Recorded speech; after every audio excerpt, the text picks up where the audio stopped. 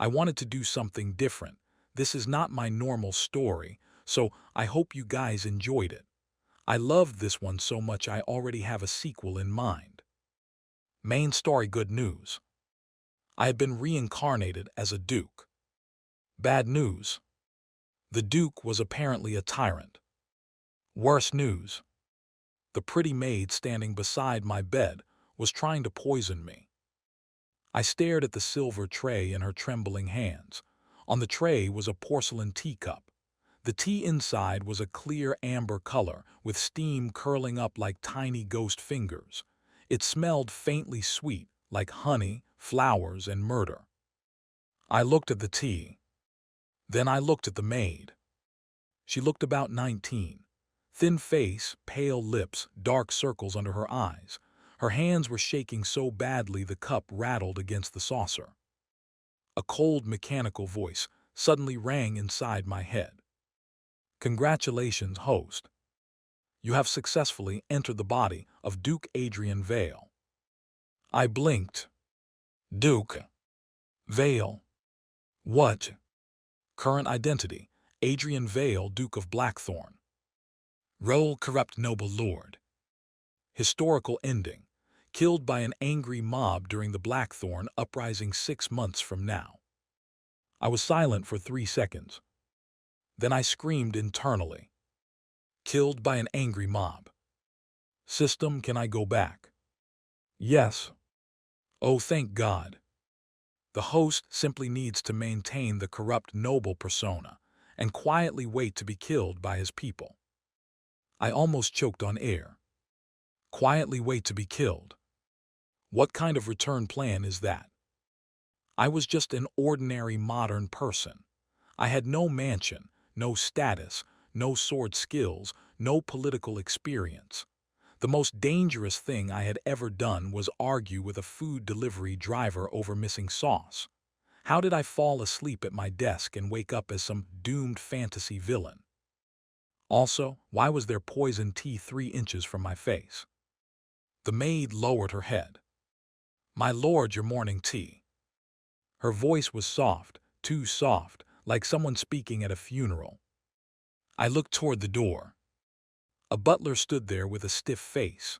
An armored woman stood beside him, one hand resting on the hilt of her sword. She was tall, cold-eyed, and sharp-looking, like a blade had somehow learned to wear a uniform.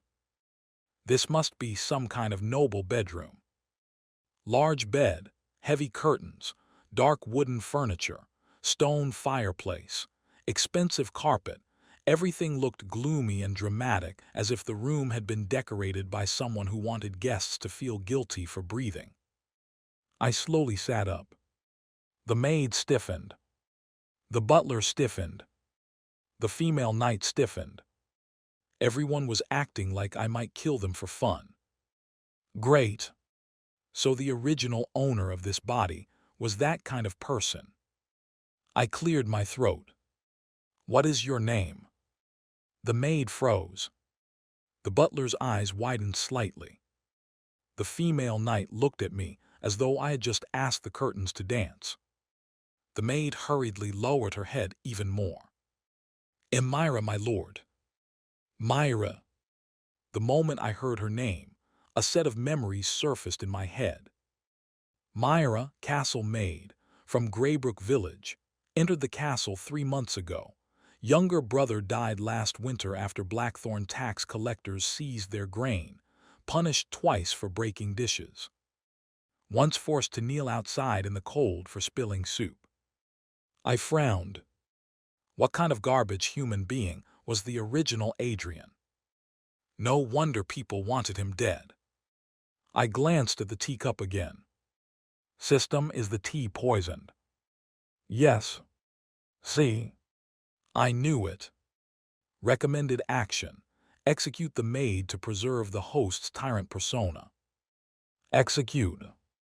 I almost cursed it out loud. Execute your motherboard. Myra was shaking so badly it looked like she might collapse. The butler kept his eyes down. The knight's gaze moved between me and the maid, calm but tense. I slowly reached for the cup. Myra's breathing stopped. I picked it up. Everyone in the room held their breath. Then I poured the tea directly onto the carpet. The amber liquid soaked into the expensive fabric. The butler gasped. "My lord." Myra fell to her knees with a thud. "My lord, please spare me." The female knight drew her sword halfway. I looked at her. She stopped. I looked at Myra. Then I looked at the ruined carpet. A tyrant persona. Fine, I could do that. I leaned back against the pillows and said coldly, "Do you think I am that easy to kill?" Myra pressed her forehead to the floor. "No, my lord, I deserve death." Right. This was awkward. If I forgave her too gently, the system would complain. If I punished her, I would become the same trash as the original Adrian. I needed a third option. I narrowed my eyes. "Why did you poison me?" The butler sucked in a breath. The female knight stared.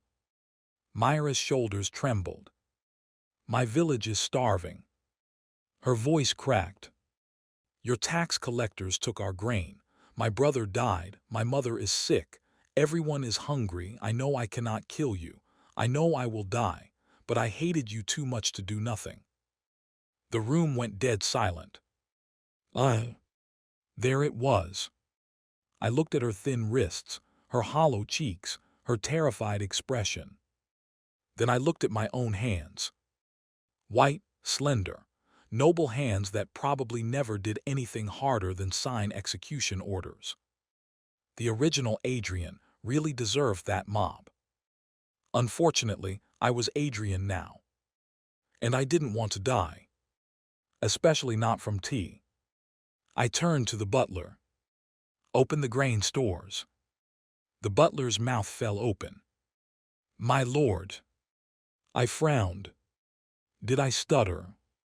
"No, my lord, but the winter reserves are useless if everyone dies before spring." The butler looked as if someone had slapped him with a fish. The female knight's icy eyes widened slightly. Myra slowly raised her head. I continued, "Send grain to Graybrook village first, then to every village that failed the winter tax. Any official caught stealing even one sack will lose his position, his property, and possibly his fingers." The system immediately chimed. "Warning, host behavior is inconsistent with corrupt noble persona." I sneered internally. "How is it inconsistent?" "The host is feeding starving peasants." "Wrong. I am protecting my tax base." "Dead peasants cannot farm. Dead farmers cannot pay taxes. Dead taxpayers are useless. I am being greedy, extremely greedy." There was a long silence. Logic accepted. Stupid system. I looked back at Myra. "As for you." She flinched so hard her shoulders jumped. "You will become my personal maid." What? Everyone said it at the same time. Even the knight. I glanced at them. "What are you all screaming about?" The butler looked genuinely pale. "My lord, she attempted to murder you." I noticed. "Then why would you keep her near you?" I smiled coldly. "Because anyone brave enough to poison a duke has talent." Myra stared at me like I had gone insane. Maybe I had. I had nearly been murdered before breakfast and had already started agricultural reform. This was not normal behavior. I pointed at Myra. "Feed her first, she looks like a ghost." The butler blinked. "My lord." "What? If she is hungry, she will poison me again. Do you people not understand basic prevention?" The butler bowed quickly. "As you command." Myra's lips parted slightly. Her eyes were red, but she didn't cry. She just stared at me with confusion, suspicion, and something else I couldn't name. The female knight finally pushed her sword fully back into its sheath. "My lord," she said quietly, "are you feeling unwell?" I turned to her. Another memory appeared. Elena Frost, captain of the Blackthorn Knights, daughter of a fallen knight family, loyal to House Vale because her father had once sworn an oath to Adrian's grandfather, disliked the original Adrian deeply but could not abandon her post. She was beautiful but not in a soft way. More like a winter battlefield was beautiful, cold, bright, and fully capable of killing you. I cleared my throat. "Elena." She straightened. "Yes, my lord." "How many soldiers have deserted this month?" Her eyes sharpened.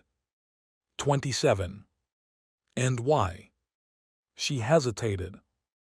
"Unpaid wages, poor rations. Some were bribed by border bandits." I nearly laughed. "Great. Starving peasants, unpaid soldiers, murderous maids. Was this a duchy or a collapsing group project?" I waved my hand. "Pay the soldiers." Elena froze. "All overdue wages." "Double." Her expression cracked. "My lord." Did I say something complicated? "No, but the treasury will survive." I glanced at the butler. "How much money is in the treasury?" The butler hesitated. "My lord, including the reserve vault, roughly 800,000 gold crowns." I paused. 800,000. Then why was everyone starving? I asked that out loud. The butler lowered his head. "The previous allocations were set aside for your banquet hall expansion, the jewel imports, the southern hunting estate, and the marble statue project." I was silent. The female knight was silent. Myra was silent. The system was silent. I slowly rubbed my forehead. "Cancel all of it." The butler looked up. "My lord." "Cancel the banquet hall, the jewels, the hunting estate, and the marble statue." The butler looked like he was watching the world end. "But the statue is already half completed." "Then melt it." "My lord, it is marble." "Then sell it to someone who wants to stare at my face that badly." Elena lowered her head slightly. Was she hiding a smile? I narrowed my eyes. She immediately became expressionless again. I pointed at her. "Captain Frost." "Yes, my lord." "Pay the soldiers double, improve their meals, repair the barracks, and punish anyone who attempts to steal from their funds." "Yes, my lord." She hesitated, then added, "May I ask why?" I leaned back and gave her the most arrogant expression I could manage. "I refuse to be guarded by desperate men who can be bought with bread." Silence. Elena stared at me. Then she bowed. "As expected of your grace." Her voice was still calm, but something in her eyes had changed. "System, I was ruthless just now, right?" "Barely." "What do you mean, barely?" "I made it clear soldiers are tools for my personal safety. Very tyrannical." "Yes." "Exactly. Stop judging me." After everyone left, I finally got out of bed and inspected myself in the mirror. Duke Adrian Vale was unfortunately handsome. Tall, pale skin, black hair, sharp eyes, elegant features, the kind of face that made people say villain before he even opened his mouth. I clicked my tongue. No wonder he had been arrogant. If I looked like this in my previous life, I probably would have become annoying too. But still, what was the use of being handsome if every person in the territory wanted to cut off my head? I dressed with the help of servants who looked like they were preparing for war. Every tiny movement I made caused them to flinch. One servant nearly cried because he tied my collar slightly crooked. I stared at him. He dropped to his knees. "My lord, please forgive me." I sighed. Then remembered the system. I said coldly, "Stand up." He trembled. Why, yes, my lord. If your hands shake that much, how are you supposed to serve me properly? His face went white. I pointed at the door. Go eat breakfast. Come back when your soul returns to your body. He looked confused. The other servants looked confused. I glared. What, do I have to personally chew the food for you? They scattered immediately. System very tyrannical, right? The host sent a frightened servant to eat breakfast. Because weak servants are embarrassing. Logic reluctantly accepted. Good. I was getting the hang of this. After dressing, I went to the dining hall. The table could have fed 30 people. There were roasted meats, fresh bread, eggs, fruit, cheese, soup, pastries, and at least 5 dishes I could not identify.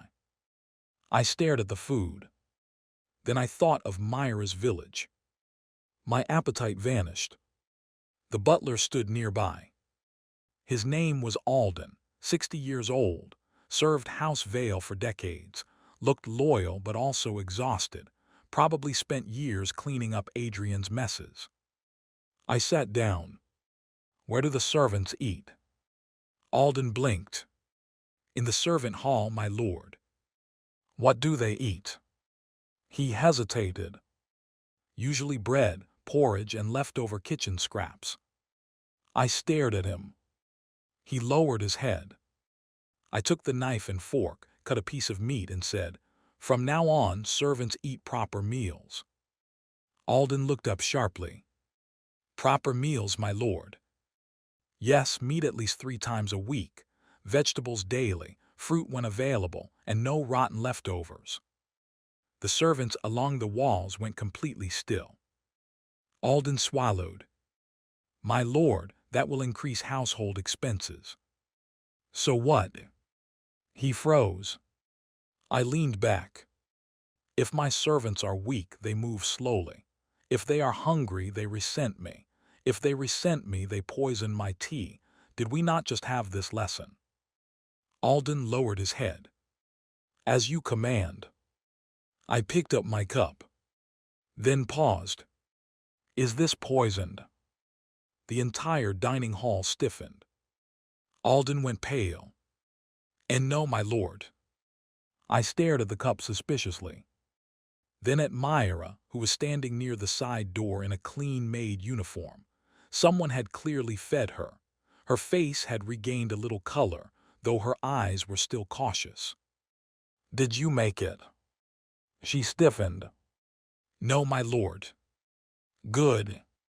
Her face darkened slightly. I took a sip. Not poisoned. Excellent. A successful breakfast. After eating, I decided to inspect the castle. Why?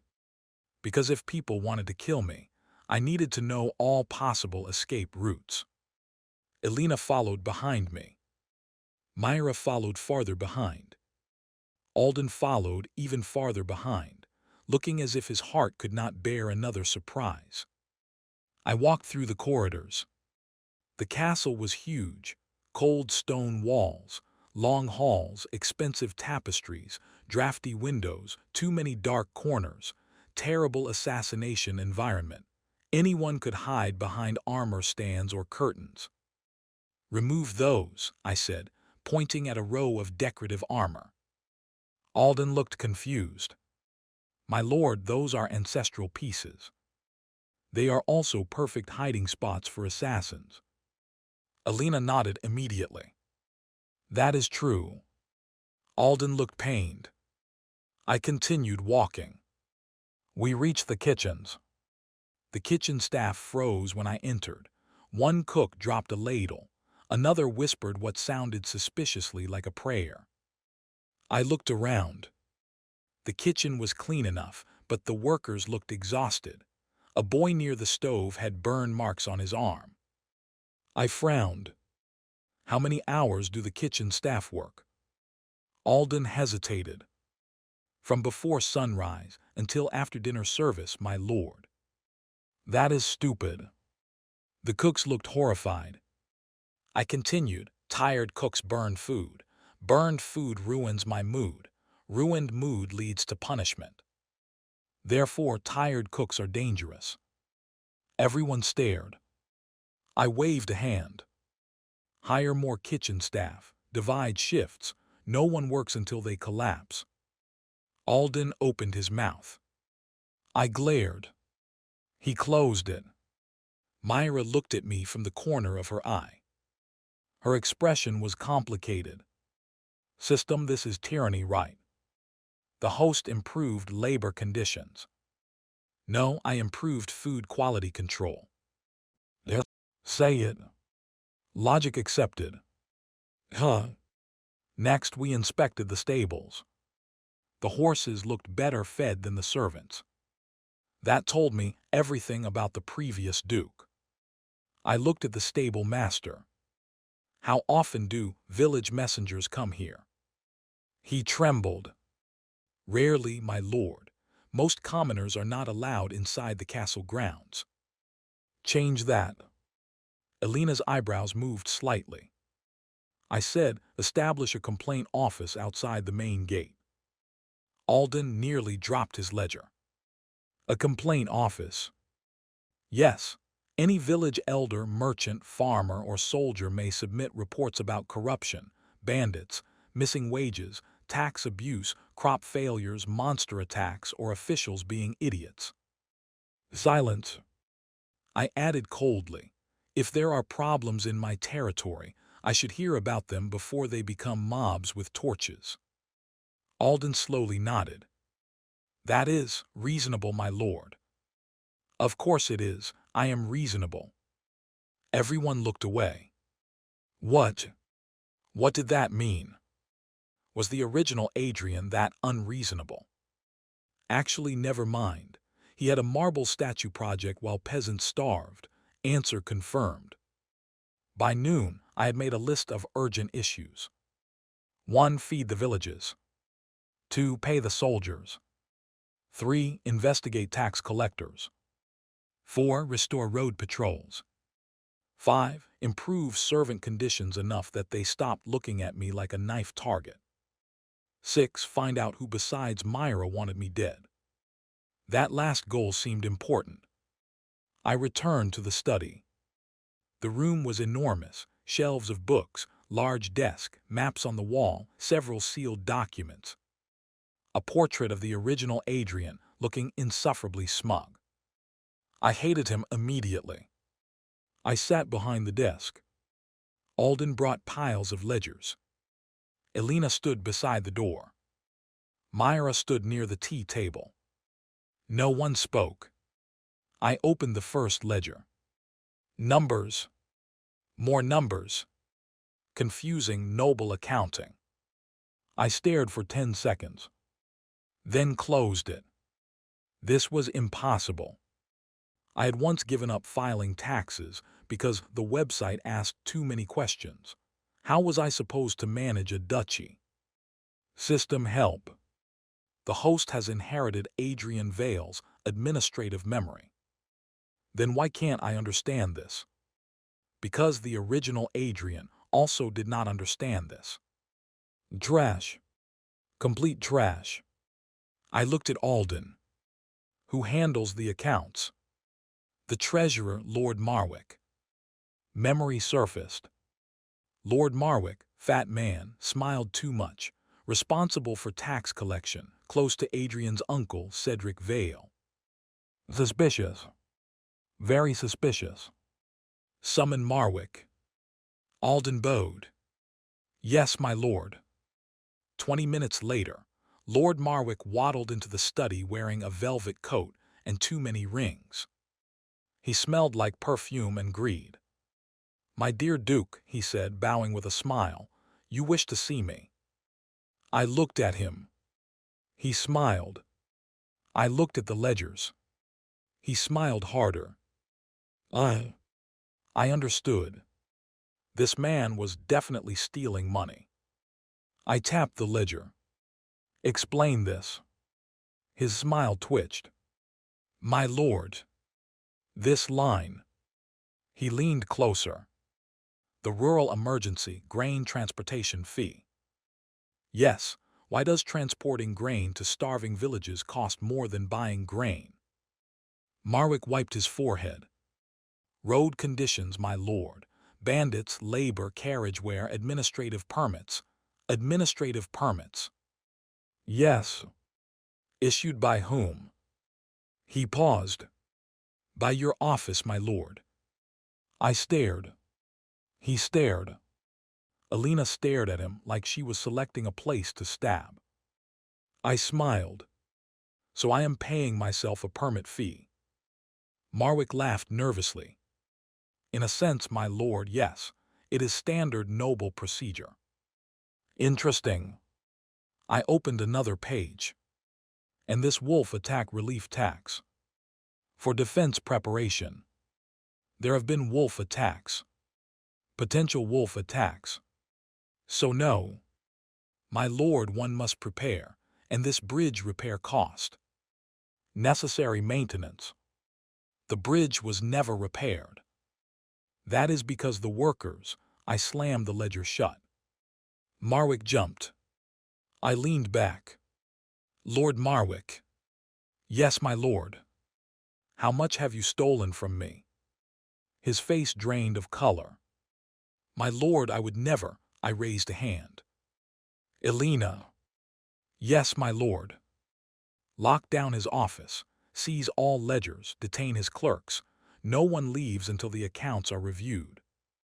Alina's eyes brightened. With pleasure. Marwick staggered back.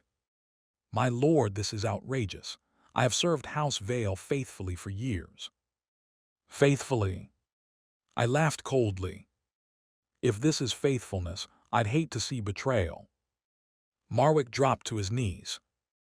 My lord, please, there must be a misunderstanding. Good, then you will welcome the investigation. His mouth opened and closed like a fish. I looked at Alden. Send word to the villages. Any tax collector who overcharged them may be reported. If confirmed, stolen goods will be returned. Alden stared. My lord, that may cause unrest. No, it will redirect unrest. What? I smiled. Right now they hate me. I would rather they hate Marwick. Marwick's face twisted. My lord. I pointed at him. Take him away. Alina stepped forward personally. Marwick shouted, struggled, and begged. But no one helped him. When he was dragged out, Myra was staring at me. What? I asked. She lowered her eyes quickly. Nothing, my lord. You look like you have something to say. She hesitated, then said quietly, Lord Marwick's men took my village's grain. I know. Her hands tightened around her apron. You will really return it. I frowned. Do I look like someone who says things twice? She quickly lowered her head. No, my lord. But her voice was different. Still guarded. Still suspicious. But not as hateful. That made me uncomfortable. I needed to be hated enough to die in 6 months. Not poisoned today, not stabbed tomorrow, proper historical death later. That was the plan.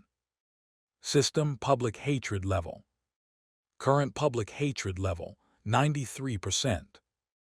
Good. Still high. Castle servant fear level has decreased by 8%. That sounds bad. It is not ideal. Then why are you saying it calmly? The host created this problem. Rude. That afternoon I held court. Or rather, I was forced to hold court because apparently dukes had responsibilities. The audience hall was packed. Village elders, merchants, minor knights, officials, servants carrying documents. Everyone looked like they expected me to order executions for entertainment.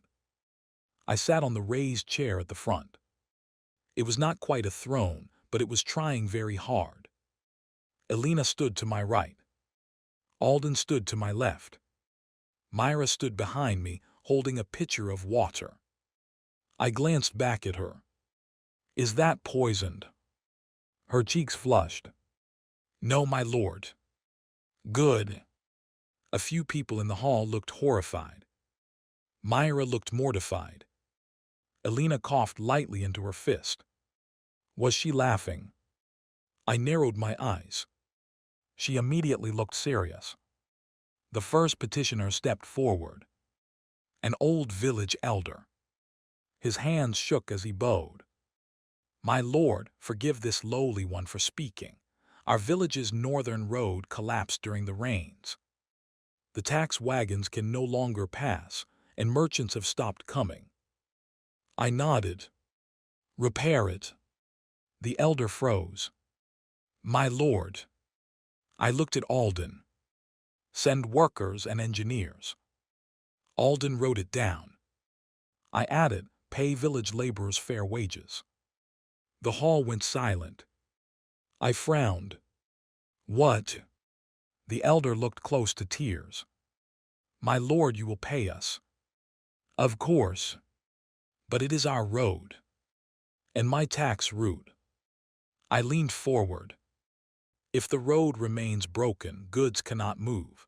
If goods cannot move, trade declines. If trade declines, tax revenue falls.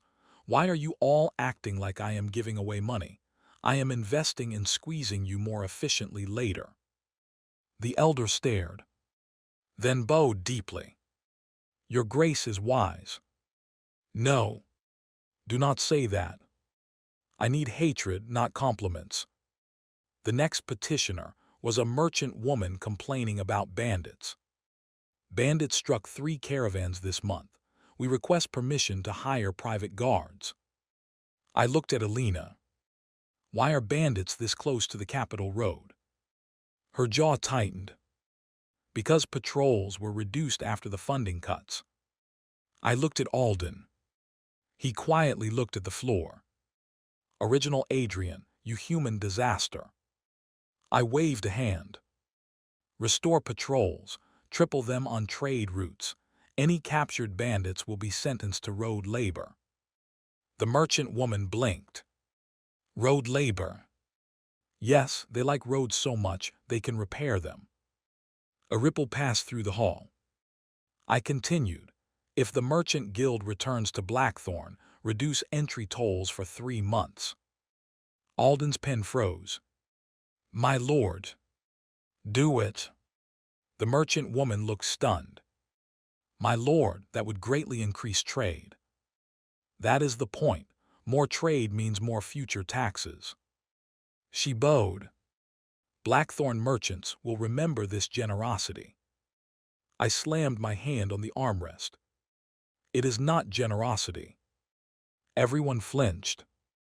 I lifted my chin. It is greed with a long-term strategy. Silence. Then several people nodded as if this made deep sense. No. Stop understanding me. By evening, I had accidentally solved 12 problems. I was exhausted. Being a tyrant was too much work. I returned to my study and collapsed into the chair. Elena entered after me. My lord. What now? She bowed. The soldiers received their overdue wages. Good. Several cried. I looked up sharply. What? She maintained a straight face. Quietly, my lord. Why are soldiers crying? Many have families. Some had gone months without pay. I looked away. Embarrassing. Tell them not to cry in uniform. Elena's mouth twitched. Yes, my lord. I stared at her. Are you laughing at me? No, my lord. You are. I would not dare. You absolutely would. She lowered her head, but I saw it, a small smile. It made her look less like a sword and more like a person. Dangerous. Beautiful people smiling was dangerous, especially when they carried weapons. I coughed. Anything else? Yes, Some soldiers asked if they may volunteer to escort the grain wagons. I paused. Volunteer? Yes. Without extra pay? Yes. I frowned. Suspicious. Why? Elena looked at me for a long moment. Because they think you are trying to save the villages. I nearly stood up. Wrong. She blinked. I beg your pardon. I am protecting revenue. Of course, my lord. Her tone was too gentle. I disliked that. Before I could scold her, Myra knocked and entered with tea. I immediately sat upright. She sighed softly. My lord, it is not poisoned. You say that like poisoned tea did not happen this morning. Her ears turned pink. Elena looked away. Again with the secret laughter. Myra set the cup down carefully. Then she hesitated. My lord. What? Graybrook received the first grain wagon. I looked at her. She gripped the tray tightly. My mother sent word, she said. The village survived because of you. Her voice became smaller. My lord, she lowered her head. Thank you. This was bad. Very bad. Gratitude was the natural enemy of mob violence. I leaned back and said coldly, do not misunderstand. I did not save your village for you. Myra looked up. I know. No, you do not. I saved it because starving villages are financially inconvenient. I understand, my lord. Her lips curved slightly. She was smiling. Why was she smiling? I was being cold. Was my villain aura broken? System status. Public hatred level, 89%. It dropped again. Yes. Why? The emergency grain distribution has had a positive impact. Cancel the positive impact. Impossible.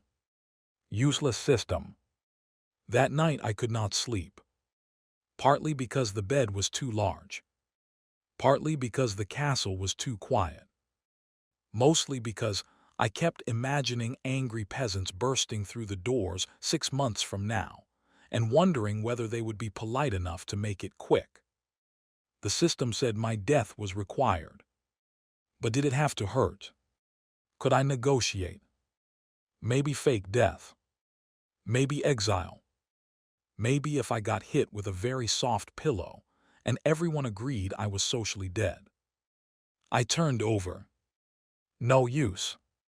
I got up, put on a robes, and opened the door. Myra was standing outside. I jumped. She jumped. What are you doing? I asked. She clutched a small dagger in both hands. My lord, I am guarding your door. With a dagger. Her face reddened. I know I am not a knight, but she swallowed. Some servants are angry that Lord Marwick was arrested. They may try something. I stared at her. You tried to poison me this morning. She lowered her head. Yes. And now you are guarding my door. Yes. Why? She looked confused, as if she didn't know either. After a long pause, she said quietly, because if someone kills you before I understand what kind of person you are, I think I will be angry. I was silent. The hallway torchlight flickered over her face. She looked tired, still thin, still cautious, but there was something stubborn in her eyes. I looked away first. Your guard stance is terrible. She blinked. What? If an assassin came, you would trip over your own skirt. Her face flushed. I would not. You absolutely would. I poisoned your tea successfully. And then confessed by shaking like a leaf. She glared at me. Not fear. A real glare. For some reason, that made me feel relieved. I waved a hand. Go sleep. No. I frowned. Excuse me. She stood straighter. If I leave and something happens, Captain Frost will blame me. Elena told you to guard me. No. Then why would she blame you? Myra looked away. Because I would blame myself first. My chest tightened slightly. Annoying. Very annoying. I opened the door wider. Then sit inside. She froze. My lord. There is a chair by the fireplace. Sit there. If you insist on guarding me with that toothpick, at least do it somewhere warm. Her eyes widened. That would be improper. You attempted murder. We are past improper. She opened her mouth. Closed it. Then slowly entered. She sat in the chair near the fireplace, back straight, dagger on her lap. I returned to bed. The room became quiet. Too quiet. After a while, Myra spoke softly. My lord. What? Are you truly Duke Adrian? My heart stopped. I turned my head. She was staring into the fire. The old you would have killed me, then my family, then probably my village. Everyone knows that. I said nothing. She continued, but today you saved us. You punished Marwick, you fed the servants, you paid the soldiers. Her voice lowered. So I wondered, are you ill, possessed, cursed? I almost laughed. Close. Very close. I closed my eyes. I simply realized something. What? If people suffer too much, they become troublesome. Myra looked at me. I kept my voice cold. Troublesome servants poison tea, troublesome soldiers desert, troublesome peasants rebel. Troublesome officials steal. I dislike trouble. She was silent for a long time. Then she whispered, then I hope you continue disliking trouble. I opened one eye. She was smiling faintly again. Not bright. Not trusting. But real. I turned away. Sleep. My lord, I am guarding. Guard quietly. Yes, my lord. The next morning I woke up to find Myra asleep in the chair, curled up like a cat, the dagger still in her hand. I stared. Then I carefully got out of bed and took a blanket from the chest. I walked over and draped it across her shoulders. She stirred slightly. I froze. She didn't wake. Good. I returned to the bed and sat down. System that was tyrannical, right? The host covered a sleeping maid with a blanket. Because if she catches a cold, she will be useless. Yes. Say accepted. Logic accepted with concern. Concern. What concern? Before I could argue, there was a knock at the door. Elena entered. She saw Myra asleep in the chair. Then saw me sitting on the bed. Then saw the blanket. Her eyes changed. Not much. Just enough to be dangerous. My lord, she said. What? Did she guard you all night? Apparently. And you allowed it. She refused to leave. Elena looked at Myra again. Then at me. Shall I assign proper nights tonight? Yes. I paused. And train her. Elena blinked. Myra. She moves like a frightened rabbit. If she's going to insist on holding knives near me, she should at least know which end to point outward. Elena bowed. As you command. Myra woke up right then. She blinked sleepily, looked down at the blanket, then up at me. Her cheeks turned red. My lord, this, I raised a hand. You looked cold. If you became sick, I would have to find another maid. Very inconvenient. Myra gripped the blanket. Yes, my lord. She lowered her head, but I could see her smile. This was getting out of hand. By the third day, the castle atmosphere changed. Not a lot, but enough. Servants no longer scattered like frightened birds when I entered a room. They still bowed deeply, but some looked curious instead of terrified. The kitchen food improved. The soldiers looked more alert. The complaint office outside the gate had a line so long it reached the outer courtyard. Alden looked like he had aged 5 years in 3 days. "My lord," he said, placing another stack of petitions on my desk, "the number of complaints has exceeded expectations." I looked at the mountain of paper. "No, my lord. I refuse." Alden blinked. "Refuse what?" "To read all that." "But you ordered the complaint office. And now I regret it." Alina, standing by the window, said, "The complaints are useful. They reveal which officials are abusing power." "Then you read them." She paused. "My lord. You are literate, loyal, and frightening. Perfect." Alden looked horrified. "Captain Frost has military duties. Then assign military clerks." I pointed at the papers. "Sort them by urgency. Starvation, violence, corruption, infrastructure, nonsense. Anything involving actual death goes first. Anything involving neighbors arguing over chickens goes last." Alden slowly wrote it down. Alina's eyes had that faint, amused look again. I looked at her. "What?" "Nothing, my lord." "You keep saying nothing." "Because there is nothing. You are becoming very bold." "I learned from your example." I choked. Myra, who was pouring tea nearby, turned her face away. Her shoulders shook slightly. She was laughing too. "Great." My staff was mutinying through facial expressions. Before I could restore discipline, a guard entered. "My lord, a messenger from the royal capital has arrived." I frowned. "Already? Bring him." A young royal messenger entered, dressed in blue and silver. He bowed deeply and presented a sealed letter. Alden took it and handed it to me. I opened it. The handwriting was elegant. Too elegant. I read the first line, then wished I had pretended to be asleep.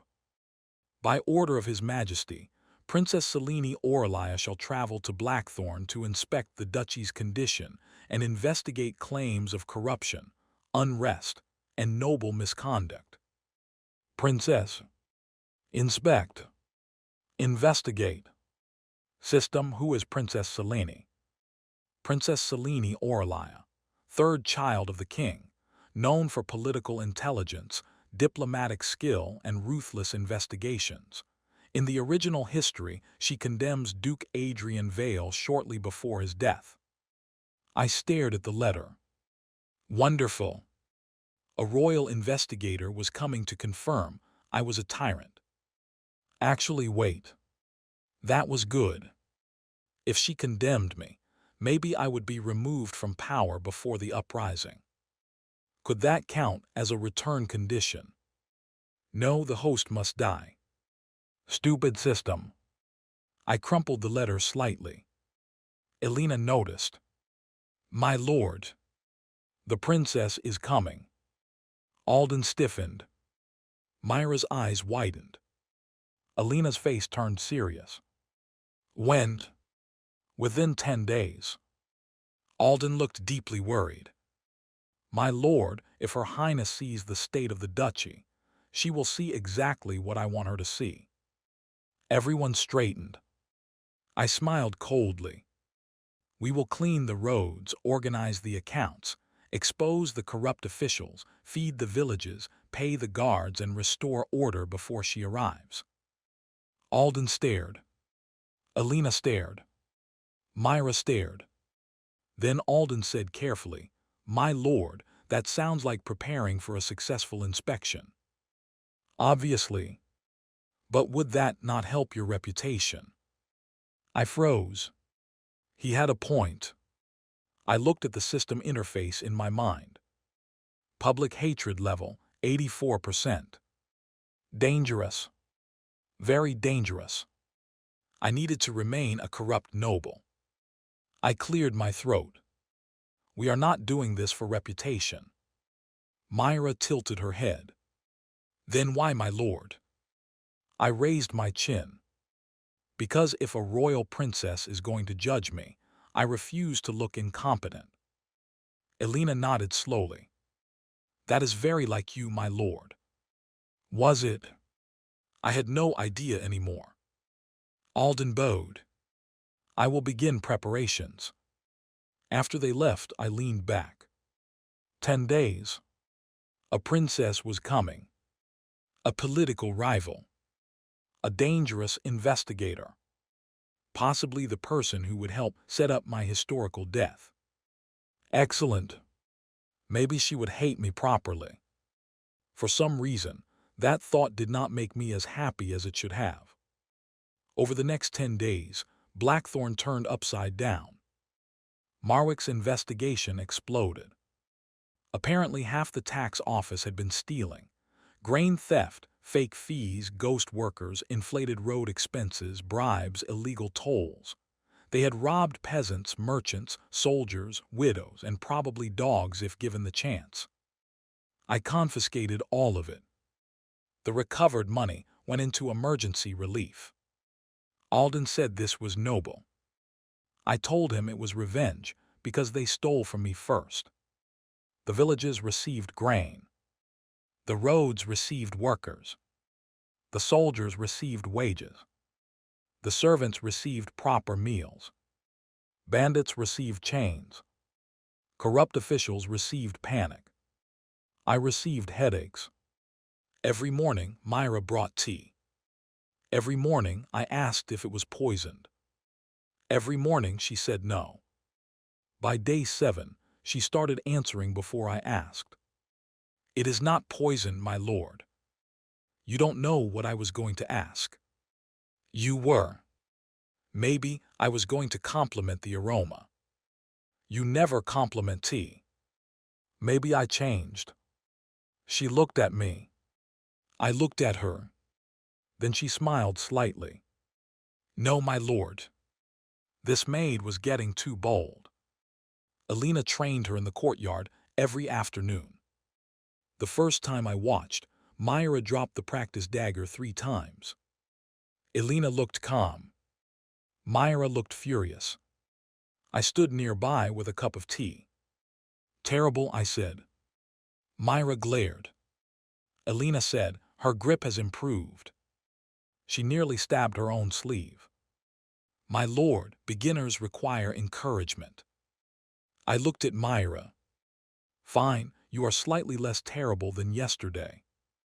Myra's cheeks puffed. Elena turned away. Again. Laughing. Was everyone in this castle secretly disrespectful? On the morning of Princess Seleni's arrival, the entire castle lined up outside the main gate. Royal banners appeared on the road first. Blue and silver. Then armored escorts. Then a white carriage. Then her. Princess Selene Orla stepped down from the carriage like she had practiced being watched her entire life. Golden hair, clear blue eyes, elegant posture, calm expression. Beautiful, yes, but more importantly, dangerous. She looked like someone who could smile at you while destroying your entire bloodline through paperwork. I stood at the top of the steps. Elena stood behind my right shoulder. Myra stood behind my left. Alden stood nearby, sweating spiritually. Princess Selene approached. Duke Adrian Vale. Her voice was smooth. Your Highness. I bowed just enough to be polite and arrogant at the same time. A difficult balance, but this body seemed trained for it. She studied me. I have heard many things about you. I am sure most are true. Her eyebrow lifted. Most men deny accusations before hearing them. I prefer efficiency. A faint smile touched her lips. Then this inspection should be interesting. System, she seems scary. Correct. Can she kill me? Politically, yes. Physically, unlikely. That is not comforting. Seleni's gaze shifted to Elena. Captain Frost, still serving House Vale. Elena bowed. Yes, Your Highness. Impressive loyalty. Elena's tone was calm. I serve Blackthorn. Oh, that was sharp. Selene noticed too. Her gaze flicked to me. Interesting. Then she looked at Myra. And this is? I answered before anyone else. My personal maid. Myra lowered her head. Selene studied her. A maid standing beside a duke at a royal reception. She tried to poison me. The entire welcoming line froze. Myra nearly dropped the tray she was holding. Elena closed her eyes briefly. Alden aged another year. Princess Selene stared at me. Then slowly said, I beg your pardon. She tried to poison me, failed, I promoted her. Selene was silent. Then she laughed. Not loudly. Just once, soft and genuinely surprised. You promoted someone who tried to kill you. Yes. Why? Talent. Myra's face was bright red. Elena looked like she wanted to disappear. Selene looked fascinated. This was not going how I expected. The princess stepped closer. Duke Vale, either the rumors about you are incomplete, or you are the strangest man in the kingdom. I gave her a cold smile. Both can be true. Her eyes sparked. Danger. Definitely danger.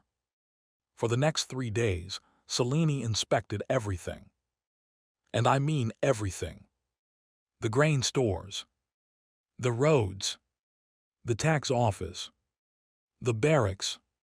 The servant quarters. The village relief records. The complaint office. The prison cells. She asked questions like knives. How many villages failed winter tax? Why were tax collectors permitted independent seizure authority? What percentage of grain was lost before distribution? Why did your treasurer possess 3 houses under false names? How many soldiers deserted before wage restoration? Alden answered some. Elena answered some. I answered when cornered. Mostly by saying things like, that was before I decided incompetence was intolerable. Selene wrote everything down. Constantly. Her expression never revealed what she thought. It annoyed me. On the second evening, she requested a private walk in the garden. I considered refusing. Then remembered she could probably have me charged with something. So I agreed. The garden was overgrown but not ugly. Moonlight silvered the hedges. The air smelled like damp earth and winter roses. Selene walked beside me. No guards close enough to hear. Elena hated that. I could feel her glaring from 30 feet away. Myra was also nearby, pretending not to listen while absolutely listening. Selene folded her hands. I expected a monster. Disappointed. Confused. That is worse. She smiled. Is it? I looked ahead. What has confused your highness? She stopped walking. I stopped too. She turned to me. Your reputation is vile. The records before this month are vile. Your policies were vile. Your people feared you. All true. And yet now every person I question says something different. I frowned. Someone praised me. Many did. Traitors. Her smile grew. One elder cried while speaking of you. Unacceptable. A soldier called you the shield of Blackthorn. Disgusting. A kitchen maid said you are frightening but no longer cruel. I paused. That one hit strangely. Selene watched me carefully. You do not enjoy being praised. I do not enjoy inaccurate reports. Are they inaccurate? Yes. She stepped closer. Then tell me the truth, Duke Vale. Why change? The system chimed. Warning, Princess Selene is a key historical observer. Maintain persona. I looked at Selene's calm eyes. Political rival. Future danger. Royal investigator. A woman far too smart for my comfort. I lifted my chin. Because a starving territory is unprofitable, because unpaid soldiers are unreliable, because corrupt officials steal from me, because broken roads slow my carriage, because frightened servants poison tea, every reform I made serves my interests. Selene listened silently, then asked in Myra. I froze. What about her? You spared her, fed her, gave her a position near you. Why? I looked toward the edge of the garden. Myra immediately pretended to inspect a rosebush. Very subtle. I looked back at Selene. She was useful. Because she tried to kill you. Yes. Selene's eyes softened with amusement. You hide kindness behind self-interest. I do not. You do. I really do not. You are doing it now. I clicked my tongue. You are very annoying, Your Highness. She laughed. This time lightly. I have been told. Then she said something unexpected. I will not condemn you. I stared at her. What? My report to the king will state that Blackthorn is unstable but recovering, and that Duke Adrian Vale has taken effective corrective action. No. No, no, no. That was terrible. Are you sure? She tilted her head. You sound unhappy. I simply worry Your Highness may be too easily impressed. I am not easily impressed. Her gaze held mine. That is why this irritates me. For some reason, my ears felt warm. I turned away. Do as you like. I intend to. As she walked ahead, the system chimed again. Public hatred level, 61%. What? It dropped that much. Princess Selene's favorable preliminary judgment has influenced noble and merchant perception. Why is everyone so easy? The host keeps solving problems. That is not my fault. It is entirely your fault. I wanted to argue, but Myra appeared beside me with a cloak. The wind is cold, my lord. I looked at the cloak. Then at her. I am not weak. No, my lord. Then why bring this? Because if you catch a cold, you will complain. Alina, passing behind us, made a suspicious sound. I turned. Captain Frost. Yes, my lord. Did you laugh? No, my lord. You did. I coughed. You never cough. Then perhaps I am ill. Go see a physician. I am not that ill. Myra lowered her head. Her shoulders shook. Selene, ahead of us, glanced back. Her eyes moved from Myra to Alina to me. Then she smiled like she had discovered a new piece on a game board. Danger. All of them were dangerous. The next day, Princess Selene departed. Before leaving, she handed me a sealed copy of her report. I will send the official version to the capital. I took it. Should I be grateful? You may be whatever you like. Her eyes lingered on me. I will return. I frowned. Why?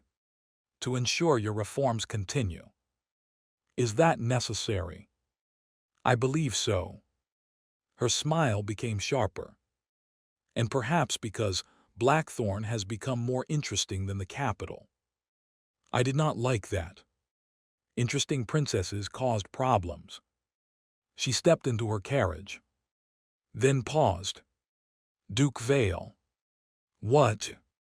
If you truly are pretending to be selfish, you should do a better job.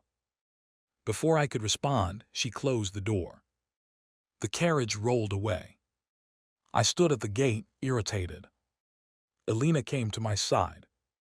She favors you. I nearly choked. What nonsense. She does. No, she suspects me.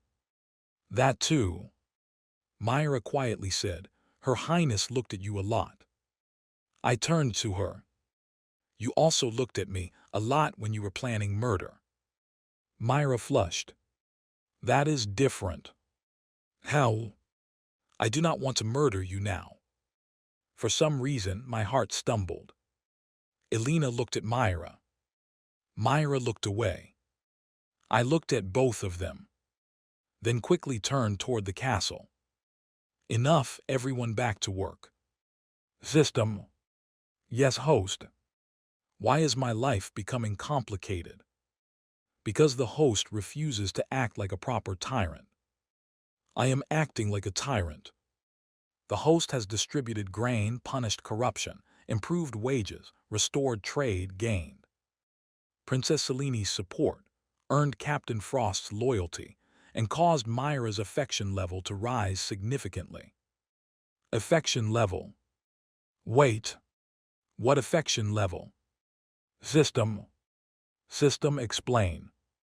The system went silent. You useless thing. Come back here. That evening, I sat alone in my study. At least I tried to sit alone. Myra entered with tea. Elena entered with patrol reports. Alden entered with financial summaries. Then a messenger entered with 3 new petitions. I looked at all of them. Do none of you understand the meaning of a loan? Alden bowed. My lord, you ordered urgent matters to be brought directly to you. I regret that. Elena placed her report down. The Southern Patrol captured 6 bandits alive. Good road labor. Already arranged. Myra set the tea beside me. It is not poisoned. I did not ask. You were about to. I glared. She smiled. Alden cleared his throat. My lord, there is also good news. Suspicious. Good news was usually bad for my death route. What? Trade revenue has increased by nearly 30% since the toll reduction. I stared. Elena added, desertions have stopped.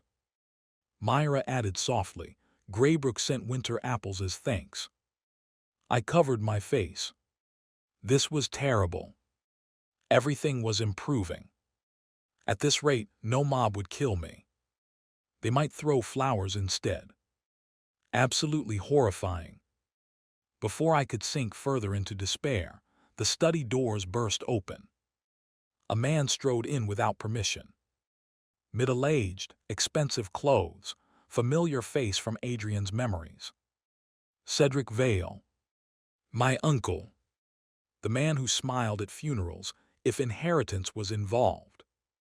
He looked around the study, saw Elena, Myra, and Alden, then frowned. Adrian, what is this I hear about you arresting Marwick, opening grain stores, and letting peasants complain at the gate? Finally, a proper villain. I leaned back. Uncle Cedric, how rude of you to enter without being announced. His cheek twitched. I am family. Even worse. Elena's eyes sharpened. Myra quietly moved closer to my chair. Cedric noticed and sneered. So the rumors are true. You have taken a peasant maid as a favorite. Myra's face paled. Something in my chest went cold. I stood. The room went silent. Cedric looked slightly surprised. I walked around the desk. Repeat that. He frowned. What? What did you call her? He laughed. Come now, do not tell me you are offended. She is a servant, a failed assassin from what I heard. Have you grown so weak that you keep gutter rats at your side? The next moment, Alina's sword was half out. But I raised a hand. She stopped. I looked at Cedric, then smiled.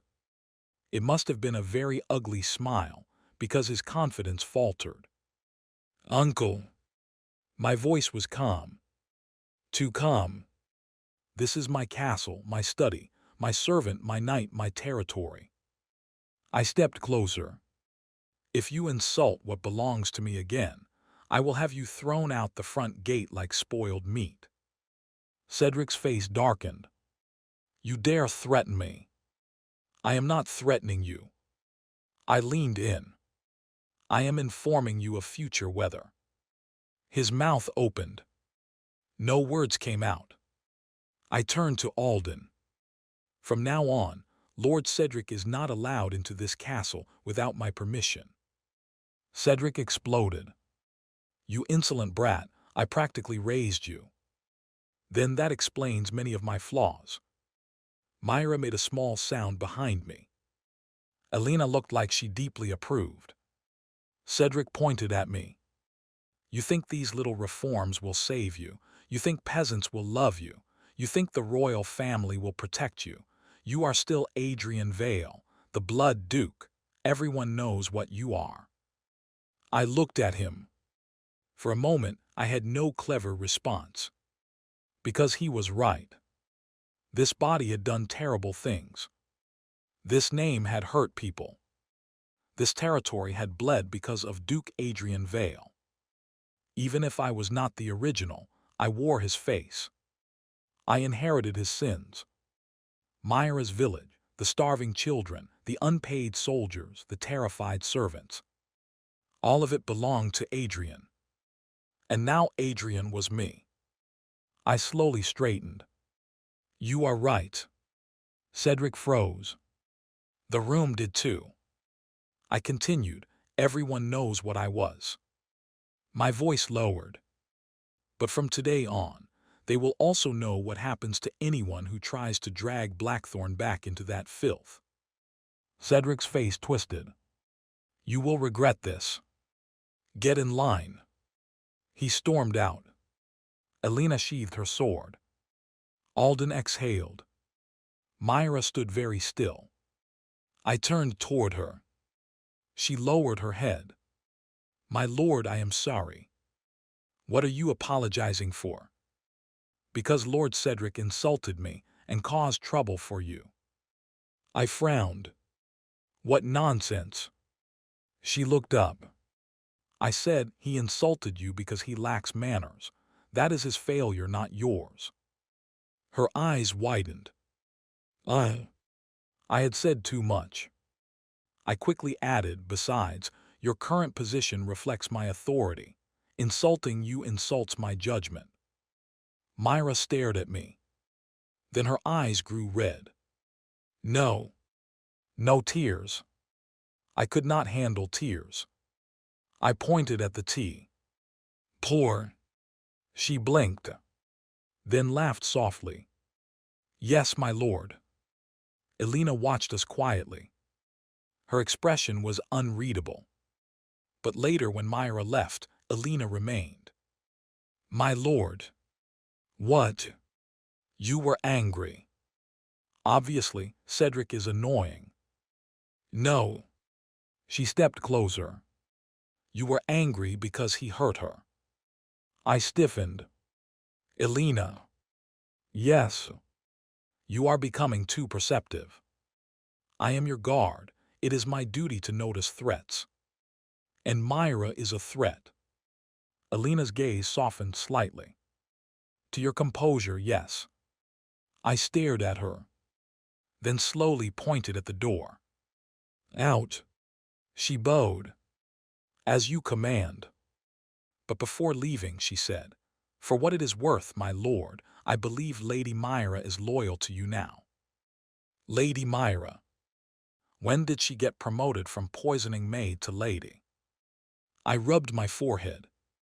The whole castle was losing discipline. That night, Myra guarded my door again.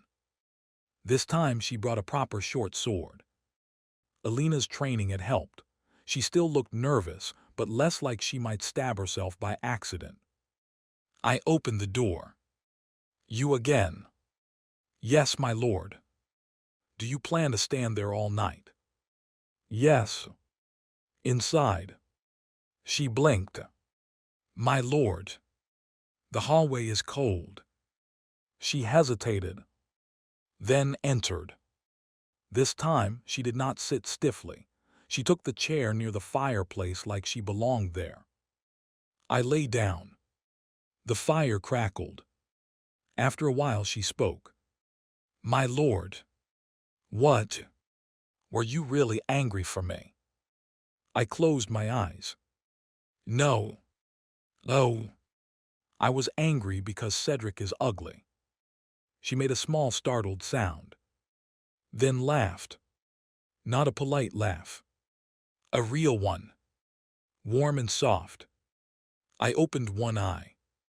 She was covering her mouth, eyes curved. My chest felt strange. Dangerous. Extremely dangerous. I turned away. "Do not laugh while guarding. Very unprofessional." "Yes, my lord." But she kept smiling. A few minutes later, she said quietly, "Even if you say it was not for me, thank you." I gripped the blanket. "Sleep." "I am guarding." "Then guard with your eyes closed." "That is sleeping." "Efficient guarding." She laughed again. I did not sleep for a long time. Not because of assassins. Not because of the system. Because the room felt warm. And for the first time since waking in this doomed world, I did not feel completely alone. The next morning, I discovered that being hated was much easier than being trusted. When people hated you, they avoided you. When people trusted you, they brought problems. Alden entered my study, carrying a stack of documents taller than his dignity. "My lord, today's petitions." I stared at the stack. Then at him. Then back at the stack. "No." Alden blinked. "My lord." I said no. "These are urgent." "They are paper. Paper is never urgent." Alden's face twitched like he wanted to argue, but remembered he enjoyed being employed. I leaned back in my chair and pointed toward the side table. "Put them there." Alden obeyed. The table groaned under the weight. I frowned. Did the table just complain? "No, my lord." It did. Even the furniture has reached its limit. At the window, Alina stood with her arms folded, expression perfectly calm. Too calm. She had started doing that lately, standing around quietly while looking composed and loyal, but secretly watching me like I was a strange animal she had decided not to kill yet. Myra stood beside the tea cart. She poured tea into a cup and said, without being asked, "It is not poison, my lord." I narrowed my eyes. "You are getting arrogant." "No, my lord." "You answered before I asked." "You ask every morning." "Maybe today I intended to trust you." She paused, then looked at me. "Did you?" "No." Then I was correct. Alina turned her face toward the window. Her shoulders moved once. I pointed at her. "Captain Frost." "Yes, my lord." "Are you laughing?" "No, my lord." "You are." "I am observing the courtyard." "With your shoulders." "My lord has sharp eyes." "Do not flatter me to escape punishment." "I would not dare." "You absolutely would." Myra lowered her head, but I saw her smile. This was terrible. The tyrant persona was crumbling inside my own office. System. Yes, host. Status. Public hatred level, 58%. I closed my eyes. It dropped again. Yes. Why? The recovered tax funds have been returned to 7 villages. Soldiers have escorted grain safely across 3 districts. The complaint office has processed 142 grievances. That sounds like good governance. Correct. I am supposed to be a corrupt noble. Correct. Then why do you sound so calm? The system has chosen acceptance as a coping strategy. You useless thing. I opened my eyes and saw Myra looking at me. What? I asked. She quickly looked down. Nothing, my lord. You were staring. I was not. You were. She gripped the teapot. My lord sometimes makes strange expressions when thinking. My face is noble and dignified at all times. Yes, my lord. You said that too quickly. Elena coughed. I turned. She was still looking out the window. Captain Frost, if you are sick, go see a physician. I am well, my lord. Then stop coughing judgmentally. As you command. Alden cleared his throat. My lord, if I may return to the petitions. You may not. The first matter concerns Lord Cedric. I sat upright. Continue. Alden opened the top document. Lord Cedric has withdrawn his personal guards from the western border road. Several minor nobles loyal to him have also delayed sending their winter levies. Elena's expression hardened. That exposes 3 villages and 1 trade route. I tapped the desk. So Cedric was making his move. That old fox. He could not challenge me openly after Princess Seleni's favorable inspection, so he was trying to create instability. If bandits or monsters attacked the western villages, people would blame me. Classic villain behavior. Honestly, I respected the consistency. What else? I asked. Alden flipped the page. There are rumors spreading in the western district. What rumors? That your grace only opened the grain stores because Princess Selene forced you to. I snorted. I acted before she arrived. Yes, my lord. Then the rumor is stupid. Most rumors are, my lord. Fair. Alden continued. There is another rumor that you are collecting names at the complaint office to punish villagers later. I stared at him. Myra's face changed. Elena's jaw tightened. That one was dangerous. If people believed that, they would stop reporting corruption. Worse, they would think I was setting a trap. I stood up. Prepare my horse. Alden blinked. My lord. I am going west. Elena stepped forward immediately. With guards. I did not ask. You do not need to. I looked at her. She looked back calmly. Myra suddenly said, I am going too. No. She froze. My lord. You are a maid. I can ride. You can barely hold a dagger without glaring at it. Her cheeks flushed. I have improved.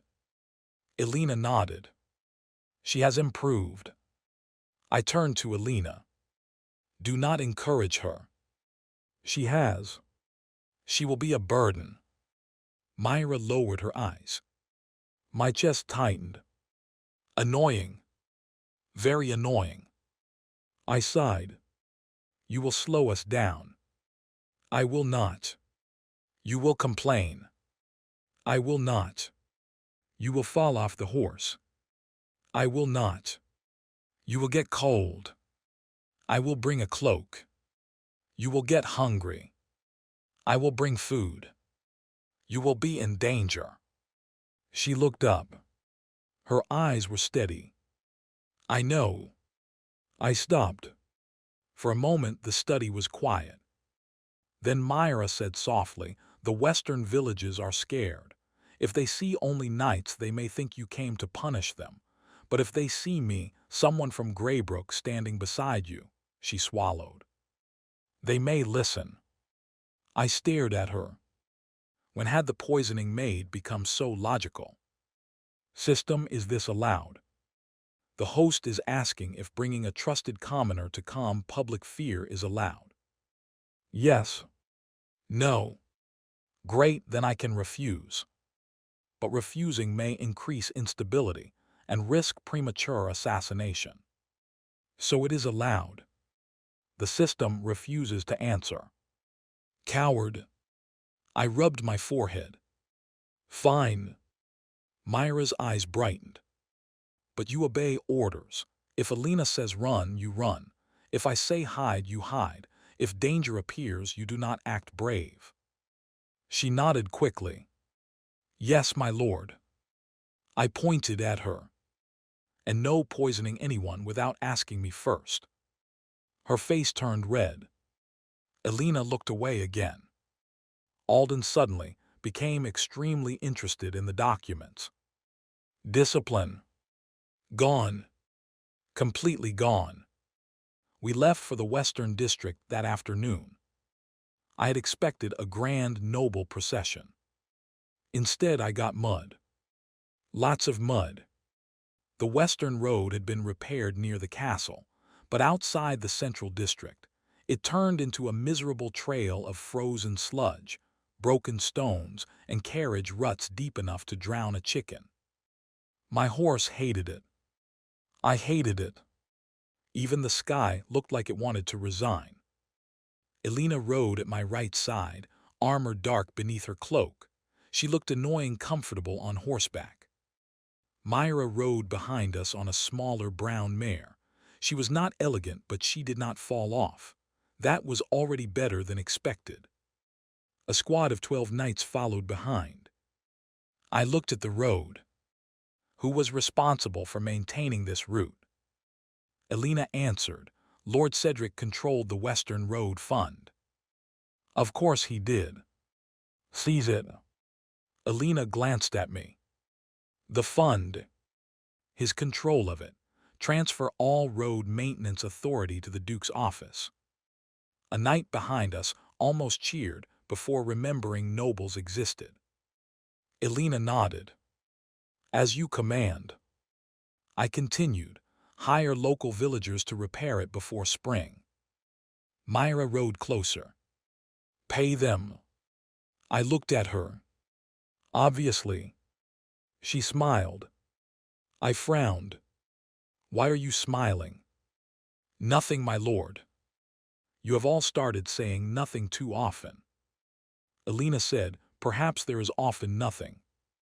Do not join forces against me. Yes, my lord. By sunset, we reached the first western village. It was called Thornwell. A depressing name for a depressing place. The houses were low and patched with straw.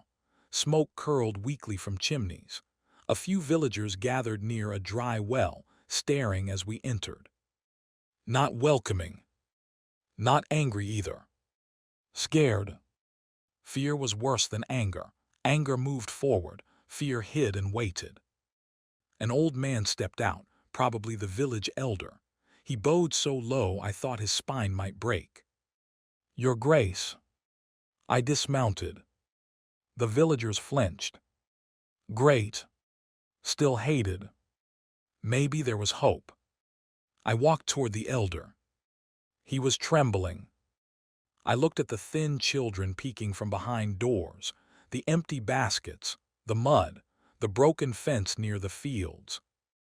Then I turned to Alina. Where is the grain shipment record? A knight handed her a document. She passed it to me. I read it. Thornwell had been allocated 20 sacks of grain. I looked around. Where is the grain? The elder went pale. My lord, the shipment arrived. I did not ask if it arrived. I asked where it is. The elder swallowed. Lord Cedric's men came after. They said there was an accounting error. They took 12 sacks back. A cold feeling spread through my chest. Cedric. That old bastard. Myra's hands tightened around her reins. Alina's expression went dangerously blank. I asked softly, did they provide written order? The elder shook his head. No, my lord. Names. He hesitated. Fear. Again. I looked at the villagers. Then at the elder. Then I said loudly, listen carefully. Everyone froze. Any man who took grain from this village under my name committed theft against me. The villagers stared. I continued, voice cold. I gave grain to Thornwell. That grain became Thornwell's property. Taking it without my seal is stealing from the Duke.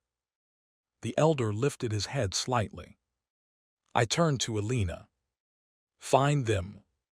Her hand went to her sword. Yes, my lord. And when you do, strip them of rank, seize their property, and make them transport grain by hand until their backs understand economics. A strange silence followed. Then an old woman started crying. Why? Why were they always crying? I was threatening people. This should be frightening. Myra dismounted and walked toward the villagers. Several recognized her common clothing, or perhaps her face. She is from Greybrook, someone whispered. Myra looked nervous but spoke clearly. His Grace returned our grain. The villagers murmured. Myra continued, my village lived because of him. If your grain was stolen, tell him. He will punish the thieves. I stared at her. She turned slightly and looked at me. Her eyes were steady. Trusting. That was unfair. I was not emotionally prepared for a woman who once poisoned me to now advertise me like a public service. The elder slowly knelt. Then another villager. Then another. Soon half the village was kneeling. My lord, the elder said, voice shaking, please save us. My stomach sank. This was the problem with helping people once. They expected you to keep doing it. I lifted my chin. Stand up, I dislike looking down too far. They slowly rose. Write down every name, every stolen sack, every false tax, every threat. If you lie, I will punish you. If you tell the truth, I will punish them. The elder bowed again. Yes, your grace. I turned to Alden, who had come with us and looked like he regretted his entire career. Distribute emergency grain from our travel stores tonight. He nodded. Yes, my lord. Also arrange hot meals. Alden paused. For the knights. For everyone. He looked at me.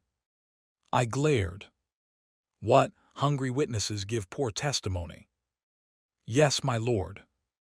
Myra smiled again. I pretended not to see. That night we stayed in Thornwell. The villagers insisted on giving me the elder's house. It was small, drafty, and smelled faintly of turnips. I did not complain. Very noble of me. Myra brought a bowl of stew. It is not poisoned, my lord. Are you sure? I helped make it. That does not reassure me. She gave me a look. A real look. Like she had forgotten I was a duke. I liked it. Dangerous. I took the bowl. The stew was simple. Thin broth, root vegetables, small pieces of meat.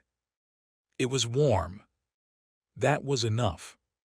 Myra stood nearby. I looked at her. Sit. She blinked. My lord. Sit and eat. I am your maid. and I am tired of talking upward when you hover. There is only one chair. Then use the bed. Her face turned red. I realized what I said. Then my face also heated. No, I mean, sit on the edge, not in a strange way, just eat. She stared, then laughed softly. My lord is easy to misunderstand. Only by people with impure thoughts. Her eyes widened. My lord. At least you admit it. I did not.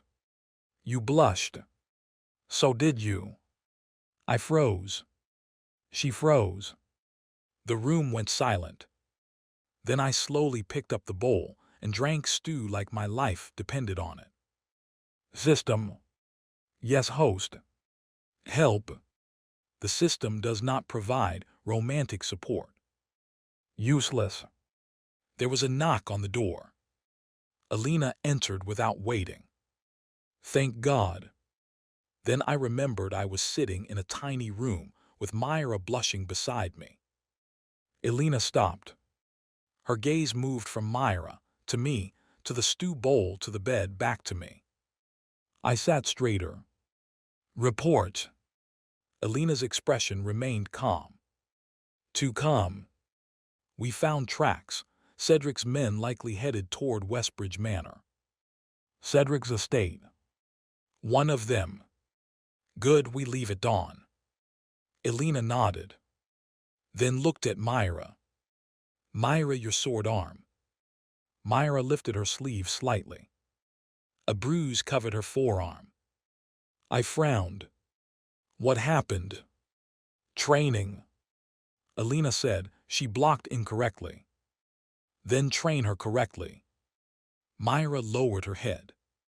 It was my fault. I stood and walked closer. She tried to hide the bruise. I caught her wrist gently. She froze. Alina looked away. I inspected the bruise. Not severe. Still ugly. Apply medicine. Myra's voice became quiet. Yes, my lord. I released her wrist. Do not get injured carelessly. You are still useful. Myra looked at me. There was that expression again. Soft. Warm. Troublesome. Yes, my lord. Alina cleared her throat. I will post guards. Good. She turned to leave. Then paused. My lord. What? You should rest. Do I look tired? Yes. How honest. You ordered truth. I regret it. Alina's mouth curved faintly. Good night, my lord.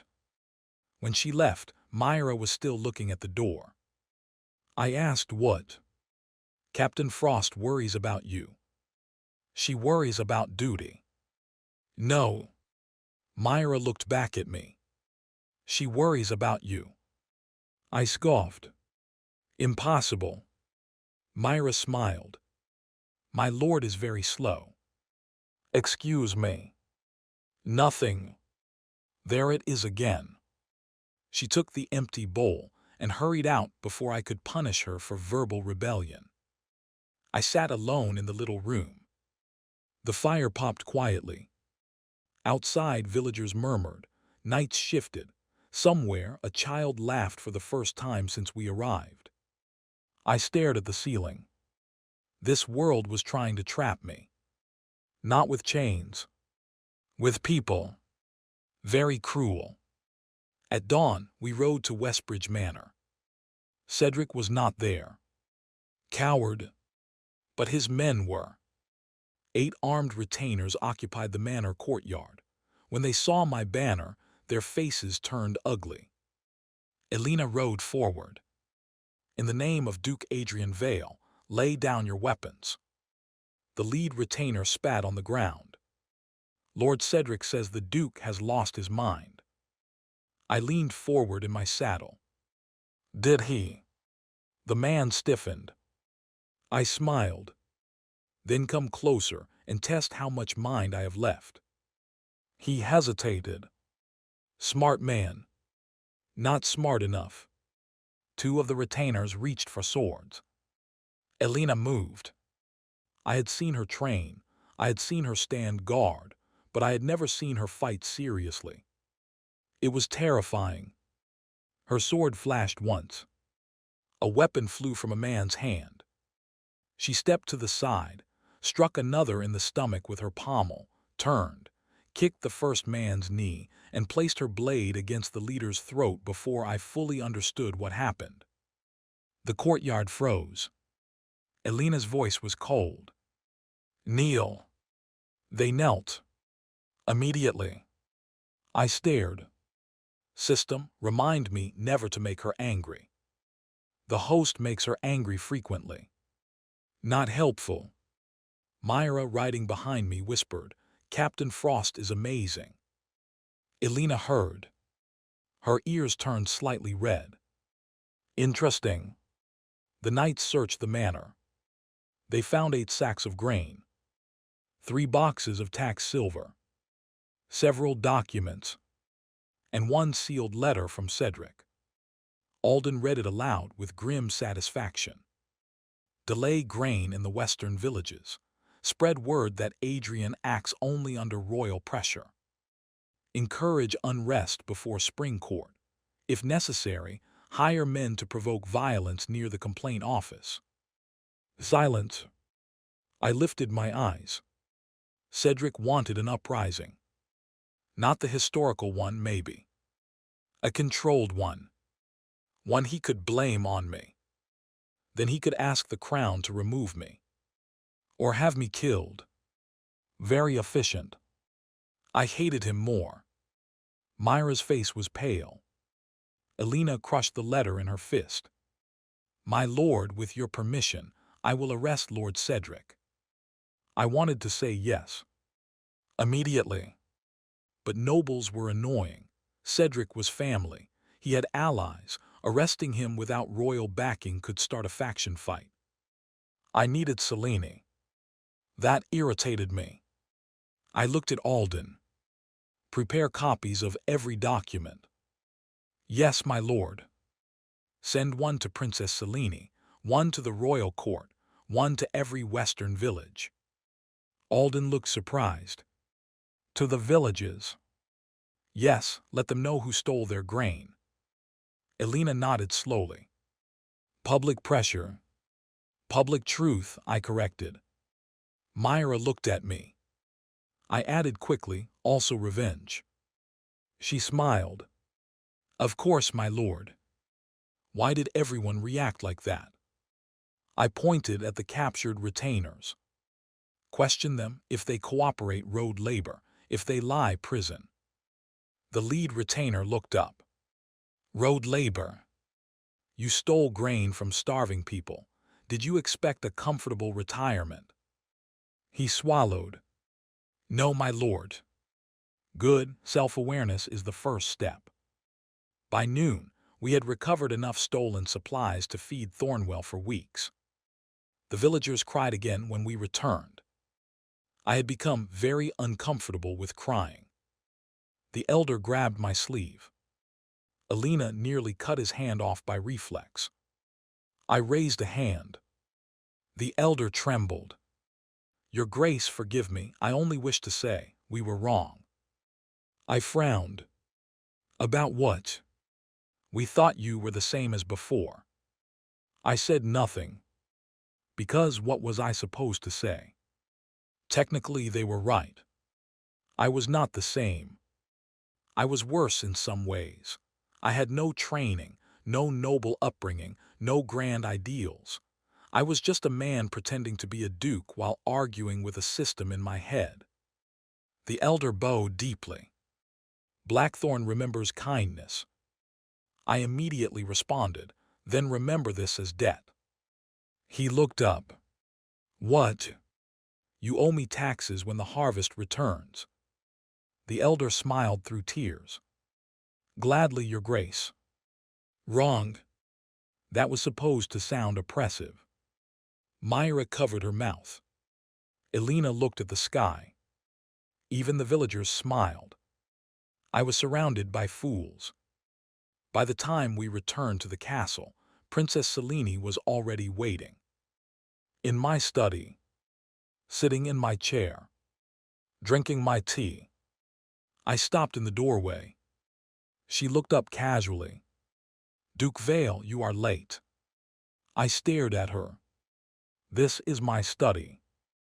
"Yes, that is my chair. It is comfortable. That is my tea. It is not poisoned." Myra behind me made a tiny choking sound. Alina's hand twitched near her sword, but from irritation or amusement I could not tell. I walked in slowly. "Your Highness seems very comfortable invading private property." Selene smiled. "I am royalty. That is not an answer. It is usually enough." I stood before the desk. She did not move. I stared. She sipped tea. I stared harder.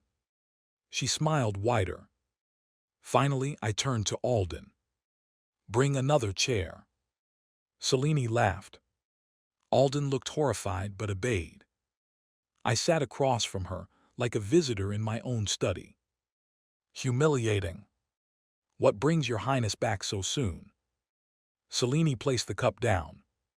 "Your letter." That was fast. I was already on the road. "Why?"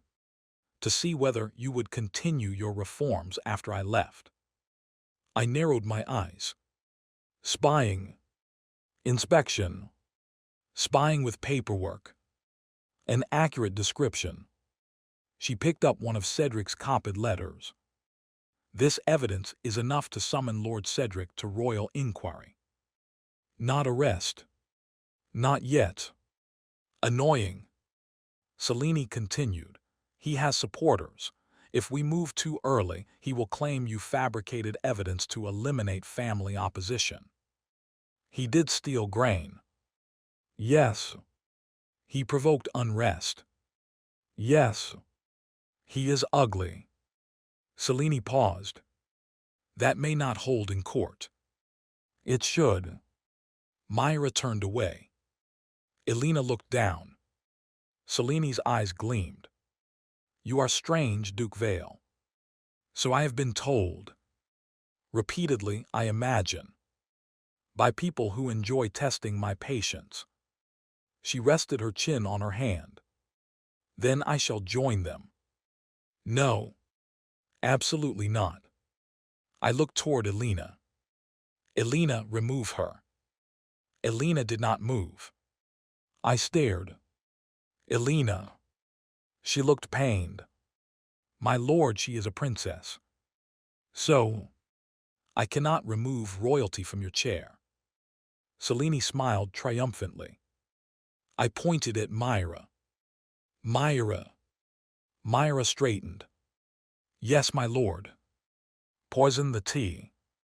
Her eyes widened. Selene burst out laughing. Elena actually covered her mouth. Alden looked like his soul had left. I sighed. Everyone in this room has become useless. Selene wiped the corner of her eye.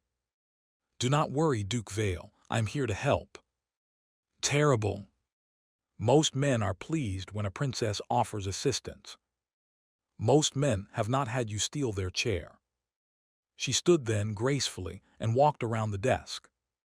"Very well, your chair." I sat. "Better. Much better." Selene stood beside the desk and looked down at the map.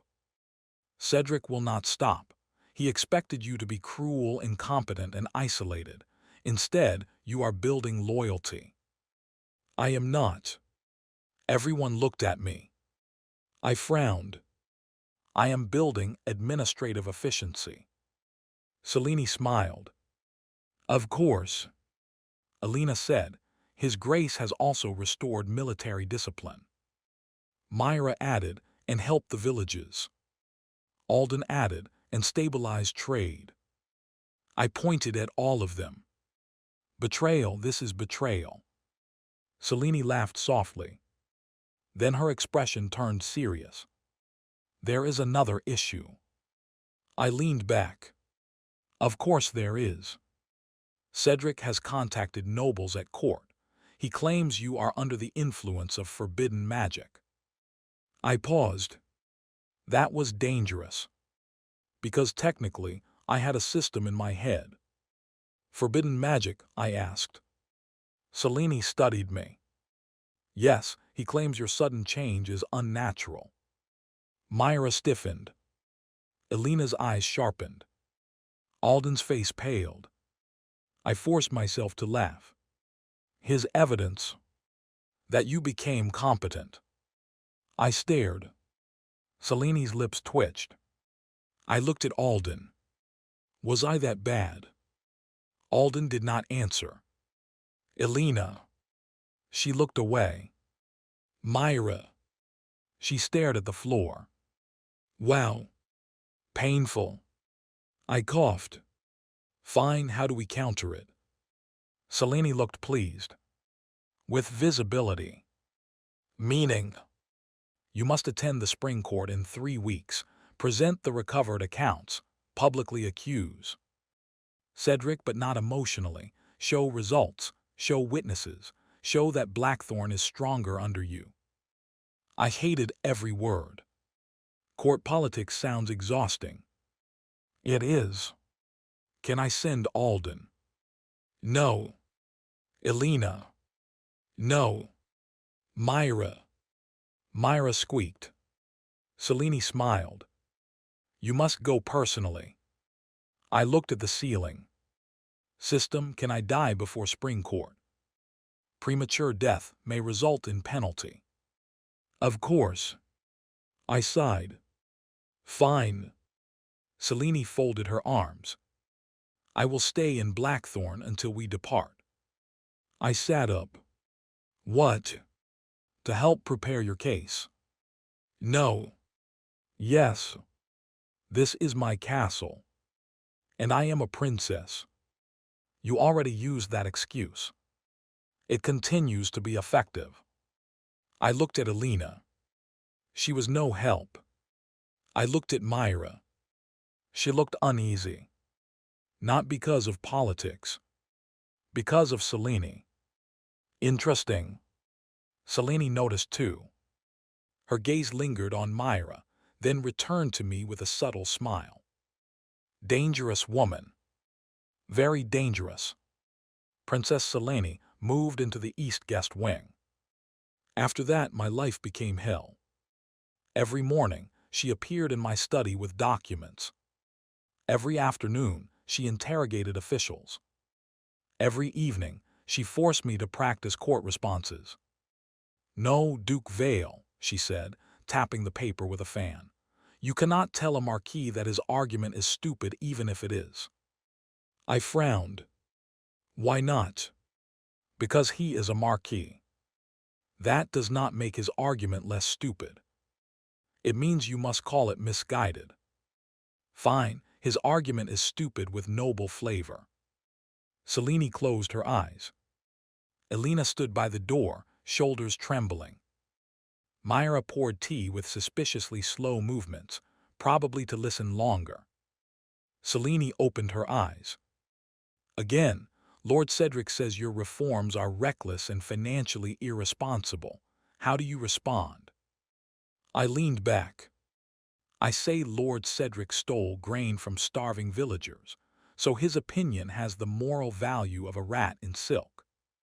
Myra made a small sound. Selene pressed her fan to her lips. That is amusing, but no. Why? Too direct. But accurate. Court does not reward accuracy. It rewards controlled violence disguised as manners. I paused. That is the first useful thing you have said. Selene smiled. Thank you. It was not a compliment. I accept it as one. Elena finally said, perhaps His Grace should speak plainly. It unsettles people. Selene turned toward her. Captain Frost, in battle, yes. In court, plain words can become weapons against him. Elena's eyes cooled. And polished words can hide knives. Seleni's smile sharpened. Exactly. The air changed. I looked between them. Was this hostility? Why? Elena stood straighter. Seleni's gaze remained calm. Myra looked from one to the other, then silently moved closer to my chair. I understood. They were all insane. That was the only explanation. I slammed my hand lightly on the desk. All of you stop creating weather indoors. They looked at me. I pointed at Selene. You teach faster. Then at Elena. You stop glaring at royalty. Then at Myra. You stop hiding behind my chair like you plan to stab the winner. Myra flushed. I was not. You were. Elena said, Myra would not stab anyone without cause. Myra looked touched. Selene said lightly, how reassuring. Elena's gaze sharpened again. I covered my face. Women were terrifying. The system chimed. Notice, relationship tension rising. Shut up. Possible romantic conflict detected. I said shut up. Host's emotional stability, poor. Your existence is poor. Despite the headaches, preparations went well. Too well. Selene reorganized the evidence into a beautiful legal trap. Alden found financial records linking Cedric to Marwick. Elena captured 2 more retainers who confessed under perfectly legal questioning. Myra gathered servant rumors faster than any spy network. Apparently, being underestimated was useful. She would enter rooms with tea, listen silently, and return with information. One evening, she came to my study after dinner. No tray. No report. Just her. I looked up. Myra. She closed the door behind her. That was unusual. What happened? She walked forward slowly and placed a folded note on my desk. I found this in the laundry. I opened it. The handwriting was rough. When the Duke leaves for court, strike the castle, take the maid alive. The Duke favors her, she will draw him back. My vision darkened. For several seconds, I said nothing. Myra stood quietly. Too quietly. I looked up. Who else saw this? No one. Elena. I came to you first. Why? She lowered her eyes. Because it concerns me. My hand tightened around the paper. Cedric wanted to use her. Against me. The rage that rose in me was not cold this time. It was hot. Immediate. Ugly. I stood. Myra flinched slightly. That brought me back. I forced my voice lower. You will stay with guards. My lord, no. She pressed her lips together. I am not afraid. I am. The words escaped before I could stop them. Myra froze. I froze too. The room went silent. The fire crackled softly. Myra slowly looked up. What? I turned away. I said I am afraid of losing a useful servant. My lord. Do not misunderstand. My lord. I said do not. She stepped closer. For once she did not obey. You are afraid for me. I frowned at the wall. No. You just said I misspoke. You do not misspeak. I do constantly. She came around the desk and stood in front of me. Too close. Her eyes were bright. Not crying. Worse. Understanding. My lord, look at me. No. That is an order. I am the one who gives orders. Then order yourself. This maid. This dangerous, disobedient maid. I looked at her. Big mistake. Her expression was soft, but there was hurt in it, not because of the threat, because I was trying to hide again. I clenched the note. You should not have to be dragged into this. She smiled sadly. I poisoned you. That was different. How? You hated me then. And now? My throat tightened. This question was a trap. A deadly trap. Worse than poison. I did not answer. Myra looked down, fingers twisting in her skirt. I do not hate you now. I knew. Of course I knew. That was the problem.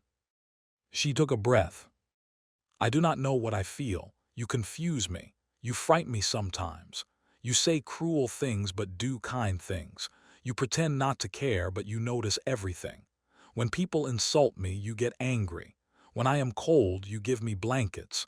When I am hurt, you look like you want to punish the ground for tripping me. My ears burned. That is an exaggeration.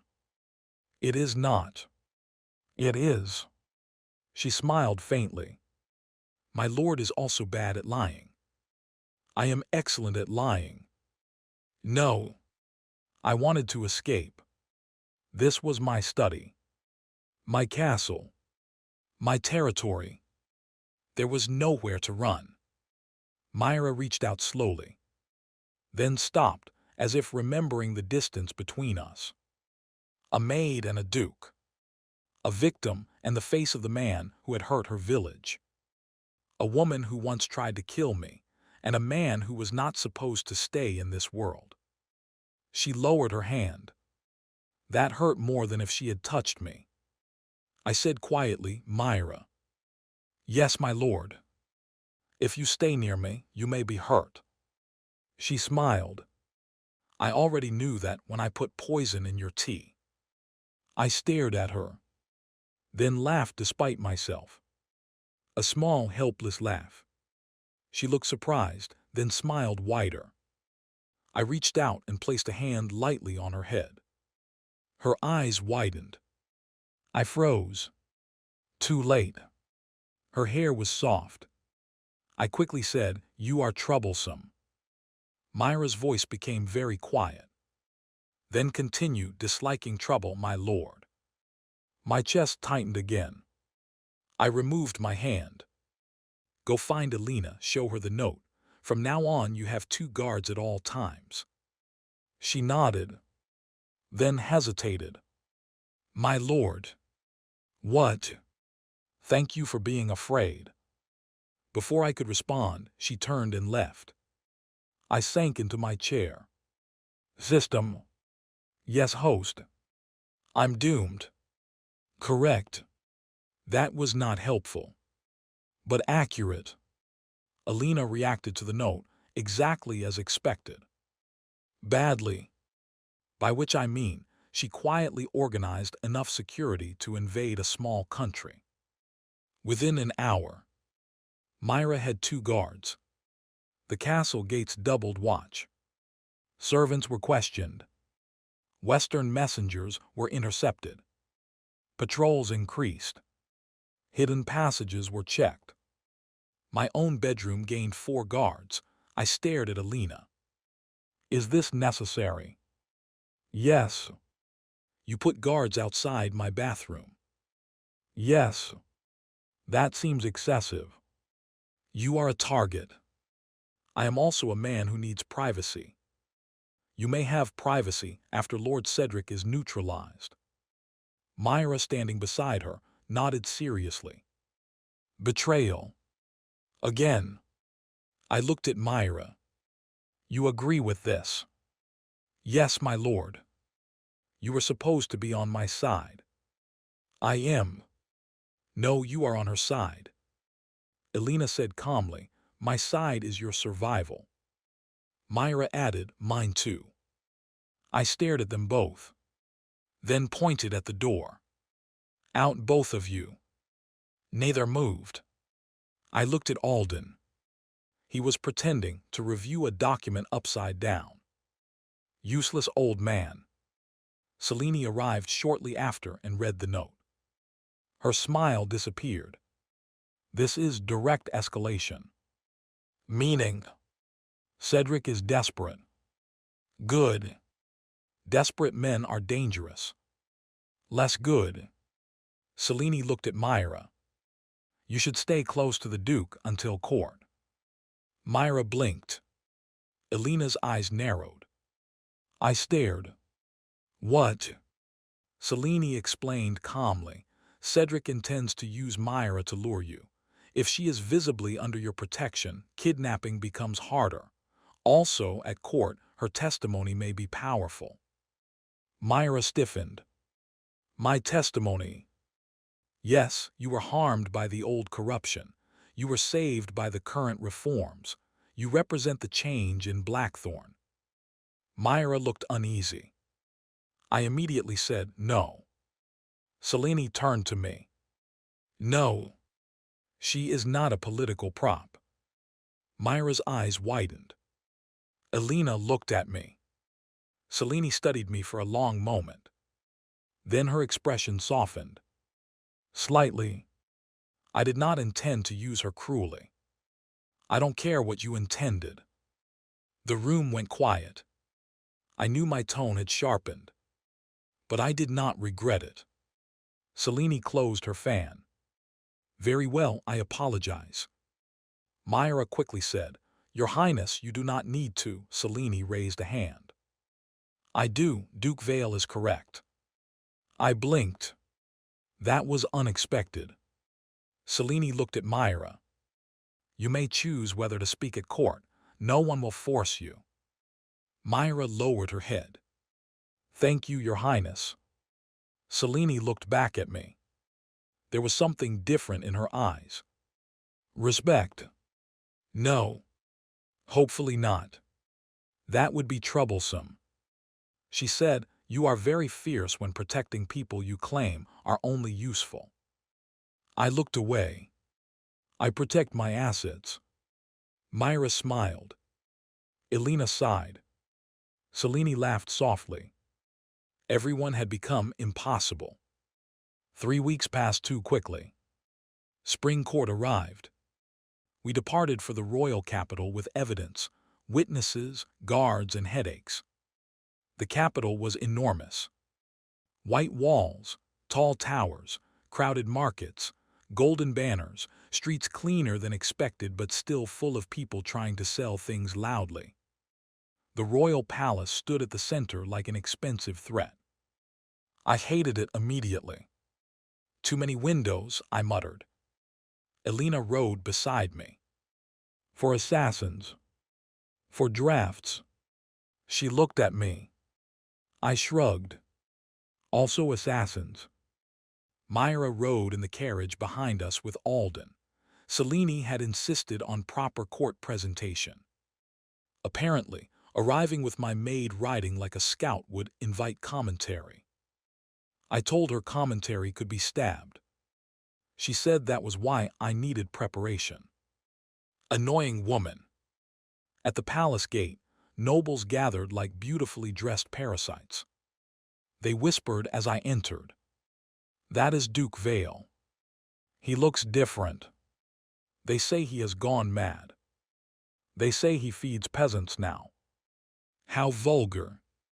I looked at Elena. Can I leave? No. Can I arrest them? No. Can I feed them to road bandits?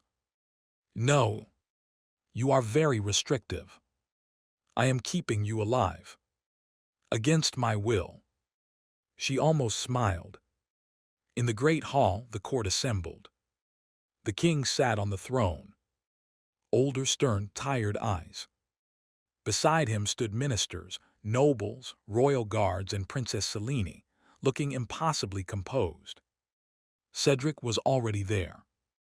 Of course. He wore black velvet and a solemn expression, like a grieving uncle in a play. The moment I saw him, my hand itched for a vase. Unfortunately, there were no vases nearby. Court design flaw. The herald announced me. Duke Adrian Vale of Blackthorn. Everyone looked. I walked forward. Elena followed 3 steps behind. Myra followed with Alden and the witness group. Her face was pale but determined. Cedric's gaze landed on her. His mouth curved. I almost changed my mind about stabbing. The king spoke. Duke Vale, serious accusations have been brought regarding your governance. I bowed. Your Majesty. Cedric stepped forward first. If I may speak. No one gave permission. He spoke anyway. My king, I stand here with a heavy heart. My nephew has changed beyond recognition. Once he was harsh, yes, but predictable. Now he acts erratically. He arrests loyal officials, seizes property, empties grain stores, empowers peasants, humiliates nobles, and surrounds himself with dangerous low-born influences. His eyes flicked to Myra. She stiffened. I stepped slightly sideways, blocking his view. Cedric noticed. So did everyone else. Damn it. Too obvious. Seleni's eyes flickered. The king looked at me. Duke Vale, do you deny instability in Blackthorn? No. The court murmured. Cedric smiled. I continued, Blackthorn was unstable, because men entrusted with authority stole grain, wages, taxes, and military funds. The murmurs shifted. Cedric's smile thinned. I raised a hand. Alden stepped forward with documents. Records recovered from Lord Marwick's office, Westbridge Manor, and seized correspondence. Minister after minister took copies. Selene stepped forward. I inspected Blackthorn personally. The Duke's reforms reduced unrest, restored trade, recovered stolen grain, and stabilized military desertion. Cedric said sharply, Your Highness was deceived. Selene looked at him. By ledgers. The court chuckled softly. Cedric's face twitched. He turned desperate. My king, if the Duke is so righteous, why are commoners still afraid? Why does he bring a maid to court like a shield? Ask the girl. Ask her what kind of man Adrian Vale is. The hall went silent. Myra went pale. My blood went cold. Cedric smiled. There it was. He wanted Myra to speak about the original Adrian. About her brother. About Greybrook. About the poison. If she condemned me, I would be ruined. If she defended me, nobles would call her bought. Either way, he used her pain. I stepped forward. No. The king raised an eyebrow. Cedric laughed. No, will you silence her too? I turned to him. She is not your weapon. The hall went quiet again. Cedric's smile froze. I looked at the king. Your Majesty, Myra of Greybrook has suffered under Blackthorn's corruption. She owes this court nothing. If she speaks, it will be by choice, not because my uncle drags her grief into politics. A strange silence settled. Selene stared at me. Elena's eyes were bright. Myra looked at my back. Then she stepped forward. My lord. I turned. She was trembling, but her eyes were steady. I want to speak. I frowned. You do not have to. I know. She walked past me. Small figure, plain dress, no noble jewels, no title. But in that moment, the whole court watched her. She bowed deeply. Your Majesty. The king nodded. Speak. Myra took a breath. My name is Myra. I am from Greybrook Village. My younger brother died after grain was seized by tax collectors under Duke Vale's authority. The court murmured. Cedric's smile returned. My hands tightened. Myra continued, I hated him. Her voice shook. I hated him enough that I tried to poison him. Gasps exploded through the hall. Cedric's eyes widened. He had not expected her to admit that. The king leaned forward. Alina moved slightly, ready to shield me if anyone reacted. Myra continued. He did not execute me. He asked why. I told him. That same day, grain was sent to Greybrook. Her voice became stronger.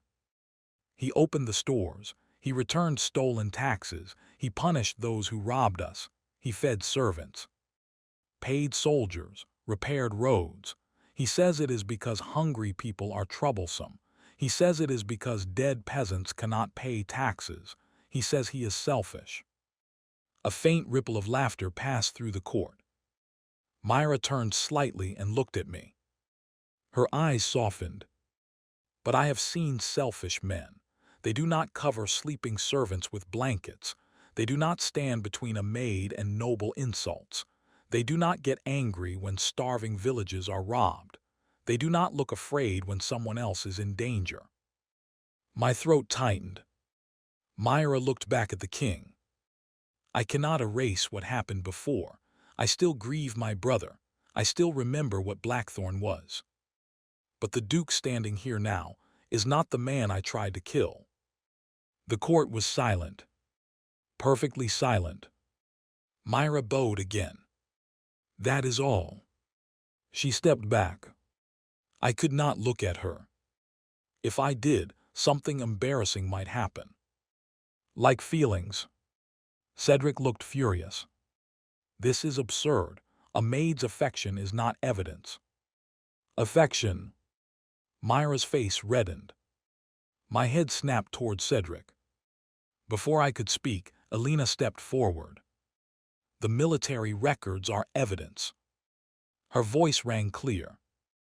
Before His Grace's reforms, Blackthorn lost 27 soldiers in 1 month. Since the wage restoration and supply repairs, desertions have ceased. Bandit attacks on trade roads decreased by half. Patrol discipline has improved. I serve Blackthorn, not whim. I stand by Duke Adrian Vale. Cedric turned red. Then Selene stepped down from beside the throne. And the crown's inspection confirms it. She looked at her father. Your Majesty, Lord Cedric's accusations rely on suspicion.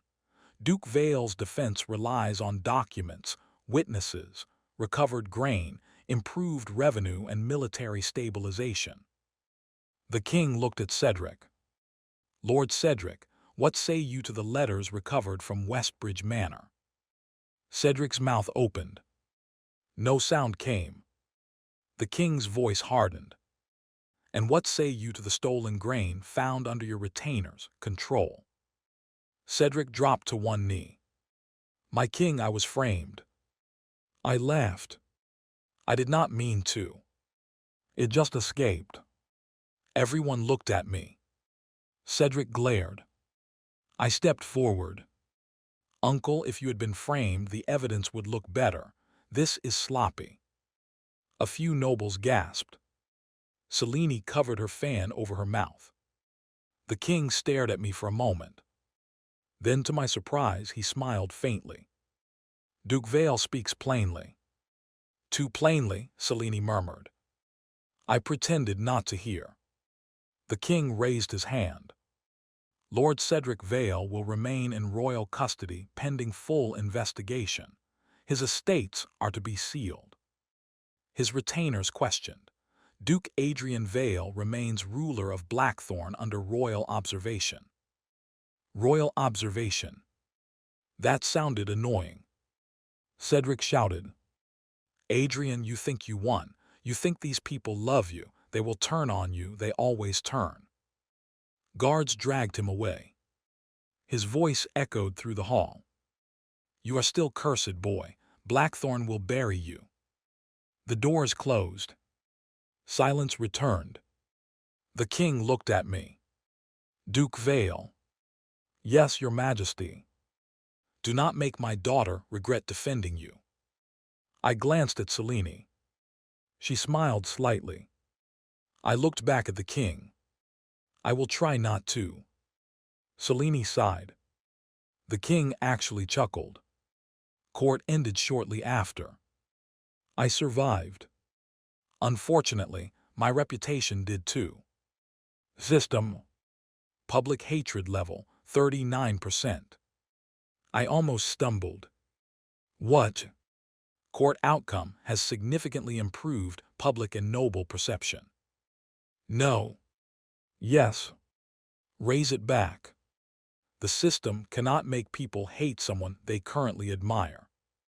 Worthless. Additionally, Myra's affection level has increased. Alina's loyalty has deepened. Princess Selene's interest has intensified. Do not phrase it like a disaster report. It may become one.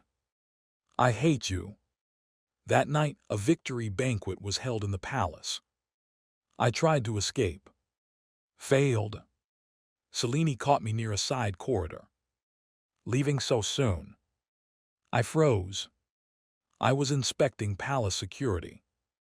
Toward the garden exit. Security is weakest near exits. She smiled. Of course. She stood beside me under the lantern light, golden hair glowing softly. For once, she did not look like a political blade. She looked almost gentle. Terrible. I preferred the blade. You did well today, she said. I spoke too plainly. Yes. You told me not to. You ignored me. Yes. It worked. Then your advice was wrong. Her eyes narrowed. Do not become arrogant. I am a duke, it came with the title. She laughed. Then looked toward the banquet hall. Myra was brave. She should not have had to be. No. Selene's voice softened. But she chose to be. I said nothing. Selene looked at me. You care for her. I stiffened. She is useful. Duke Vale. What? That excuse has become pitiful. I frowned. She stepped closer. Not too close. But enough. I envy her a little. My brain stopped. Excuse me. Selene smiled, but it was not sharp this time. She can stand near you without calculation. She can worry about you openly. She can scold you with her eyes. She can be protected by you without the entire court turning it into politics. I stared at her. Was Princess Selene tired? Poisoned? Possessed? She looked away first. I have spent my life surrounded by people who want something from me. You are one of the few men who seems actively annoyed by my attention. That is because you steal chairs. She laughed. Softly. Then she looked back. Do not change too much, Adrian. She used my name. Not title. My heart gave one suspicious thump. I turned away. Your Highness should return to the banquet. Selene. What? When we are alone, call me Selene. No. No, no, no. This was another trap. I could feel it. Alina might stab me if I become too familiar with royalty. Captain Frost might stab anyone who gets too close to you. That is different. Is it? We both looked toward the balcony entrance. Alina stood there. Calm. Silent. Definitely heard everything. I laughed dryly. Captain. My lord. How long have you been there? Long enough. Selene smiled. Alina. Your Highness. The air changed again. I looked between them. No. They both looked at me. Know what? Selene asked. Know whatever this is. Alina said calmly, there is nothing. Selene's smile turned amused. Is there? Alina's eyes narrowed. I pointed toward the banquet hall. Both of you, inside now. Selene lifted an eyebrow. You order princesses now. I order everyone when I am tired. Alina's lips twitched. Selene laughed and walked past me. As she passed, she said softly, "Then rest when you return to Blackthorn, Adrian." Elena watched her go. Then looked at me. "You should be careful. With Selene. With all of us." I stared. Elena's expression remained composed, but her eyes were not. They were steady. Warm. Dangerous. She said quietly, "You keep saving people and acting surprised when they want to stand beside you." I swallowed. "Elena, I know my place, my lord. That is not what I am your sword." Her voice softened. "But even a sword can worry for the hand that holds it." Then she bowed and walked away. I stood alone in the corridor. Completely defeated. System. Yes, host. I want to go home. Current emotional data suggests otherwise. Shut up. As the host wishes. When we returned to Blackthorn, the castle welcomed us. Actually welcomed us. Servants lined the courtyard. Soldiers stood in formation. Villagers gathered outside the gates. Someone had hung banners. Banners. For me. Absolutely unacceptable. The moment I stepped from the carriage, people cheered. "My lord. Duke Vale. Blackthorn." I froze. Myra stepped down behind me. Her face lit up. Elena stood at my side, proud and quiet.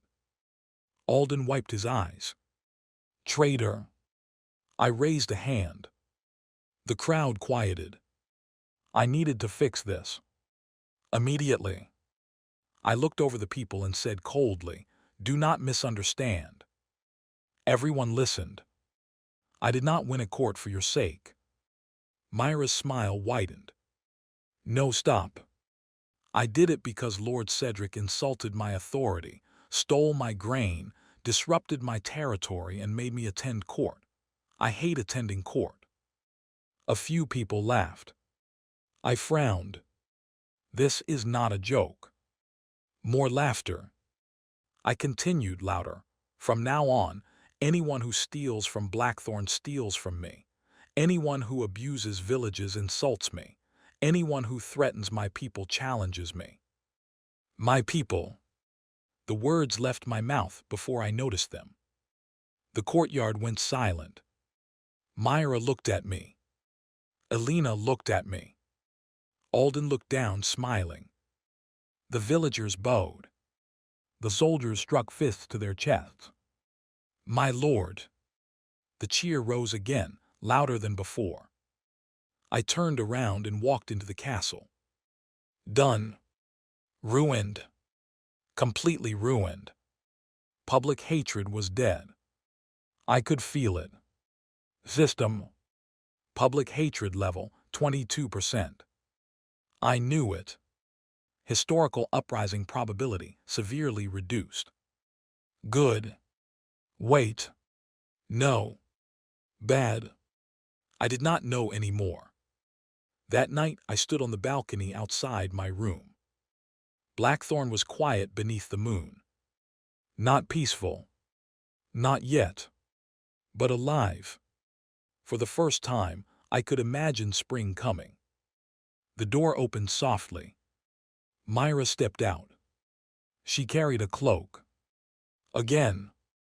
"The wind is cold, my lord." "I am not weak." "You always say that. And yet you always bring the cloak. Because you always take it." I looked down. I had already taken it. Damn. She stood beside me. Below, lanterns glowed in the village beyond the castle walls. For a while, neither of us spoke. Then Myra said, "At court when I spoke, were you angry?" "Yes." She flinched slightly. I looked at her. Not at you. Her shoulders relaxed. I was angry because Cedric forced you to open old wounds. She nodded. I wanted to speak. I know. I wanted them to know. I looked at the village lights. That I am not the same. That you are trying. Trying. That word hurt more than praise. I gripped the balcony railing. Myra, what if I fail? You will not. You do not know that. No. She leaned lightly against the railing. But if you fail, we will drag you back up. I looked at her. We. She smiled. Me, Captain Frost, Princess Selene, Alden, the soldiers, the villages. That sounds troublesome. You dislike trouble. I do. Then live properly. My throat tightened. Live properly. So simple. So impossible. The system had told me to die. History had told me to die. The original Adrian had deserved to die. But now Myra stood next to me, asking me to live like it was the most natural thing in the world. I said quietly, "You are cruel." She blinked. "My lord, you ask difficult things." Her eyes softened. She reached out slowly. This time she did not stop. Her hand rested over mine on the railing. Warm. Small. Steady. I learned from you. I should have pulled away. A duke and a maid. A doomed host and a person of this world. A man who might disappear someday, and a woman who had already lost too much. I did not pull away. Instead, I covered her hand with mine. Just for a moment. Myra's breath caught. I looked away first. Your hands are cold. So are yours. Nonsense. I am warm-blooded and dignified. You are shaking. From rage. At the wind. Yes. She laughed softly. And under the moonlight, with Blackthorn breathing below us, I realized something terrifying. I did not want to leave. Not yet. Maybe not ever. The morning after I realized I did not want to leave, the system decided to ruin my life. I was eating breakfast. Peacefully. Suspiciously peacefully. Myra stood beside the table, pouring tea. Elena stood near the door, reviewing patrol reports. Alden stood beside the window, reading a financial summary with the expression of a man who had finally seen sunlight after living underground for 10 years. Everything was calm. Then the system spoke. Warning, historical correction event approaching. I froze with a fork halfway to my mouth. System. What correction event? The Blackthorn uprising was originally scheduled to begin in 40 days. I slowly lowered the fork. But the uprising probability dropped, right? Correct, current uprising probability, 12%. Then why are you warning me? Because the world line is attempting to restore the original death route through alternate means. I stared at the air. Alternate means. Assassination, foreign invasion, noble rebellion, monster outbreak, poisoning, structural collapse, carriage accident, sudden illness, dual challenge, falling chandelier. Stop. Random lightning strike. I said stop. Myra tilted her head. My lord. I blinked and looked at her. What? You look upset. I am not upset. You stabbed the sausage. I looked down. My fork was buried so deep in the sausage that it had pinned it to the plate like an enemy soldier. Elena looked over. My lord. I cleared my throat. The sausage offended me. Alden lowered the financial report. Shall I have the cook punished? No. Everyone stared. I amended quickly. The sausage has been punished enough. Myra pressed her lips together. Elena looked at the floor. Alden slowly raised the report again, probably to hide his face. This household had no respect left. None. I leaned back. Report. Alden immediately straightened. Yes, my lord. Since Lord Cedric's arrest, tax recovery has stabilized. Trade through the northern road has increased. The grain relief program remains expensive but manageable. The western villages have begun spring planting. Good. No, wait. Bad. Good things made people like me. People liking me made the system desperate. The system being desperate apparently meant falling chandeliers. I looked up at the ceiling. Myra followed my gaze. My lord, how secure is that chandelier? Alden looked up. Very secure, my lord. That sounds like what people say before a chandelier falls. Elena closed her report. I will have it inspected. Inspect all chandeliers. All of them. All of them. Alden hesitated. My lord, there are 43 chandeliers in the castle. Then we have 43 potential murder weapons. Elena nodded seriously. As you command. Myra looked at me with concern. My lord, did you have a bad dream? Yes. It was called my future. No. She did not believe me. That was becoming a pattern. After breakfast, I summoned a council meeting. Not because I wanted to. Because apparently, if the world itself was trying to kill me, I should at least give my death some administrative inconvenience. The council chamber filled quickly. Alden brought ledgers. Elena brought maps. Myra brought tea.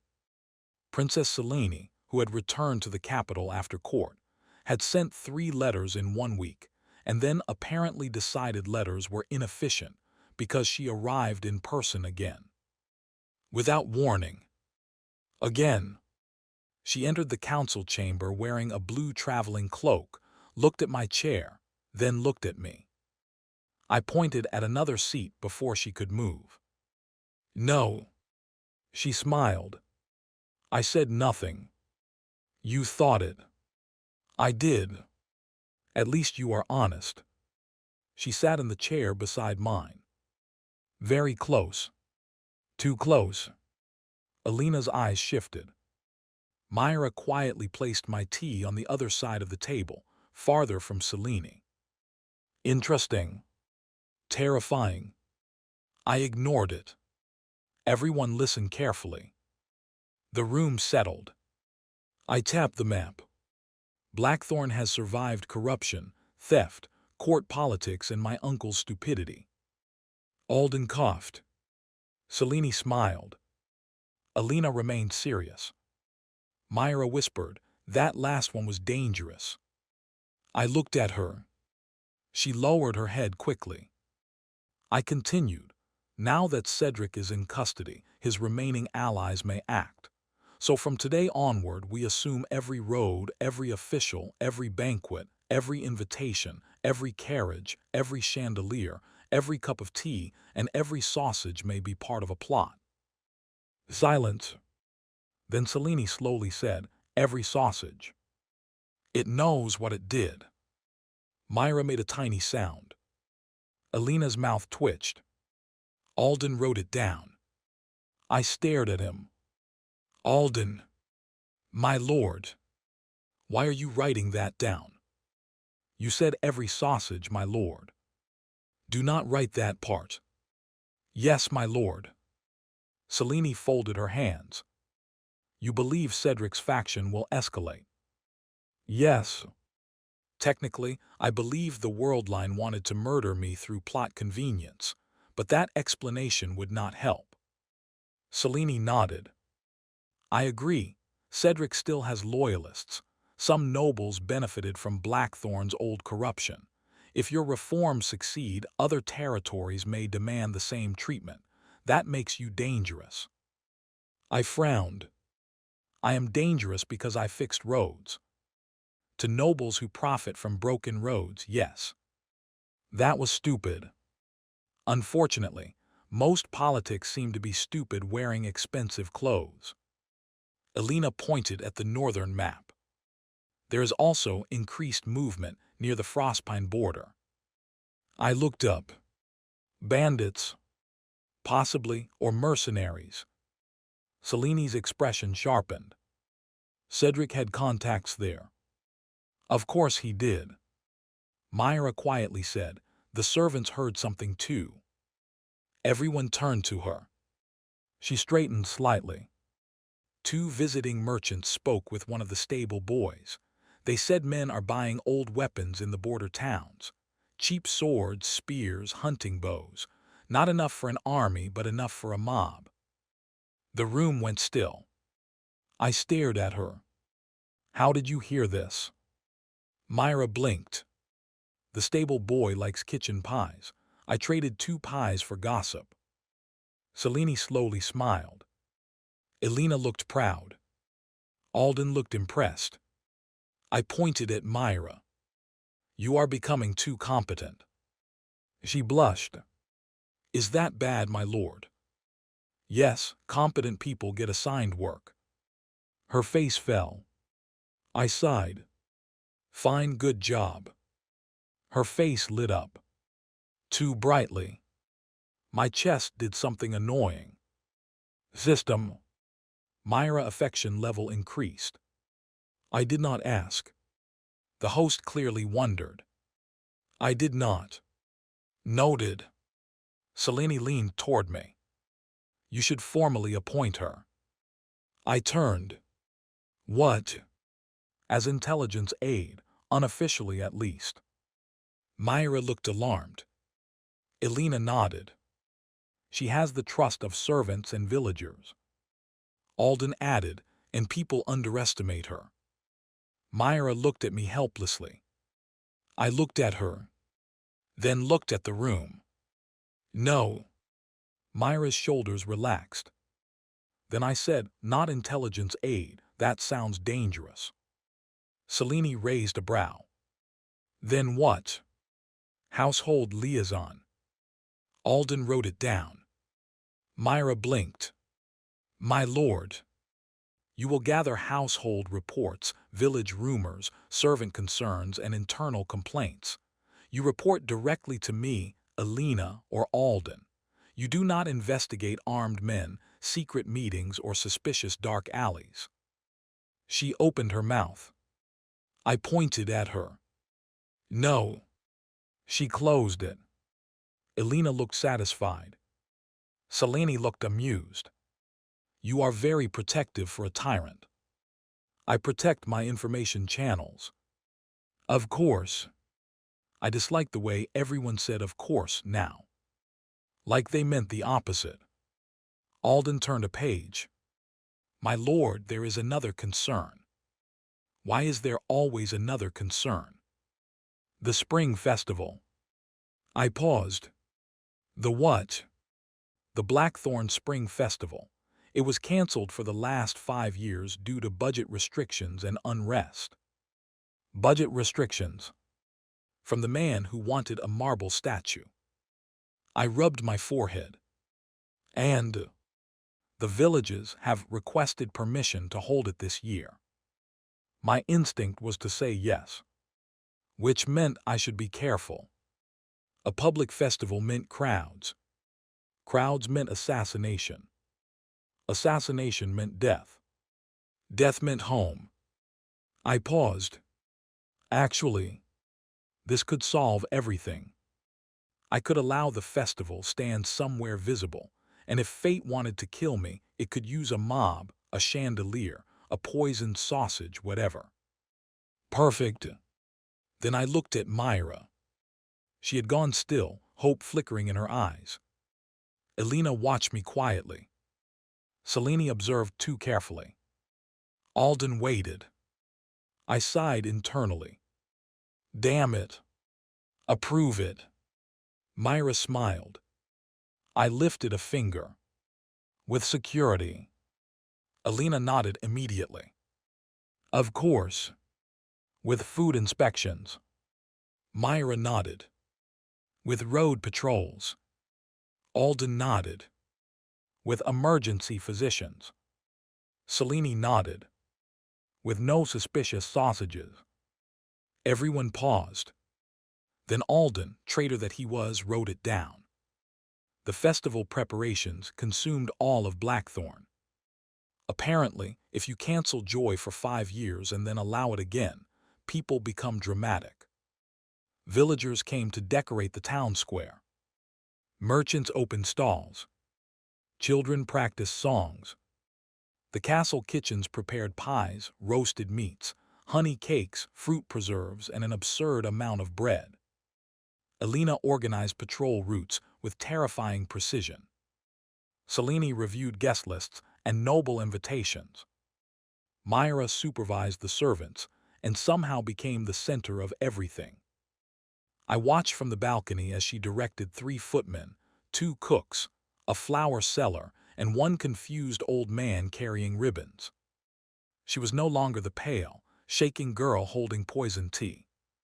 She stood with her sleeves rolled up, hair tied back, eyes bright, voice firm. Beautiful. Annoyingly beautiful. I turned away quickly. System. Yes, host. Nothing. Myra affection level, I said nothing. Understood. A knock sounded. Alina entered. My lord, the outer patrol reports are clear. Good. I turned around. She was wearing her armor as usual, but without the helmet. Her silver blonde hair was tied tightly behind her head, and the sunlight caught the edge of her cheek. Again. Dangerous. Too many beautiful women in this world. I missed being unemployed. Nobody looked at me like this when I was unemployed. Alina stepped closer. You have been watching the square for an hour. I am inspecting. Of course. Do not start. She smiled faintly. Then grew serious. My lord, during the festival, you will be exposed. That is usually how public appearances work. I dislike it. I noticed. I would prefer you remain inside the castle. No. My lord. Alina. Her mouth closed. I softened my tone. A mistake. The people asked for this festival. If I hide indoors, rumors start. Fear returns. Cedric's people benefit. She looked unhappy because she knew I was right. I added, besides, you will be there. Her expression changed. Just slightly. Yes. She bowed her head. I will be there. Something in the way she said it made my chest feel tight. Not romantic exactly. No. Maybe. I did not know. I was not qualified for emotional geometry. Alina looked up again. My lord, may I ask something? No. She ignored that. Do you trust me? I froze. What kind of question is that? A simple one. I looked away. You hold a sword near me daily. If I did not trust you, I would be an idiot. That is not an answer. It is a very good answer. My lord. I sighed. Yes. She became still. Yes. I trust you. The room went quiet. Alina's eyes softened in a way that made me want to retreat behind furniture. Thank you. Do not look so serious. I trust Alden too. Alden does not stand between you and arrows. He stands between me and paperwork, equally heroic. She laughed. A real laugh. Short, surprised, warm. I stared. Alina immediately looked embarrassed. My apologies. No, that was, she waited. I coughed. Not unpleasant. Her ears turned pink. Good. Now we were both uncomfortable. Balance restored. Then the door opened. Myra stepped in carrying a bundle of ribbons. She looked from Alina to me, then to Alina's faint smile, then to my probably red ears. Oh, I stood too quickly. What? Nothing, my lord. There it is again. She bowed slightly. I came to ask whether you prefer black ribbons or silver for the festival platform. I looked at the ribbons. Black. Alina said silver. Myra looked at me. Silver suits spring better. Then why ask me? Because you are the Duke. And yet my opinion lost. Myra smiled. It was considered. Alina looked amused. I pointed at both of them. Conspiracy. Myra held up the silver ribbons. Administrative efficiency, my lord. Terrible. She was using my own words against me. The day before the festival, Princess Selene cornered me in the library. I had gone there to hide. A mistake. Selene was already sitting by the window with a book. In my library. In my chair. Again. I stopped at the doorway. She looked up. Duke Vale. No. She smiled. You do not even know what I intend to say. You are in my chair. Your intentions are criminal. This chair has excellent light. It has an owner. Then sit elsewhere. I walked in and sat across from her. I had become weak. Selene closed her book. You are nervous. I am annoyed. You are nervous. Annoyed. Nervous. Royalty makes people nervous. That is not denial. I glared. She leaned back. The festival is not only a celebration, it is a political declaration. If it succeeds, Blackthorn's recovery becomes undeniable. And if it fails, your enemies will feast on it. Comforting. I am not here to comfort you. I noticed. She studied me for a long moment, then said much quieter, actually perhaps I am. That was unfair. Selene was easiest to handle when she was sharp. When she became soft, I had no defense. I looked at the shelves. Your Highness should not waste comfort on me. Selene. I shut my mouth. She stood and crossed the space between us. Not too close. Close enough. Adrian. Again with the name. Dangerous. I know what people say about you. I know what you did before. I know why many still fear you. But I also know what you are doing now. I said nothing. She continued. At court I defended you because it was correct, at first. At first. Her lips curved faintly. Then I became curious. That sounds like a threat. It might be. She looked toward the window, where the town square was bright with half-finished festival decorations. You do not behave like other nobles. You complain about duty, but you do it. You insult politics, but you understand people. You call kindness greed, but you give more than anyone expects. I frowned. You are diagnosing me. I am admiring you. My brain emptied. Completely. Selene looked back at me. For once, her expression had no courtly mask. Just honesty. I should not. It is politically inconvenient. Then stop. I tried. And it was ineffective. This princess. This terrifying princess. I stood. Then realized standing made me closer to her. Bad choice. Selene. She smiled, soft and sad. I know, Myra. I froze. She is the one closest to your heart, is she not? I did not answer. I could not.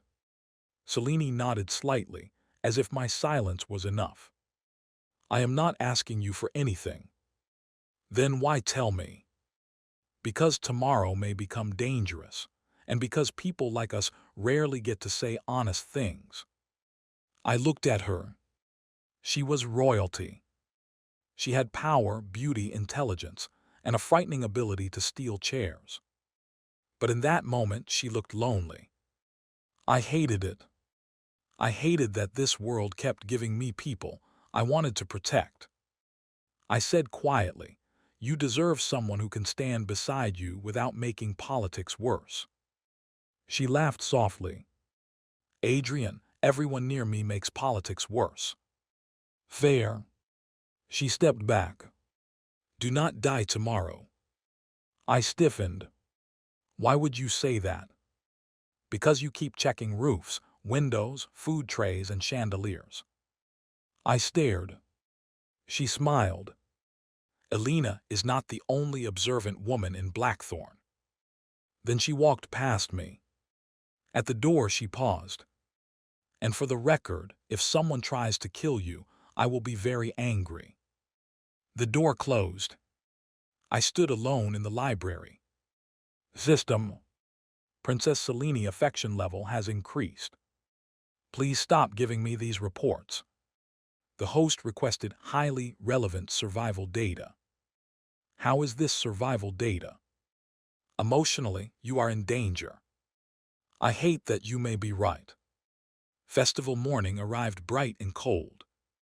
The town square outside the castle had transformed. Banners fluttered.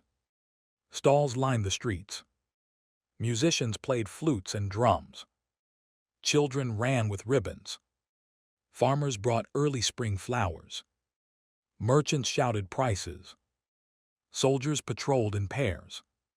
For once, Blackthorn did not look like a doomed territory. It looked alive. I stood on the platform in formal black and silver robes, feeling ridiculous. Alden stood below with documents. Elena stood at my right in ceremonial armor. Myra stood nearby in a simple blue dress. The castle seamstresses had apparently conspired to make for her. I stared at her for half a second too long. She noticed. Her cheeks pinked. I looked away. Selene stood to my left, royal cloak shining under the morning sun. Too many people were looking at me. I hated public speaking. Unfortunately, dukes had to do it. I stepped forward.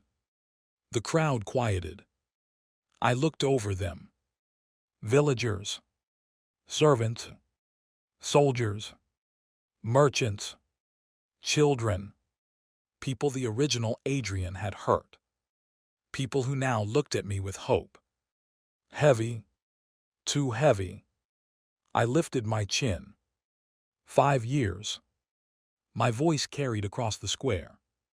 For 5 years, Blackthorn had no spring festival. The crowd remained silent. Because money was stolen, because roads were unsafe, because villages starved, because officials lied, because those in power treated this territory as a purse to empty instead of a home to protect. Myra looked at me. Elena stood still. Selene watched quietly. I continued, "This festival returns not because we are rich, not because all wounds are healed, not because every problem is solved." I paused. "But because Blackthorn is still here." A murmur moved through the crowd. "Fields will be planted, roads will be repaired, soldiers will be paid, taxes will be fair, grain will not be stolen, officials will be watched, nobles will be held accountable." My voice grew colder. "And anyone who thinks this territory will return to the old way can test me." The soldiers struck their fists to their chests. The sound echoed through the square. I looked over the people and forced a slight smile. Now eat, drink, trade, dance, sing, and spend money. A festival without spending is just loitering with music. For a moment, silence. Then laughter. Then cheers. The festival began. Music burst alive. Children ran. Merchants shouted. The tension broke like ice in spring. I exhaled slowly. Selene leaned closer. Not bad. I spoke plainly. You always do. Elena said. The crowd responded well. Terrible. Myra walked up with a cup. Tea, my lord. I looked at it. She smiled. It is not poisoned. I took it. For once, I believe you. Her eyes widened slightly. Then softened. Oh, that was too much. I drank quickly to avoid feelings. The first hour went smoothly. Too smoothly. I should have known. The system issued a warning, just as a group of dancers entered the square. Danger detected. I froze. Where? Multiple hostile signatures. My heart dropped. Where? Crowd, rooftop, service alley, festival cart. Of course. Of course the world picked all of them. I turned sharply. Elena noticed instantly. My lord. Rooftop. She did not question me. Her eyes snapped upward. A glint of metal flashed from a building across the square. Elena. She moved before I finished. An arrow cut through the air. Elena shoved me sideways. The arrow struck the wooden post behind me. The square screamed. Chaos erupted. At the same moment, a festival cart exploded into smoke. Men with hidden blades surged from the crowd. A second arrow flew. Elena deflected it with her sword. Selene grabbed my arm. Down. Myra was still on the platform. Too exposed. A masked man climbed from below the stairs, blade aimed at her. My body moved before my brain. I lunged. Myra. She turned. The blade came down. I grabbed her and pulled her behind me. Pain exploded across my left arm. Warm blood soaked my sleeve. Myra screamed. Elena roared. I had never heard Elena roar before. It was terrifying. She crossed the platform like a storm and slammed the attacker to the ground. Selene shouted orders to the royal guards. Seal the square, protect the civilians, archers on the roofs. I clutched my bleeding arm. Myra held onto me with both hands. My lord, your arm, I noticed. You are bleeding. Excellent observation. Her eyes filled with tears. No. Not now. I looked past her. More attackers. Not many. But enough. They were not trying to kill civilians. They were trying to reach me. Historical correction. Fine.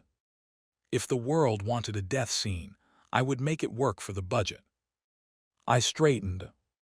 Elena turned. My lord, stay down. No. She looked furious. Good. Anger suited her better than fear. I grabbed the fallen attacker's sword with my uninjured hand. It was heavier than expected.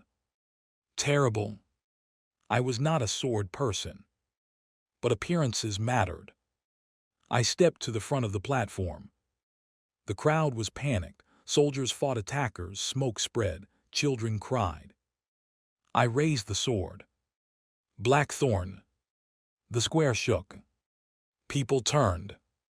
My arm burned. My legs wanted to run. My heart pounded like an idiot. I shouted, do not run blindly. Move to the east road. Soldiers shield the villagers. Merchants pull carts aside. Anyone who tramples a child will answer to me personally. For some reason, that worked. People began moving in order. Elena cut down another attacker. Selene directed guards with royal authority sharp enough to slice stone. Myra tore fabric from her dress and wrapped my arm despite my protests. Hold still. I am commanding. You are bleeding. I can do both. You are impossible. Later, a third attacker broke through. He rushed toward us. Myra grabbed the short sword hidden at her waist. Before I could stop her, she stepped forward. Myra. She blocked badly. But she blocked. The attacker stumbled from surprise. Then Alina appeared behind him and knocked him unconscious with the hilt of her sword. Myra stared at the fallen man, then at her shaking hands. Alina grabbed her shoulder. Good. Myra looked like she might cry. I looked like I might collapse. Selene climbed back onto the platform. Adrian, the attackers are retreating toward the western alley. I immediately said, do not chase too far, it is bait. Selene's eyes sharpened. Alina. Alina nodded. I agree. A moment later, a horn sounded from the west. Then another. Our soldiers closed the exits. The attackers were trapped. Within minutes, the square was secured. The festival was ruined. My sleeve was ruined. My mood was ruined. But the people were alive. Annoyingly, so was I. System. Historical correction event failed. Cause, excessive loyalty, preparation, and multiple protective parties. Multiple protective parties. Captain Alina Frost, Myra of Greybrook, Princess Selene Orlia, Blackthorn soldiers, village volunteers, and one merchant with a frying pan. A frying pan. Effective blunt weapon. I almost laughed. Then my knees weakened. Myra caught me. Alina reached me the same second. Selene appeared on the other side. All three spoke at once. My lord. Adrian. Get the physician. I looked at them. Myra's face pale with fear. Alina's eyes blazing. Selene's composure cracked. I tried to smile. See, I told you festivals were dangerous. Myra started crying. Alina looked like she wanted to kill the sky. Selene grabbed my uninjured hand. You idiot. I blinked. Royalty should not insult wounded dukes. Then stop being a wounded duke. Fair. The physician arrived. My arm was cut but not fatal. Painful, yes. Embarrassing, yes. Death route, no. The captured attackers confessed faster than expected. Cedric's remaining allies had hired mercenaries to attack during the festival. Their orders were simple. Kill Duke Adrian if possible. If not, kill Myra and make it look like the crowd did it. My vision went red when I heard that. Myra went silent. Alina left the room. 10 minutes later, screams came from the prison wing. I looked at Selene. She calmly sipped tea. I heard nothing. Alden, standing nearby, nodded. I also heard nothing. Myra whispered, Captain Frost is scary. I said yes. Then added, good. That night the festival square was quiet. The attack should have destroyed morale. Instead, something worse happened. The people gathered outside the castle with candles. Hundreds of them. Villagers, soldiers, merchants, servants. They stood silently, lights glowing in the dark. I watched from the window with my arm bandaged. Alden entered softly. My lord, they are praying for your recovery. I stared. Why? He looked at me strangely. Because you were wounded protecting them. Wrong. I was wounded protecting Myra. And maybe the festival. And maybe everyone. But still, this was bad. Very bad. System. Public hatred level, 4%. I closed my eyes. Unrecoverable. Historical uprising root collapsed. Then what happens now? The system was silent. System. Recalculating. That sounded ominous. Before I could panic, the door opened. Myra entered. She had changed out of the torn blue dress. Her eyes were red, but she looked calm. Too calm. My lord. Are you hurt? No. Good. She came closer. Then bowed deeply. Too deeply. I frowned. What are you doing? Apologizing. For what? For being used against you. I stared at her. Then anger rose again. Not at her. Never at her. Myra. She did not lift her head. If I had not been there, you would not have been hurt. If you had not been there, I would still have found some other way to get hurt. I am apparently very talented. This is serious. I know. She finally looked up. Her eyes were wet. My lord, I was so scared. The words hit harder than the blade. I stood despite the pain. She rushed forward. Your arm. I ignored it and pulled her into my arms. She froze. I froze too. Too late. Her body was warm and trembling. For a second, neither of us moved. Then her hands gripped the front of my robe, and she buried her face against my chest. I felt her start crying. Quietly, like she was trying not to make noise. That made it worse. I placed my uninjured hand carefully on her back. You are troublesome, I whispered. She laughed through tears. My lord says that when he is worried. Then I must say it often. You do. We stood like that for a long time. Then she whispered, please do not die. My throat tightened. The system had told me to die. History had told me to die. Fate had tried very hard to make me die. But Myra's voice was smaller than all of them. And stronger. I lowered my head slightly. I will try. She pulled back enough to look at me. That is not enough. What do you want me to say? Say you will live. Dangerous. So dangerous. Because saying it felt like betrayal. Of my original world. Of the mission. Of the easy way out. But not saying it felt like betraying her. I wiped the tears from her cheek with my thumb. Myra went still. I said quietly, fine. Her breath caught. I will live. Her eyes filled again. Then she smiled. Soft. Bright. Devastating. And I knew. I was absolutely doomed. Not by the system. Not by history. By her. The door opened. Elena stopped in the doorway. Selene stood behind her. Both looked at us. Myra immediately tried to step back. I did not let go fast enough. Awkward. Very awkward. Elena's expression flickered. Selene's gaze softened. Myra lowered her head, face red. I coughed. This is not what it looks like. Selene smiled.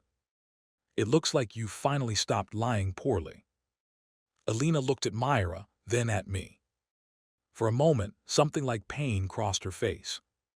Then she bowed. My lord, the prisoners are secured. Her voice was steady. Too steady. Elena. She looked up. I did not know what to say. Thank you. Sorry. Please do not look like that. She saved me by speaking first. I am glad you are alive. Simple. Honest. Painful. Selene stepped beside her. As am I. The room became too full. Too full of things I did not know how to answer. I looked at the three of them. Myra, who had once tried to kill me, and now asked me to live.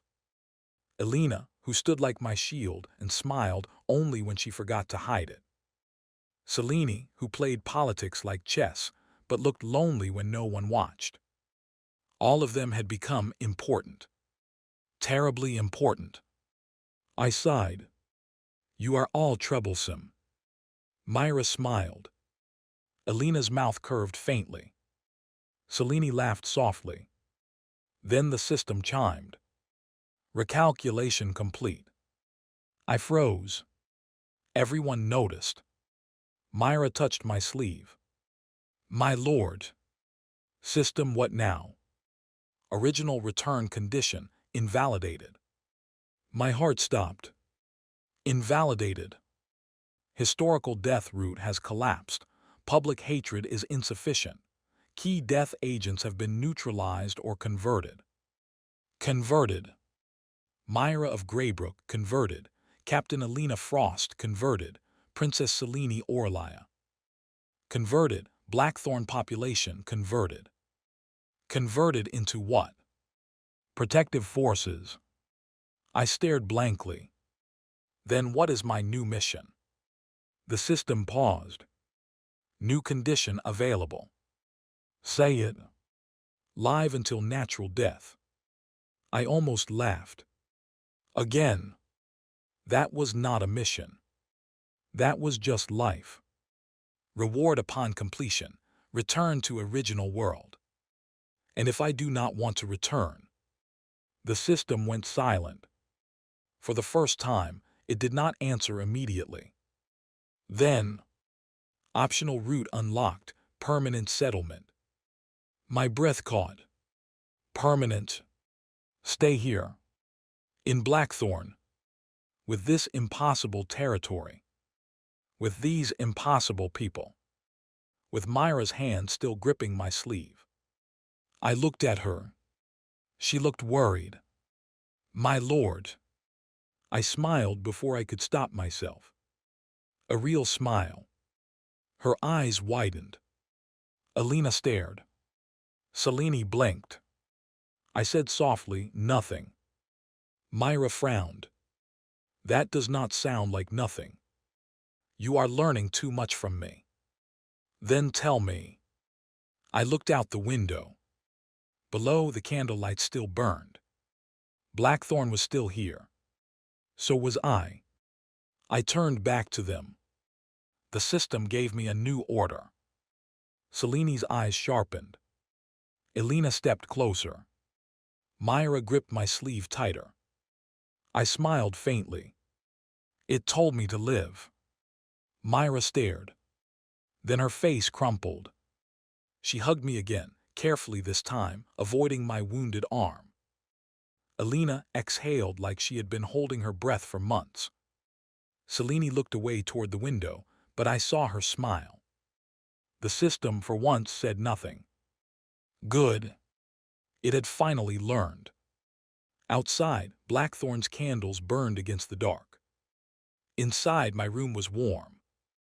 My arm hurt. My future was a mess. My political rival had a crush on me. My knight captain definitely had feelings she was too honorable to name. My maid had stolen my heart after first trying to poison it. And I, Duke Adrian Vale, supposed tyrant of Blackthorn, finally understood the cruelest truth of all. Living was going to be much harder than dying. But fine. I was a tyrant. If fate wanted me dead, it could get in line. From now on, this life was mine. And I was not giving it back. The system told me to live. Very touching. Very dramatic. Very inconvenient. Because the moment I decided to live, everyone around me suddenly became twice as annoying. My lord, drink this medicine. No. Myra stood beside my bed, with a bowl of dark liquid that looked like swamp water and smelled like betrayal. "It is good for your wound. It smells like death. It is medicine." "Same thing." She frowned. "My lord."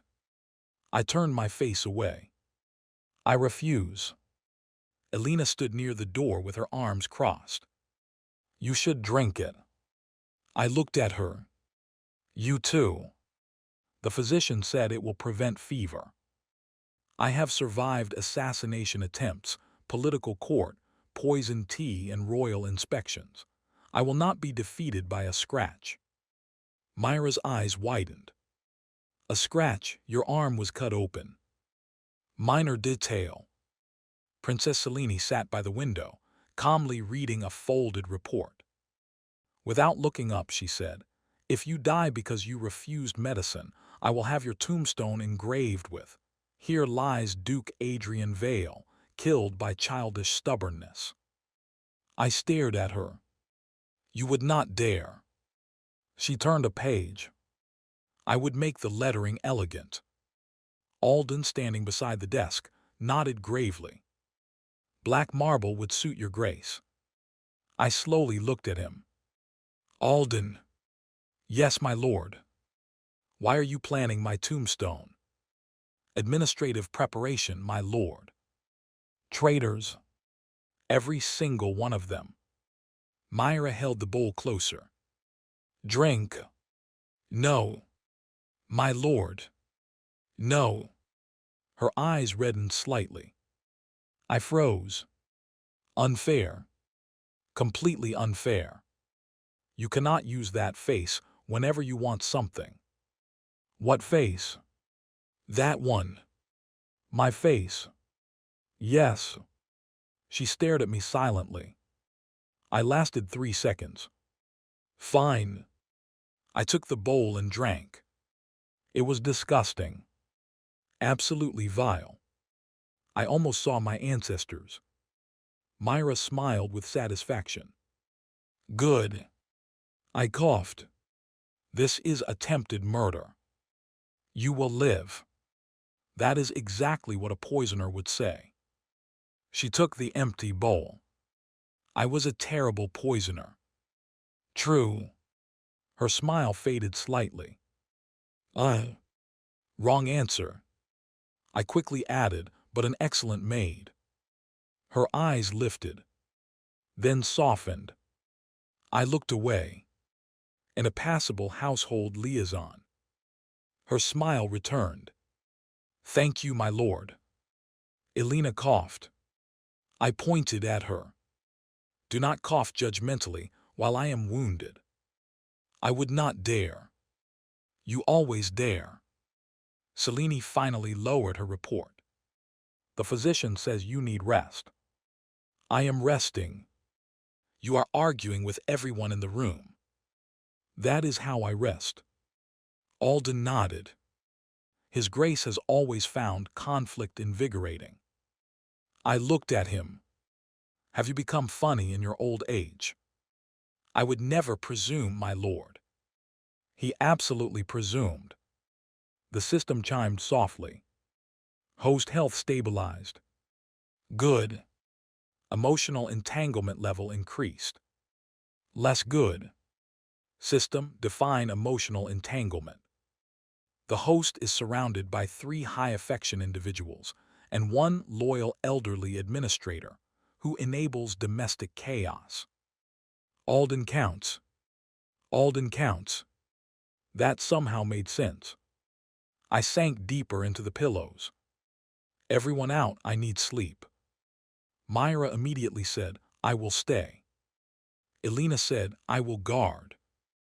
Selene said, "I still have reports to review." Alden said, "I must update the casualty records." I stared at them. "In my bedroom." Silence. Then Myra's cheeks turned pink. Elena looked away. Selene smiled. Alden cleared his throat. "Perhaps the adjacent sitting room." "Yes, perhaps." They finally started leaving. Myra was last. At the door, she paused and looked back. My lord. What? You promised to live. I sighed. I remember. Good. She smiled softly and closed the door. I stared at the ceiling. This was impossible. How was dying ever supposed to be harder than this? 3 days after the festival attack, Blackthorn became unbearable. Not because morale collapsed. No, that would have made sense. Instead, everyone became more loyal. The villagers rebuilt the damaged stalls before I even left bed. Merchants donated supplies. Soldiers requested extra patrol shifts. The kitchen staff sent me soup 5 times a day. Children left flowers at the castle gate. Someone painted a wooden sign that said, "The Duke protected us, we protect the Duke." I asked Alden who approved that. He said the people did. I asked who allowed the people to have opinions. He pretended not to hear. The worst part was the festival resumed. Yes, resumed. Apparently, after the attackers were captured, the village elders decided canceling the festival would mean letting Cedric's faction win. So when I finally walked out onto the balcony with my bandaged arm, the town square was full of music again. I stared. Alden stood beside me. They insisted, my lord. They were attacked. Yes. And their response was dancing. After repairing the square, yes. I looked at him. Are my people insane? Alden's eyes softened. They are yours, my lord. That silenced me. I hated when he did that. Down below, Myra was helping distribute food to children. One little girl gave her a flower. Myra smiled and tucked it behind her ear. Beautiful. Again. I was starting to suspect this world had visual enhancement magic. Elena stood near the fountain directing guards. A group of young soldiers looked at her like she was a war goddess. Understandable, terrifying but understandable. Selene spoke with merchants beneath a blue pavilion, smiling diplomatically as she quietly extracted information from everyone within reach. 3 women. 3 disasters. All connected to me. The system spoke. Host appears emotionally overwhelmed. I am not overwhelmed. Host pulse elevated when viewing Myra. Coincidence. Host pulse elevated when viewing Elena. Military anxiety. Host pulse elevated when viewing Princess Selene. Political anxiety. Host pulse elevated when Alden spoke emotionally. That was heartburn. Possible breakfast was heavy. Finally, some support. A knock sounded behind us. A servant entered with a sealed letter on a tray. My lord, urgent message from the royal capital. Alden took it and handed it to me. I opened it. Read it. Then read it again. The king had concluded the first phase of Cedric's investigation. Cedric's assets were frozen. His co-conspirators were being questioned. Several nobles had denied involvement so hard they probably confirmed involvement. But the final line made me pause. By royal decree, Princess Selene Orlia shall remain in Blackthorn as crown observer until the matter is fully settled. I looked down at the square. Selene glanced up at that exact moment. She smiled. I looked back at the letter. Then at Alden. No. Alden looked sympathetic. My lord. No. The decree is official. Unofficially, no. Unfortunately, that is not a recognized legal category. I rubbed my forehead. So the princess was staying. In my castle. Indefinitely. With Myra already living nearby, and Elena guarding me like a sacred national treasure. This was not a duchy anymore. This was a romantic battlefield. And I was unarmed. That evening, Selene requested a private council. I immediately brought Elena, Myra, and Alden. Selene looked amused when we entered the map room. I said private. This is private. She glanced at the others. With 4 extra people. They are my people. The words came out naturally. Too naturally. Myra looked down, hiding a smile. Elena's expression softened. Alden looked proud. Selene's eyes warmed. I cleared my throat. My staff, I meant staff. Of course, Selene said. That phrase again. I hated it. Selene spread several documents across the table. Cedric may be detained, but his faction is not finished. The attack at the festival was too coordinated. Someone outside Blackthorn helped fund it. Elena leaned over the map. The mercenary weapons were northern make. Yes, Selene said, from Frostpine. I looked at Elena. Your family is from there. Her jaw tightened. My family once held land near Frostpine Pass. We lost it after my father died. Alden nodded grimly. The current lord of that region is Baron Halric Dane. He was a friend of Cedric S. Of course. Another noble parasite. I tapped the map. So Baron Dane helped attack my festival. Likely, Selene said. Can I arrest him? No. Elena. No. Myra. She blinked. Why ask me? I hoped someone would say yes. Selene folded her arms. This requires proof. I miss simple problems like poison tea. Myra gave me a look. I raised both hands. Not that I enjoyed it. She still looked at me. Fine, I deeply disliked the poison tea. Better, she said. Elena looked at the map. If Dane is involved, he may try to move before we expose him. Move how? I asked. Elena pointed to Frostpine Pass. Border pressure, supply disruption, hiring bandits, or claiming Blackthorn is unstable and offering military assistance. Selene nodded. A classic tactic, create disorder, then arrive as savior. I leaned back. Annoying, that is my role. Myra smiled faintly. I looked at her. What? Nothing, my lord. You are smiling again. I like when you call yourself a savior by accident. I did not. You did. I said roll. Same thing. It is not. Selene watched us with too much interest. Elena looked quiet. That silence bothered me.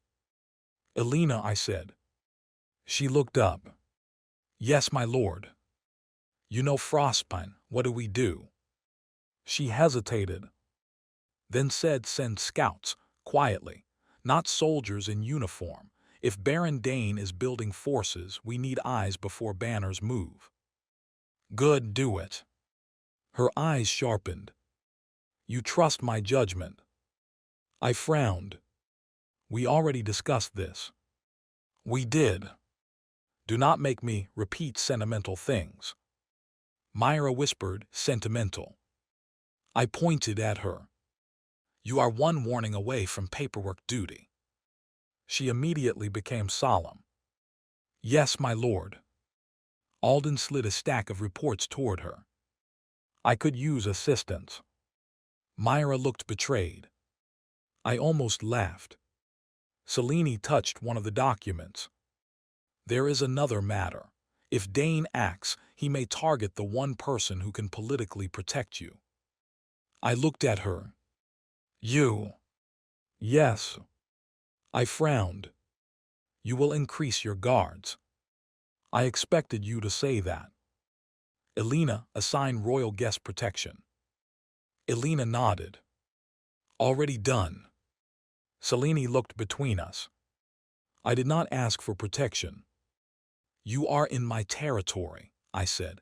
People under my roof do not get murdered without permission.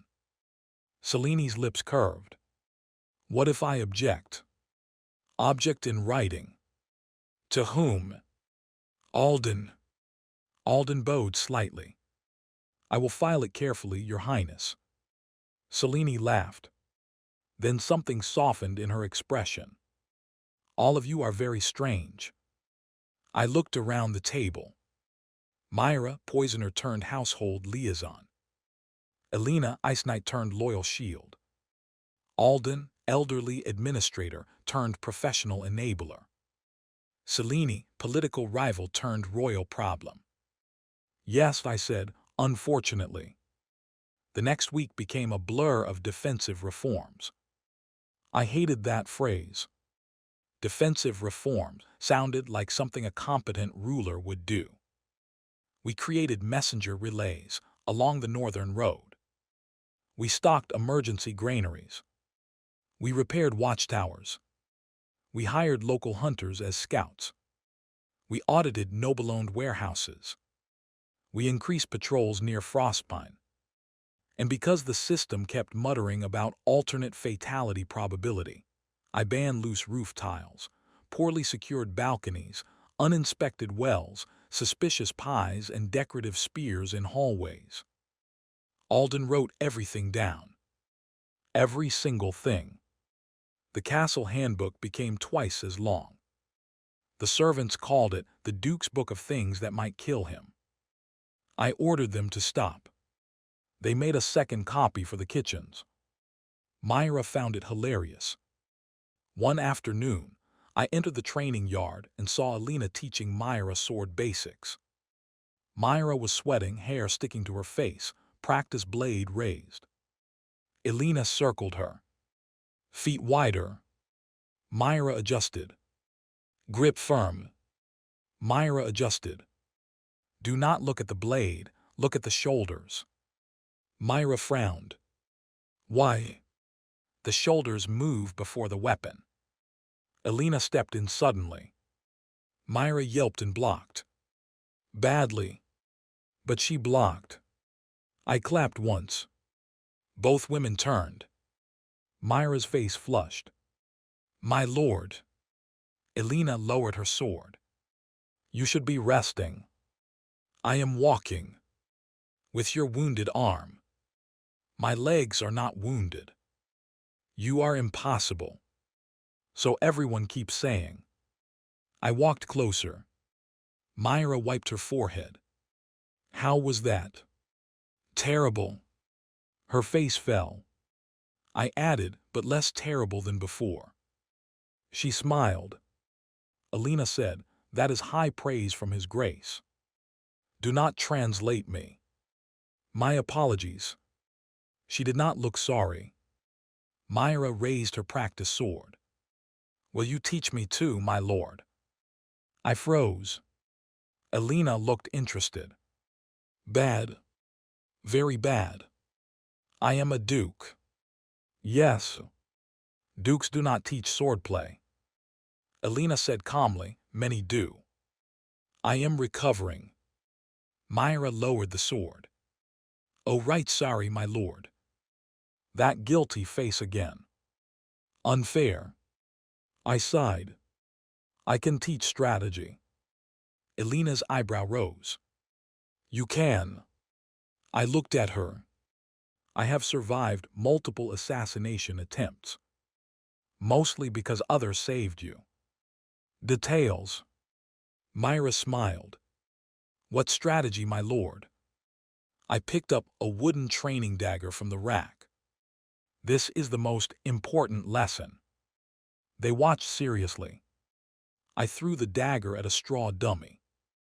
It missed completely and hit the fence. Silence. I coughed. The lesson is run. Myra stared. Elena closed her eyes. I continued, if the enemy has a sword and you are not Elena, run. If the enemy has a bow, hide. If there are multiple enemies, scream for guards. If trapped, throw dirt in their eyes and run. If you cannot run, bite.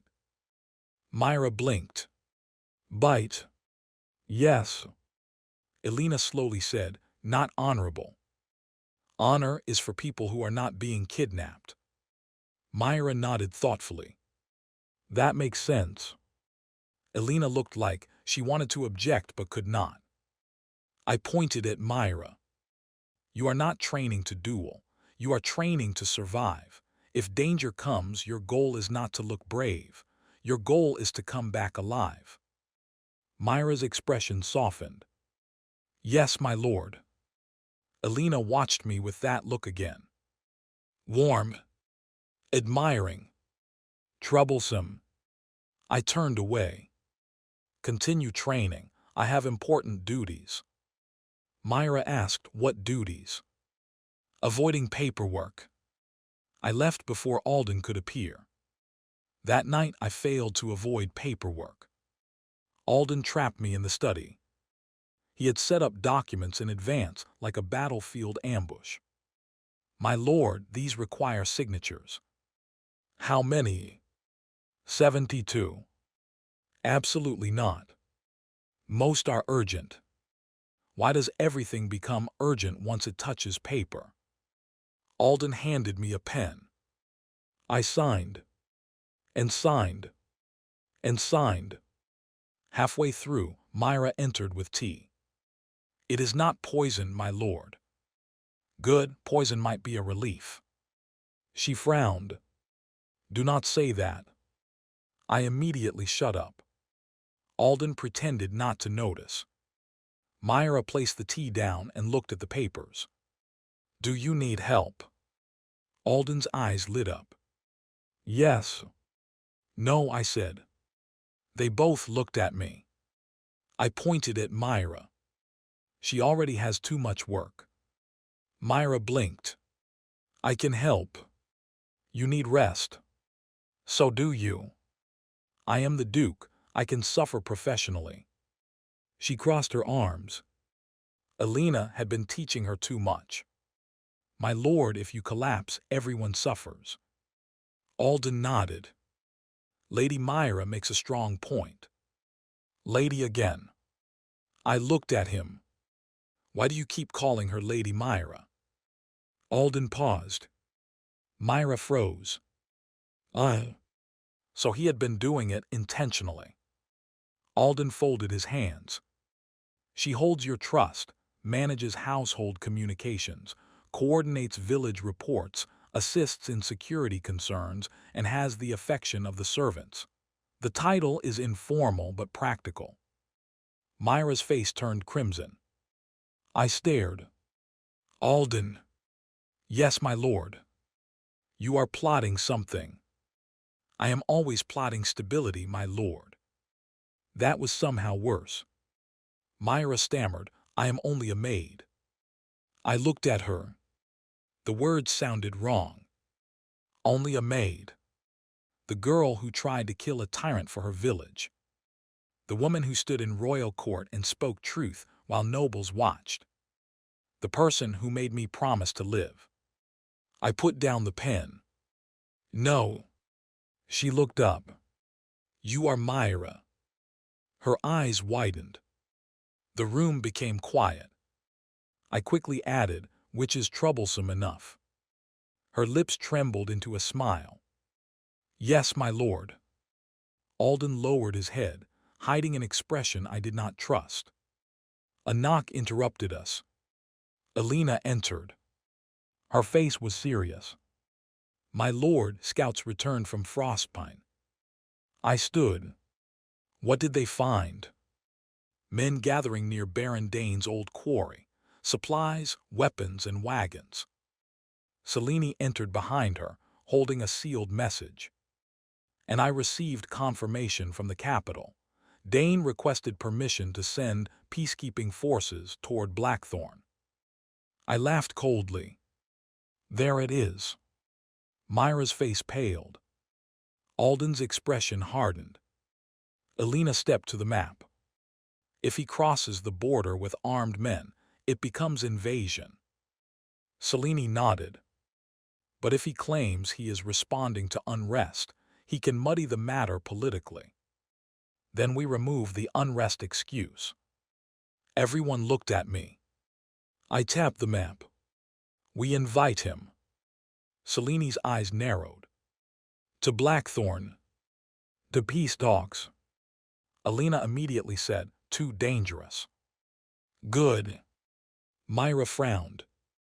My lord. I raised a hand. Listen, if Dane is preparing to move, forcing him into talks delays him.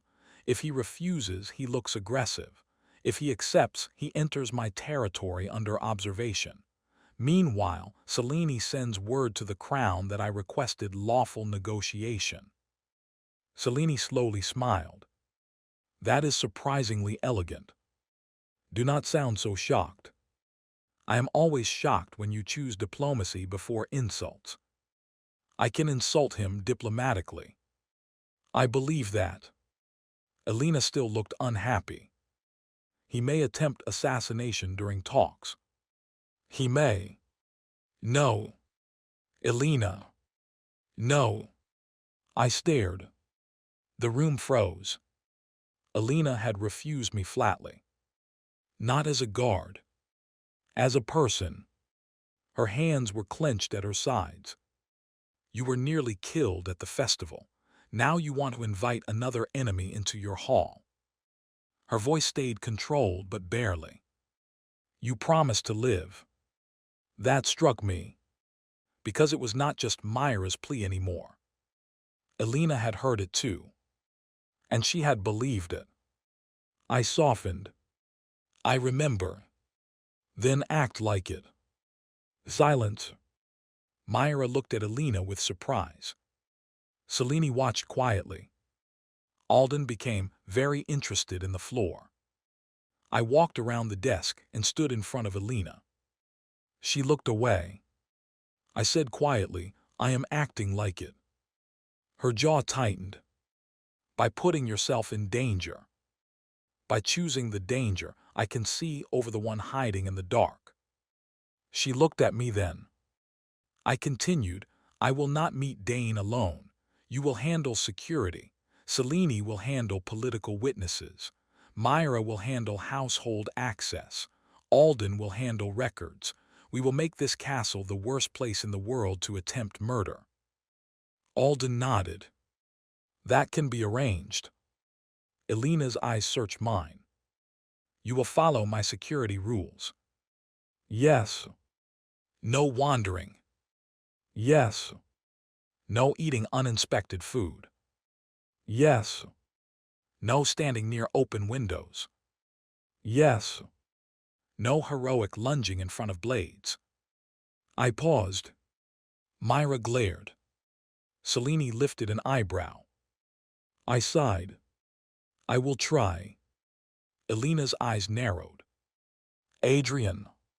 She used my name. No title. Everyone noticed. Alina noticed too late. Her face flushed very slightly, but she did not retreat. I said softly, I will not throw my life away. Her shoulders eased. Good. Myra looked down, expression complicated but gentle. Selene's gaze moved between all of us, sharp and thoughtful. This was getting messy. No. It was already messy. The system chimed. Multiple relationship bonds strengthening. Do not comment. Potential conflict risk, moderate. I said do not comment. Potential emotional reward, high. I will ban you. The host cannot ban internal systems. Watch me. The invitation to Baron Halric Dane went out the next morning. The response came 2 days later. He accepted. Of course he did. Villains always walked into rooms convinced they owned the floor. Baron Dane arrived with 20 guards, 3 advisors, and the smile of a man who had practiced looking innocent in a mirror. He was tall, broad, gray-haired, with a polished beard and cold green eyes. The meeting took place in the Great Hall. Not the study. Too many private corners. Alina had chosen the hall because it had clear sightlines, multiple guard positions, and no decorative spears. I was not allowed to bring a sword. Alina said I would hurt myself.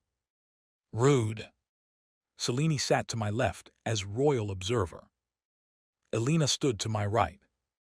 Myra stood behind me with the tea service, which had been inspected by 3 people and possibly threatened. Alden sat with records. Baron Dane bowed.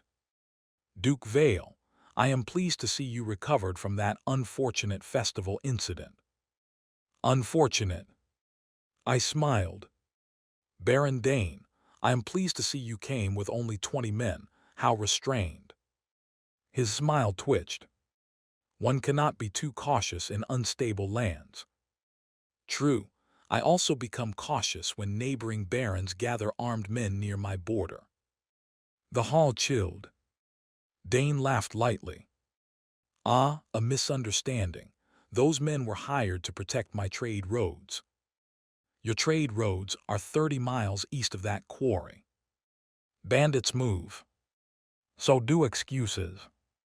Selene covered her mouth with her fan. Alina's expression remained flat. Dane's eyes hardened. I came for peace, Duke Vale. Then we are aligned. I enjoy peace. It is cheaper than war. Alden wrote that down. Dane glanced at the records. And yet you arm villagers. I leaned back. I arm patrol auxiliaries. Commoners with weapons. Bandits also have weapons. I prefer my commoners not die politely. Myra lowered her head, hiding a smile. Dane's gaze flicked to her. Ah, the famous maid. Alina's hand moved slightly. I smiled colder.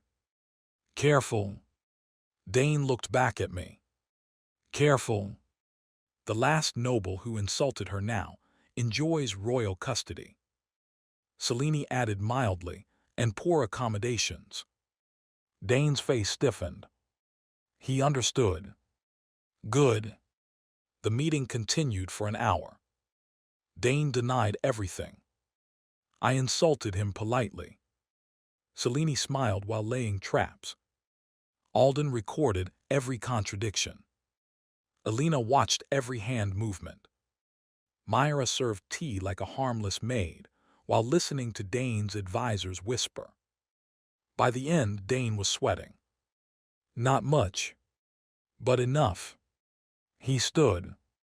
It seems your grace has already judged me. No, I said. I invited you so you could judge yourself. His eyes narrowed. Meaning? I looked at Alden. Alden opened a packet. Statements from scouts placing Dane forces at the Frostpine Quarry. Selene placed another document down. Royal trade logs showing weapons purchased through Dane-controlled merchants. Myra stepped forward quietly and placed a small folded paper beside the others. Notes from Baron Dane's second advisor passed to a kitchen servant this morning. Dane's head snapped toward his advisor. The man went pale. I opened the note. It read, if talks fail, signal outer men at dusk, east servant gate. The hall went silent. I looked at Dane. Very sloppy. Dane's face twisted. Then he smiled. Cold. Ugly. You think this proves anything? No. I stood. It proves enough to detain your advisor. The advisor tried to run. Alina moved. He hit the floor. Hard. Dane's guards reached for weapons. Blackthorn soldiers drew first. From balconies, doors, pillars, everywhere. Alina had turned the hall into a steel trap. I looked at Dane. Please reach for a sword. It would simplify my afternoon. His hand stopped. Selene stood. As royal observer, I order Baron Dane's party to remain in Blackthorn pending investigation. Dane looked at her. You overstep, princess. Selene smiled. I often do. I leaned forward. Welcome to Blackthorn, Baron. Enjoy your stay. That night, after Dane was placed under guarded hospitality, the castle finally exhaled. No one died. No chandelier fell. No sausage attacked. Progress. I stood in the courtyard under the stars, enjoying 5 minutes without documents. Myra found me first. Of course. She carried a cloak. Of course.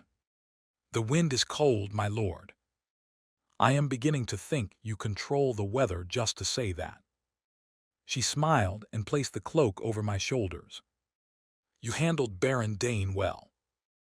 I wanted to smash a cup over his head. I know. How? Your eyebrow twitched. My eyebrow betrays me.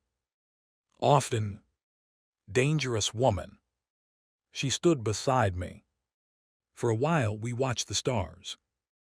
Then she said, You called me Myra today. I froze. Did I? When? When Alden called me a maid. That. I looked away. It is your name. You usually say my maid or troublesome woman. Both accurate. She smiled. But today you said I am Myra. I had no defense. She stepped closer. My lord, what am I to you? The question was soft. Too soft. A blade would have been kinder. I looked at her. The moonlight touched her face. No poison, no fear, no hatred. Just Myra. I opened my mouth. Nothing came out. She smiled sadly. It is unfair to ask, I know. Myra. Her name felt different now. Like an admission. Before I could fail harder, footsteps approached. Elena. She stopped when she saw us. Then bowed slightly. My lord, Myra. Myra stepped back. Too fast. I hated that. Elena noticed. Her gaze lowered for a moment. I did not mean to interrupt. You did, I said. Elena looked up. I added, but it is fine. Myra looked between us, then smiled gently. I should check the kitchens. She left. I almost called her back. I did not. Elena stood beside me. Silence settled. Then she said, She loves you. I choked. Elena. She does. She tried to poison me. That was before. People keep bringing that up like it is charming. Elena looked at the stars. It is not charming, it is proof. Of what? That she saw the worst of you first, and still chose to stay after seeing who you became. I said nothing. Elena's voice was calm. Too calm. And Princess Selene admires you. Selene admires problems. You are one. Fair. Elena's mouth twitched. Then faded. I looked at her. And you? She went still. For once, Elena Frost, captain of my knights, loyal protector of Blackthorn, did not have an immediate answer. The silence stretched. I regretted asking. Then she said quietly, I am your sword. I did not ask what you are. Her fingers tightened around the hilt at her side. I know. I wanted to say something clever. Nothing came. She looked at me then. Her eyes were steady, but there was pain behind them. I do not know how to want things that are not duty. That hit hard. Elena, she shook her head slightly. Do not answer, I am not asking. Then what are you doing? She smiled faintly. Standing guard. Of course. Always. I reached out and lightly touched her wrist. She froze. Not much, but enough. You are allowed to be more than my sword. Her breath caught. The word surprised both of us. Her eyes lowered to my hand. Then back up. For a moment, I thought she might step closer. Instead, she bowed her head. Then I will try to learn. She gently withdrew. Good night, Adrian. Again my name. Then she left. I stood alone in the courtyard. My cloak warm around my shoulders. My chest a complete disaster. Seleni's voice came from behind a pillar. That was painful to watch. I nearly jumped out of my skin. Were you spying? She stepped into view. Observing. Everyone in this castle needs hobbies. You are the hobby.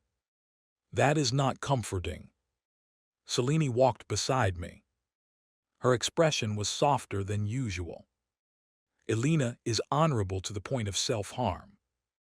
I noticed. And Myra is brave enough to ask what others avoid.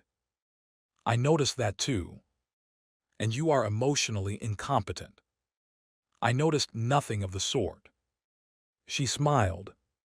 You care for all of us. I turned. No. She gave me a look. I lasted 2 seconds. Fine, possibly. Admitting it will not kill you. You do not know that.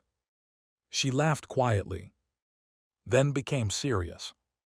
Adrian, you will have to choose your path. Not tonight, not tomorrow, but eventually. The courtyard felt colder. Myra is my heart, I said before I could stop myself. Selene's eyes softened. I know. I looked away. But you and Elena are important too. Love is not always a throne with only one seat, Selene said. I stared at her. That sounds like something from a very dangerous book. It is from court life. Worse. She smiled. I am not asking to be your heart. Then what are you asking? She looked up at the stars. To stand near the fire, perhaps, close enough to be warm, far enough not to burn what already exists. That was too poetic. I hated that it made sense. I said quietly, you deserve more than standing near someone else's fire. So do many people. She looked back at me. But we choose where we stand. I had no answer. Selene gently touched my bandaged arm. Do not worry, I am patient. That is what scares me. It should. Then she walked away too. I stared after her. System. Host emotional entanglement level, critical. Shut up. Recommendation, honest conversation. Absolutely not. Avoidance has historically worsened outcomes. I will jump into the well. Wells have been secured under your anti-death regulations. I hate myself for being thorough. The next morning, Baron Dane escaped. Of course. Because apparently one emotional crisis was not enough. The alarm bell rang before sunrise. Elena burst into my room fully armed. My lord Dane's men attacked the east gate. He fled during the confusion. I sat up. I thought the east gate was reinforced. It was, they had help inside.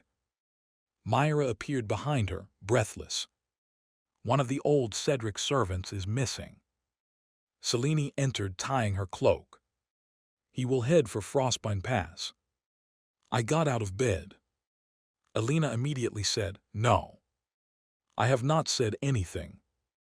You are thinking of riding out. I am thinking efficiently. No. Myra stepped forward.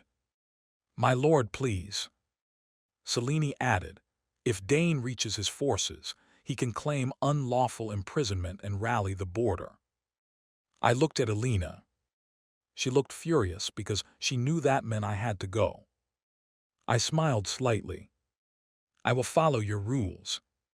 Her jaw tightened. Armor. Fine. Full guard escort. Fine. You stay behind the front line. Fine. No heroic lunging. I already agreed to try. Alina, Selene said quietly, we need him visible. Blackthorn's soldiers will move faster if he leads. Alina closed her eyes. Then opened them. Then I ride at his side. Myra stepped forward. I am coming. No, I said immediately. She stared at me. I expected argument. Instead, she said, if I stay here, I will worry until I cannot breathe. Unfair. I looked at Alina. She looked unhappy. Selene said, Myra may be safer with us than in a castle with traitors still being rooted out. I hated that she was right. Fine, I said, but you stay in the rear carriage with guards. Myra nodded. Yes, my lord.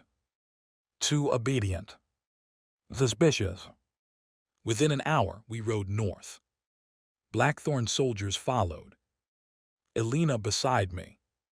Selene in a guarded carriage, sending messenger birds like flying threats. Myra in another carriage, glaring at me every time I looked back. The chase took us through pine forests and frozen ridges. By afternoon, we saw smoke near Frostpine Pass. Dane had reached his men. Not an army. Maybe 200 mercenaries and armed retainers. Enough to raid. Not enough to win a proper battle. Unless they killed me first. Alina surveyed the pass. They hold the high ground. Selene studied the banner through a spyglass. He is trying to force negotiation. I looked at the narrow road. Rock walls on both sides. Snow patches. Pine cover. A perfect ambush location. Dane appeared on the ridge under a white flag. Coward. He shouted down. Duke Vale, release my men and withdraw, or this becomes war. I cupped a hand around my mouth. You are very loud for a fugitive. Alina muttered, my lord. What, it is true. Dane's face darkened even from a distance. You unlawfully detained a noble peer. Selene stepped out of her carriage, royal cloak snapping in the wind. Under crown authority. Dane hesitated. Good. Selene continued, voice crisp. Lay down arms and submit to royal investigation. Dane laughed. You are far from the capital, princess. I felt Alina tense. Myra's carriage door opened behind us. I turned. Stay inside. She ignored me and stepped down. Troublesome woman. Dane lifted his hand. Archers appeared on the ridge. Alina moved in front of me. My lord, back. I did not move. Because I saw something. The ridge above Dane. Snow-loaded rocks. Old trees. Loose slope. I looked at the road beneath him. Then at our soldiers. Then at Alina. How much noise can your knights make? She blinked. What? Shields, spears, horns, as loud as possible. Selene's eyes sharpened. You want to trigger a slide. Not onto us. Alina looked up. Then understood. If we shake the ridge near their rear, the loose snow and stones may cut off their escape. Can you do it? Her eyes lit. Yes. Dane shouted again, answer me, Vale. I smiled. Baron Dane, I have considered your offer. He sneered. And I raised my hand. Alina's knights slammed spear shaft against shields. Once. Twice. Then horns blared. The sound thundered through the pass. Dane looked confused. Then the ridge behind him groaned. His men turned. Snow and stones broke loose from the upper slope, not enough to bury them, but enough to crash down behind their formation and block the rear trail. Panic spread. Our soldiers advanced. Shields locked. Elena rode forward like a silver storm. Seleni's royal guards moved with her. Dane's mercenaries faltered. They had expected frightened villagers and a weak duke. They got prepared soldiers, royal authority, and a pass collapsing behind them. Dane tried to rally them. Hold. Then Myra did something stupid. Heroic. Terrible. She climbed onto a supply wagon and shouted, "Men of Frostpine, Baron Dane brought you here to die for his crimes. Blackthorn offers fair trial to those who surrender and chains to those who continue." Everyone stared, including me. I yelled Myra. She ignored me. Again. If you were hired for coin, live to spend it. If you were lied to, lay down your weapons. If you keep fighting, Captain Frost will be very angry. Elena, already terrifying, raised her sword. The mercenaries looked at her. Several dropped their weapons immediately. Honestly smart.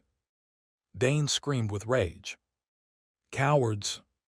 He grabbed a bow from one of his men. Aimed. Not at me. At Myra. The world narrowed. No. The arrow released. I moved. Elena moved. Too far. Myra turned. Too late. Then Selene stepped between the line of fire and Myra, raising a small royal shield from one of her guards. The arrow struck the shield with a hard crack. Selene staggered. Myra caught her. My heart stopped so violently, I thought the system had exploded. Elena reached Dane. What followed was not a duel. It was a correction. She disarmed him in 3 movements and slammed him to the ground so hard even his ancestors probably apologized. The mercenaries surrendered. I reached Myra and Selene. Are you insane? I snapped. Both looked at me. Myra spoke first. I helped. You became a target. Selene lifted the shield slightly. I blocked it. You also became a target. Selene smiled weakly. Royal privilege. I looked between them. My hands were shaking. I hated it. I hated this. I hated caring this much. Then Myra gently took my hand. We are alive. Selene touched my sleeve. So are you. Elena dragged Dane forward in chains and dropped him at my feet. Hard. Very hard. He groaned. Elena looked at me. Her face was cold, but her eyes were still full of fear. For aiming at them, she said, I request permission to break his other arm. Dane's eyes widened. I looked down at him. Then at Myra. Then at Selene. Then at Elena. I smiled coldly. No. Elena stiffened.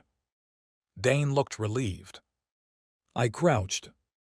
Baron Dane, you attempted treason, conspiracy, unlawful military action, and harm against people under my protection. His relief vanished. I stood. You will face royal judgment, alive, publicly, completely. I want every noble who thought Blackthorn was weak to watch you fall by law. Selene's eyes gleamed. Elena slowly smiled. Myra squeezed my hand.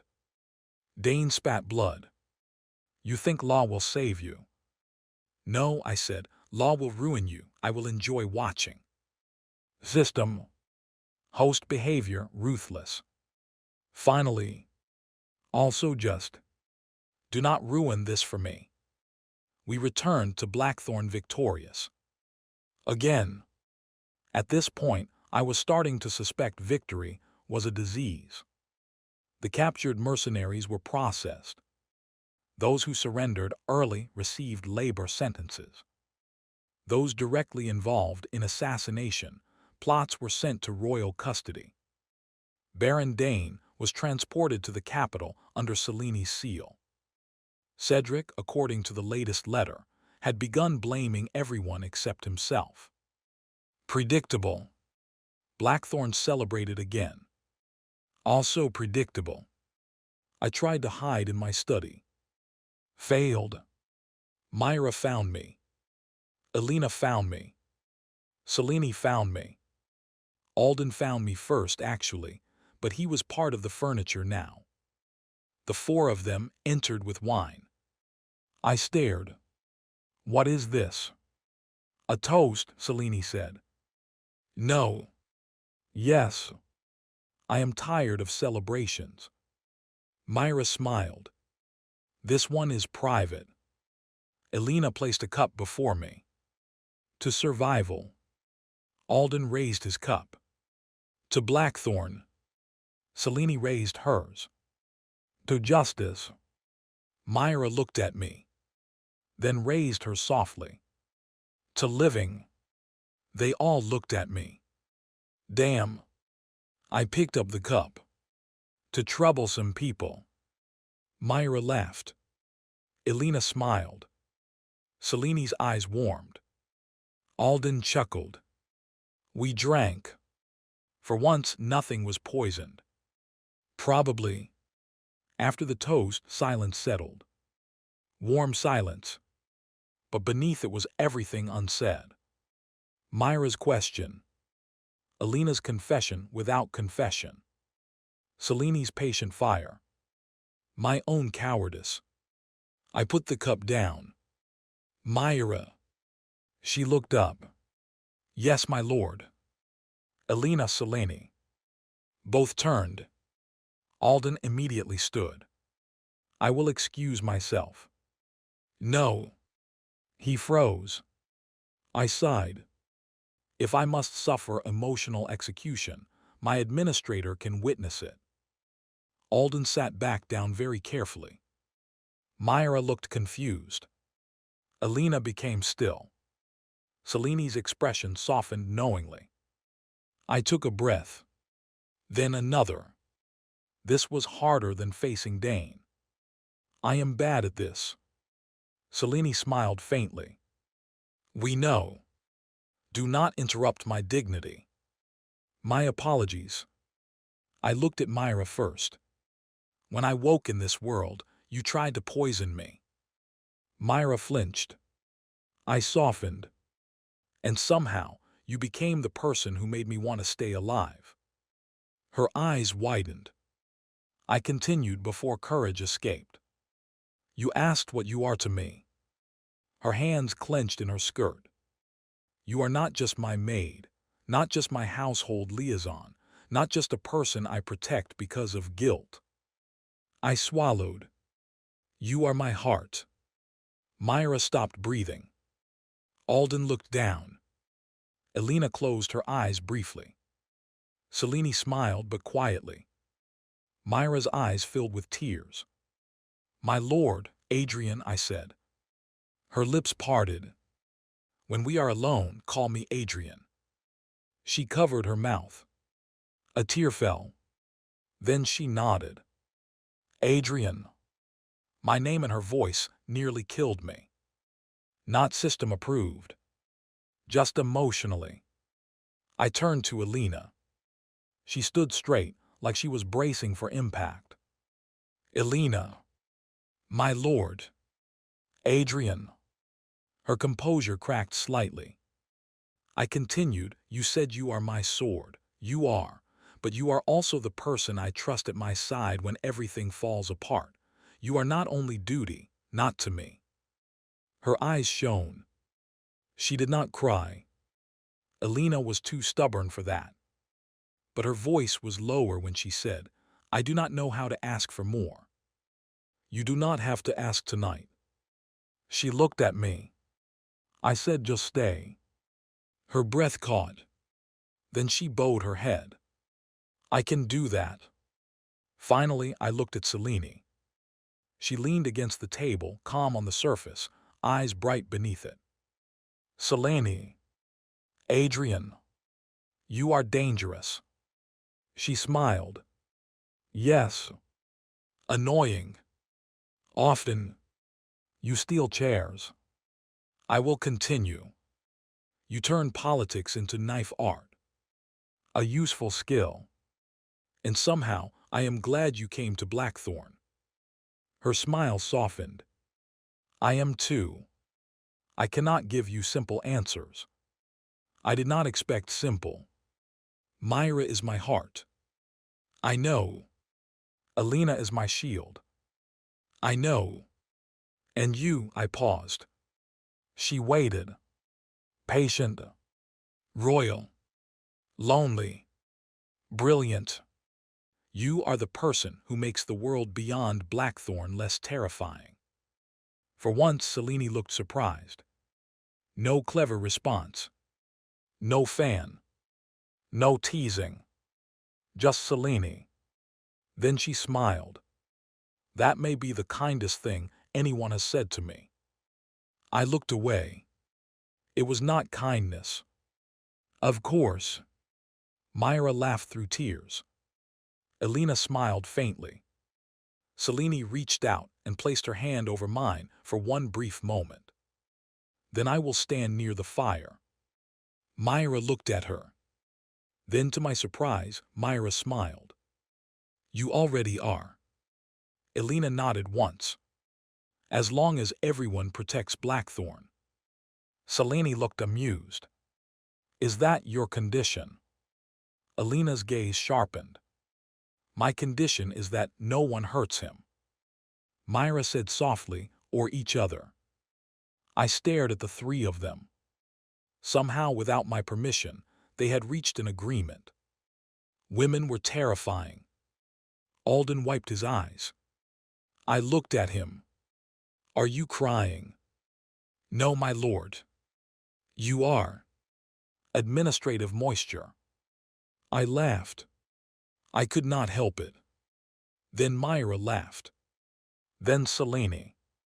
Even Alina smiled fully. For a moment the room was warm. No system warnings. No assassination attempts. No poison. No court. Just us. Then the system chimed. Optional permanent settlement route stability, increasing. I smiled. Good. Let it increase. Winter passed. Spring took hold of Blackthorn. The roads dried. Fields turned green. The festival square was repaired permanently and renamed Victory Square without asking me. I objected. No one listened. Alden created a new administrative council. Myra became official household liaison and later director of civic petitions, though she still brought my tea every morning because she said she liked reminding me it was not poisoned. Alina rebuilt the Blackthorn Guard into the strongest northern defense force in the kingdom. Selene traveled between Blackthorn and the capital, crushing Cedric and Dane's remaining allies with legal elegance and terrifying patience. Cedric was sentenced first. Dane followed. Their assets were used for road repairs, pensions, village recovery, and a new public granary. I wanted to name it the Do Not Steal Grain Again Fund. Selene vetoed it. Myra suggested Blackthorn Relief Hall. Alina supported Myra. Alden recorded the vote. I lost. Again. One evening, months later, I stood on the castle balcony. The town below glowed with lanterns. Myra stood beside me, her hand resting lightly in mine. Alina stood at my other side, not guarding for once, just standing. Selene leaned against the railing, looking toward the distant royal road. Alden had left us after making sure I was not skipping dinner. The air smelled like rain and flowers. Myra said softly, "Do you still want to go back?" The question was quiet. but it struck deep. I looked at the stars. My original world felt far away now. Like a dream. A small apartment. An ordinary life. Delivery food. Job applications. Loneliness. Then I looked at Blackthorn. The castle. The repaired roads. The living villages. The people who had somehow become mine. I squeezed Myra's hand. No. The system spoke. Permanent settlement confirmation available. I looked at Alina. She met my gaze. Steady. Loyal. More than duty. I looked at Selene. She smiled gently, no mask. I looked at Myra. My heart. System. Confirm. Confirmed. For a moment the world went silent. Then the system said, Host Adrian Vale has selected permanent settlement. Return route closed. Life route active. Final directive, live well. I almost laughed. Live well. That stupid system finally said something useful. Myra leaned closer. What happened? I smiled. I resigned from dying. Elena closed her eyes. Finally. Selene laughed softly. Congratulations, Duke Vale, your greatest political victory. Myra squeezed my hand with both of hers. Then you are staying. I looked at her. At this point, leaving would be financially irresponsible. She laughed, then cried, then laughed again. I pulled her gently into my arms. Elena rested a hand on my shoulder. Selene stood close enough for her sleeve to brush mine. Below us Blackthorn lived. And I, Adrian Vale, the tyrant duke who accidentally became beloved, finally accepted the most troublesome responsibility of all. Not ruling. Not reforming. Not surviving assassination attempts. Living. With them. For them. For myself. Good news. I reincarnated as a tyrant duke. Bad news. I became responsible for everyone. Worst news. I was happy. And honestly, that was the most terrifying ending of all. Choosing to stay in this world should have made life simpler. It did not. In fact, the moment I confirmed permanent settlement, the system became worse. Congratulations, host. Life route active. New long-term objective. Build a stable, prosperous, politically secure duchy. I stared at the message floating in my head. System. Yes, host. I thought the objective was live well. Correct. Then why does live well sound like unpaid government work? Because the host is a duke. I hate you. Host emotional resistance noted. I was sitting in the breakfast room, staring at a perfectly normal piece of toast like it had betrayed me. Myra sat nearby with a cup of tea. Yes. Sat. That was new. After the permanent settlement decision, I had gotten tired of pretending the woman who held my heart should stand silently by the wall like furniture. So I ordered her to sit when we ate together. She argued. I ordered harder. She called me unreasonable. I called it noble authority. Now she sat at breakfast with me every morning, still pouring tea because she insisted on doing it herself. It is not poisoned, Adrian. I looked at the cup. You sound too confident. She smiled. I made it. That is exactly why I'm cautious. She narrowed her eyes. Do you want the tea or not? I immediately took it. Of course, I'm a generous man who accepts dangerous gifts. Myra laughed softly. That sound still did things to my chest. Annoying things. Across from us, Princess Selene calmly buttered bread as though she had always belonged at my breakfast table. Actually, lately she did. She came and went between Blackthorn and the capital, so often that Alden had quietly assigned her a permanent room. Not a guest room. A permanent room. When I confronted him, he said, "Administrative efficiency, my lord." That phrase had become a weapon. Elena stood by the window, reading a patrol report. I had also ordered her to sit. She refused. Repeatedly. Apparently, knights had stubbornness installed directly into their bones. "Elena," I said. "Yes, Adrian." She used my name now when we were private. Still made me pause. "Sit." "I am reviewing patrol activity." "You can review while sitting." "I prefer standing." "You prefer hovering menacingly." "It improves discipline." Selene sipped tea. "It does." Myra nodded. "It really does." I stared at them. "Why are you supporting her?" Myra smiled. "Because she is right." Selene added, "And because your expression is entertaining." "Traitors." "All of them." The door opened, and Alden entered carrying a stack of documents. I immediately stood. "Alden, no." "My lord." "No. These require attention." "No, they require fire." "They concern the new public granary, road expansion contracts, merchant guild terms, village school proposals, and the Royal Council's request for your attendance next month." I sat back down slowly. "Burn the last one." Selene smiled without looking up. "You cannot burn a royal summons." "I can if I am quick." Elena finally looked away from her report.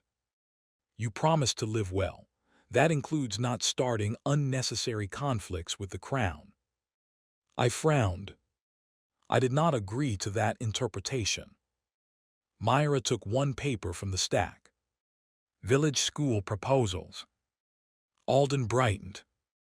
"Yes, several villages requested winter literacy halls. Since fieldwork slows during the cold months, children and adults could study basic reading, arithmetic, and crop management." I stared. "Who suggested this?" Alden lowered his eyes.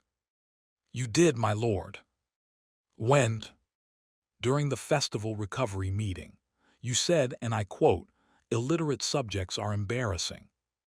Teach them numbers before some tax clerk robs them again.'" Selene laughed behind her cup. Myra's eyes sparkled. Elena's mouth twitched. I covered my face. "I say too many things." Alden nodded.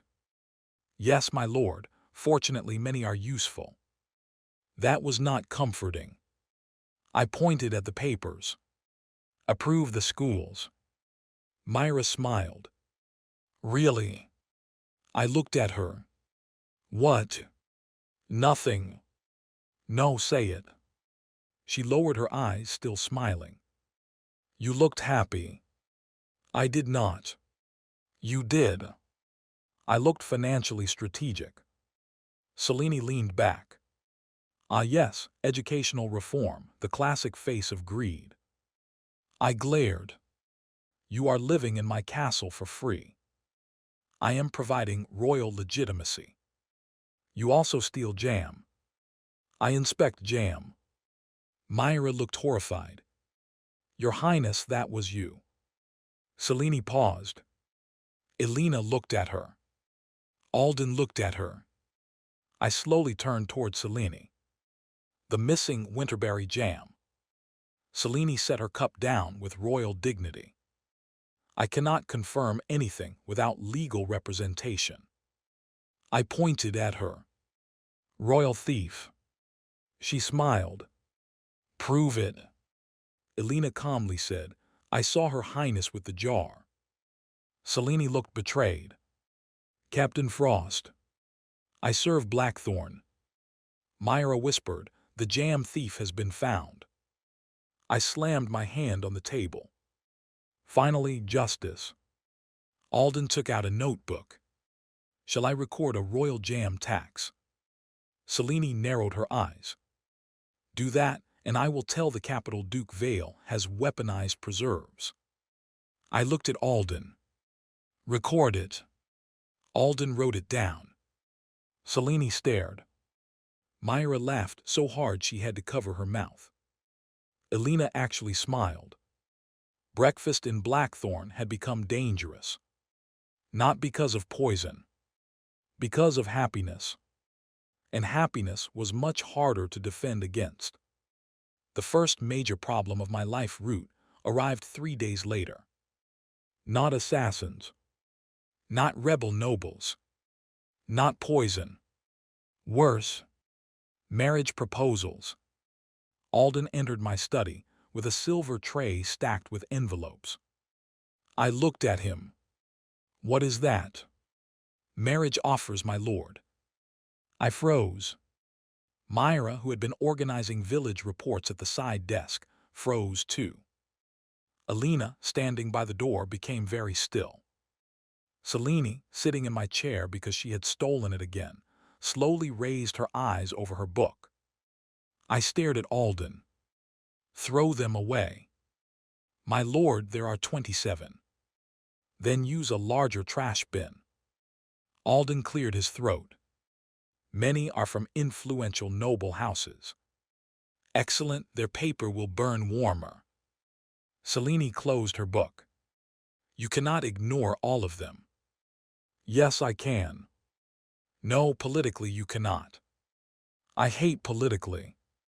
We know. Myra was very quiet. Too quiet.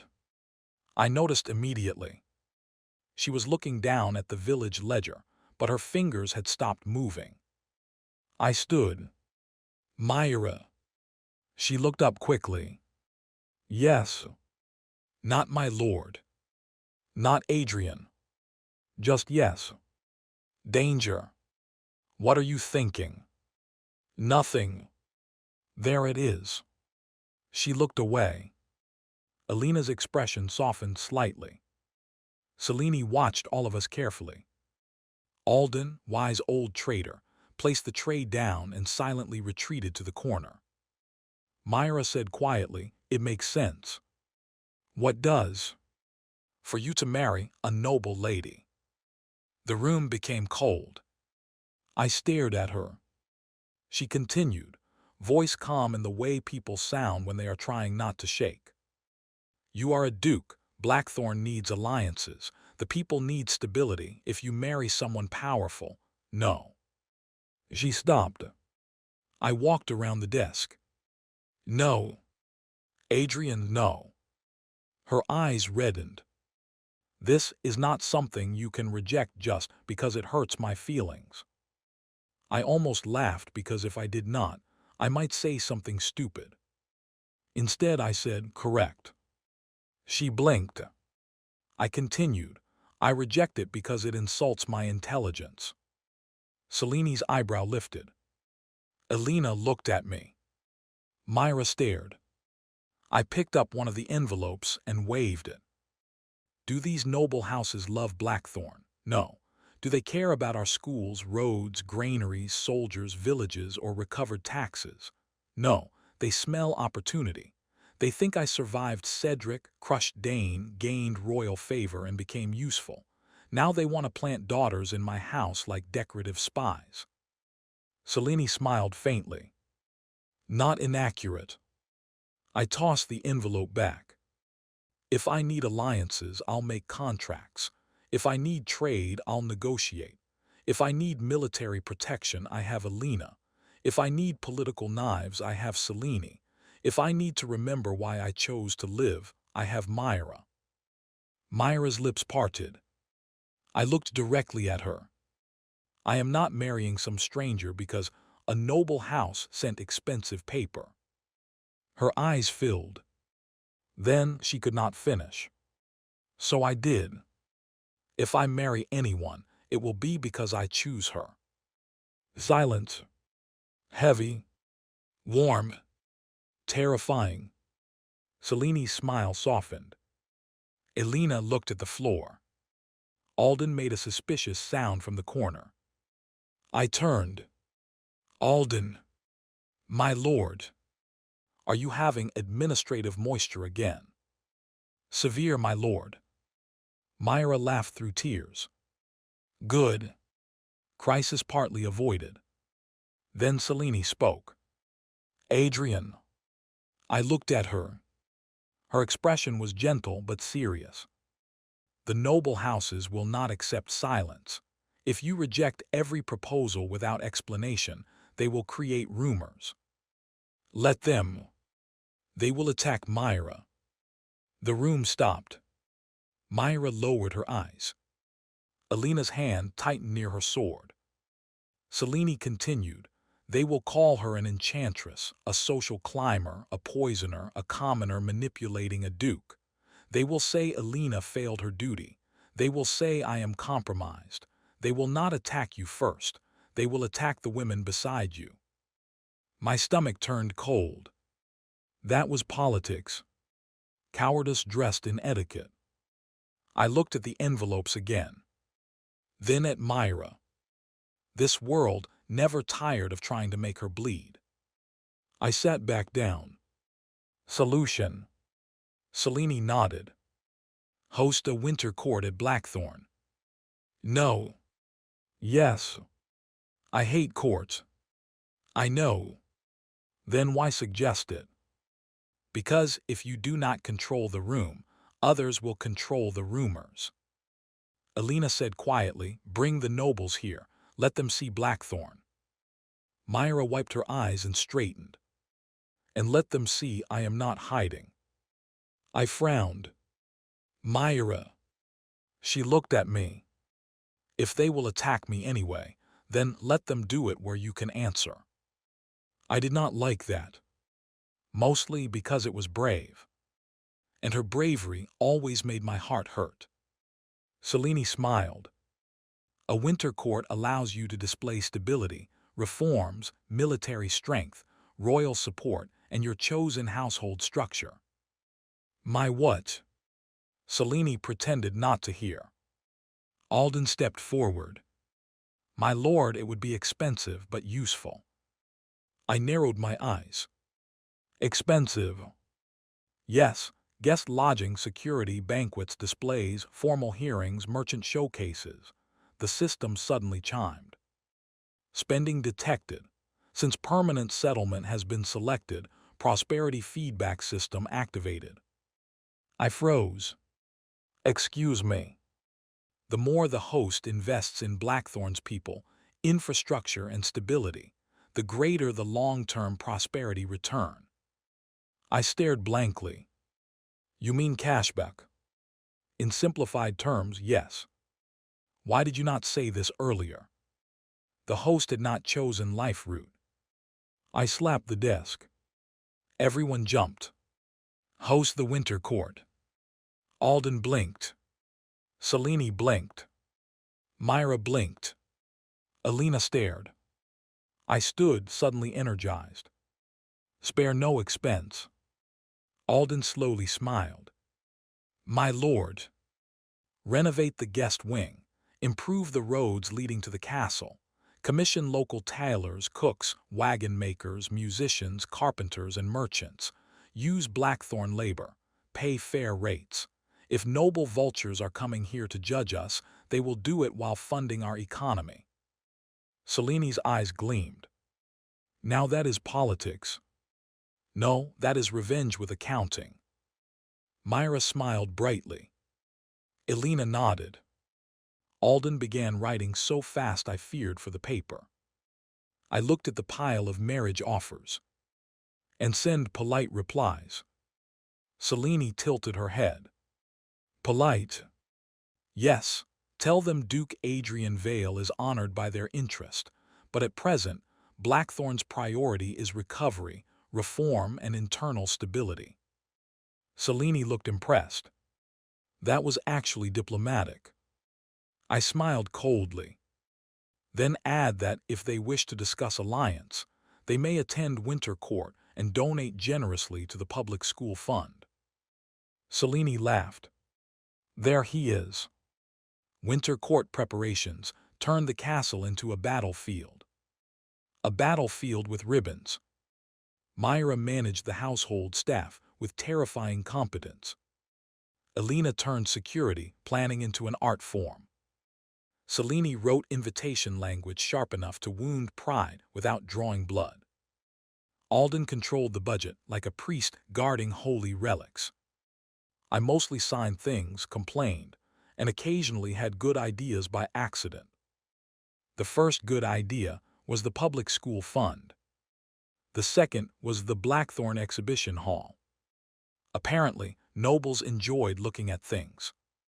So I ordered the Great East Hall converted into a display of local goods. Woven wool from northern shepherds. Metalwork from restored village forges. Preserved fruits from Graybrook. Carved wood from Thornwell. Medicinal herbs from forest gatherers.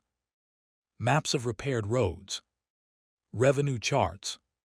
Soldier equipment improvements. School plans. Granary records. Alden called it a comprehensive prosperity presentation. I called it showing off so nobles choke. Myra preferred Alden's wording. Traitor. The third idea was more dangerous. I decided to formally elevate Myra's status. Not as nobility. That would cause chaos. As steward of civic petitions. A recognized household office. Alden almost cried with joy. Myra almost fainted. Elena approved. Selene said it was clever because it gave Myra official standing tied to public reform rather than personal scandal. I said yes, obviously that was my plan. It was not. But I accepted credit. The appointment ceremony was small.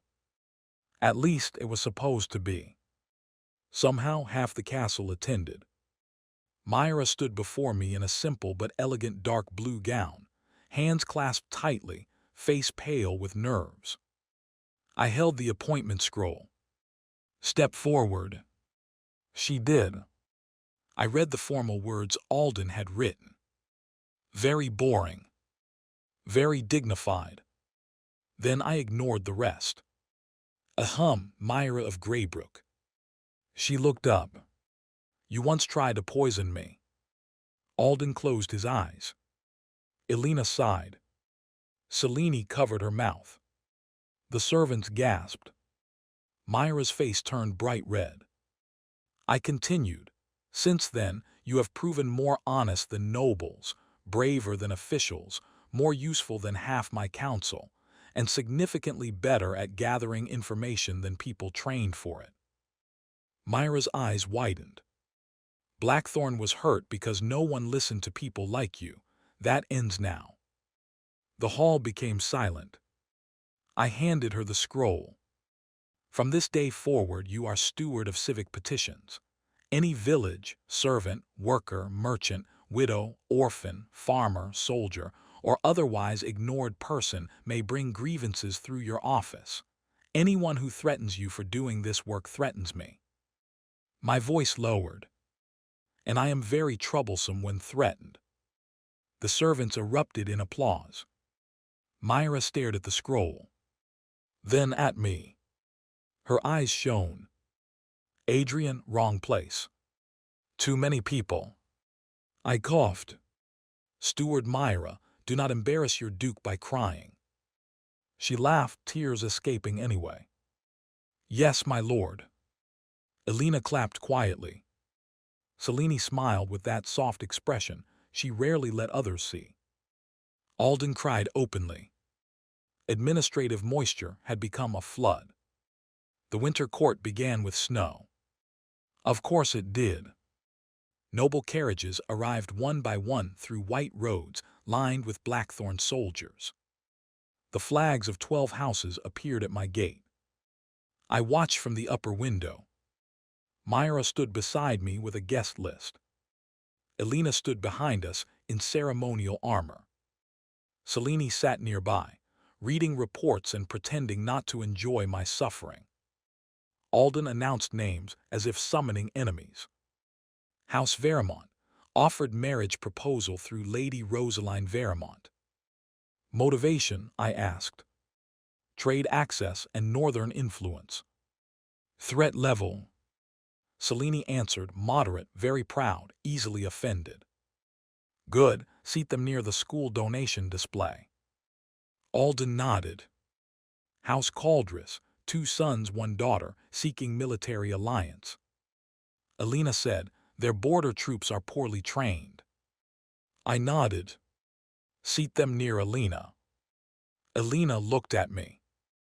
To intimidate them. To educate them through fear. Acceptable. Myra smiled while marking the list. Alden continued. House Margrave. Selene's expression cooled. Dangerous, connected to Cedric's old faction but too careful to be exposed.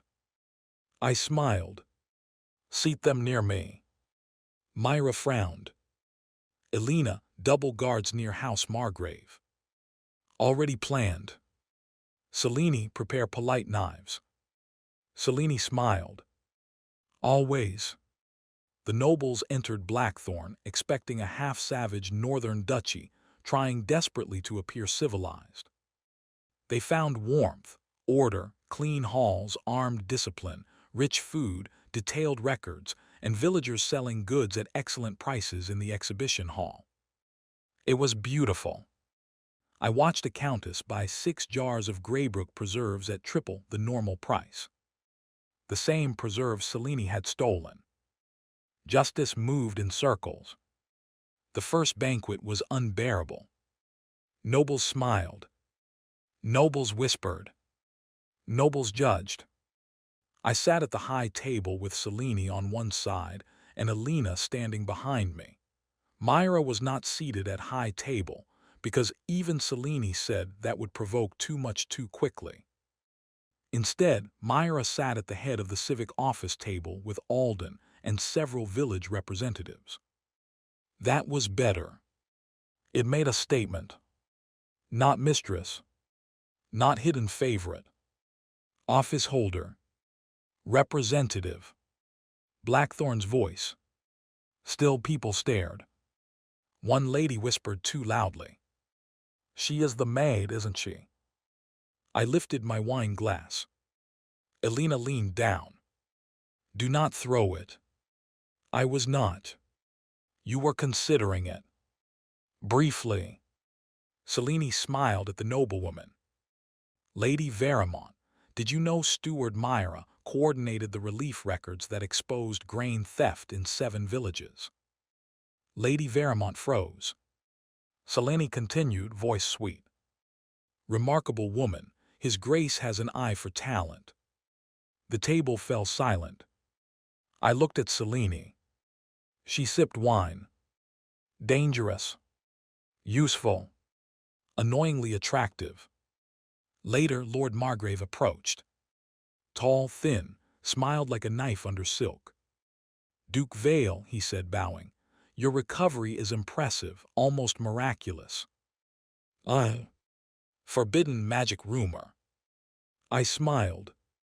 Lord Margrave, your survival in politics is also impressive, almost suspicious. His smile stiffened. Selene's fan lifted. Alina's hand rested near her sword. Margrave glanced toward Myra. It is admirable that your grace elevates common voices, though one wonders whether too much familiarity may confuse natural stations. The room quieted. There it was. Attack delivered politely. I set my cup down. Natural stations. Margrave smiled. Society functions best when all know their proper place. Interesting, and what is your place? He blinked. My lord. I leaned back. Your proper place, since you brought it up. I am head of House Margrave. Because of birth. Of course. So if a man is born useless, Society must pretend he is valuable. A few people choked.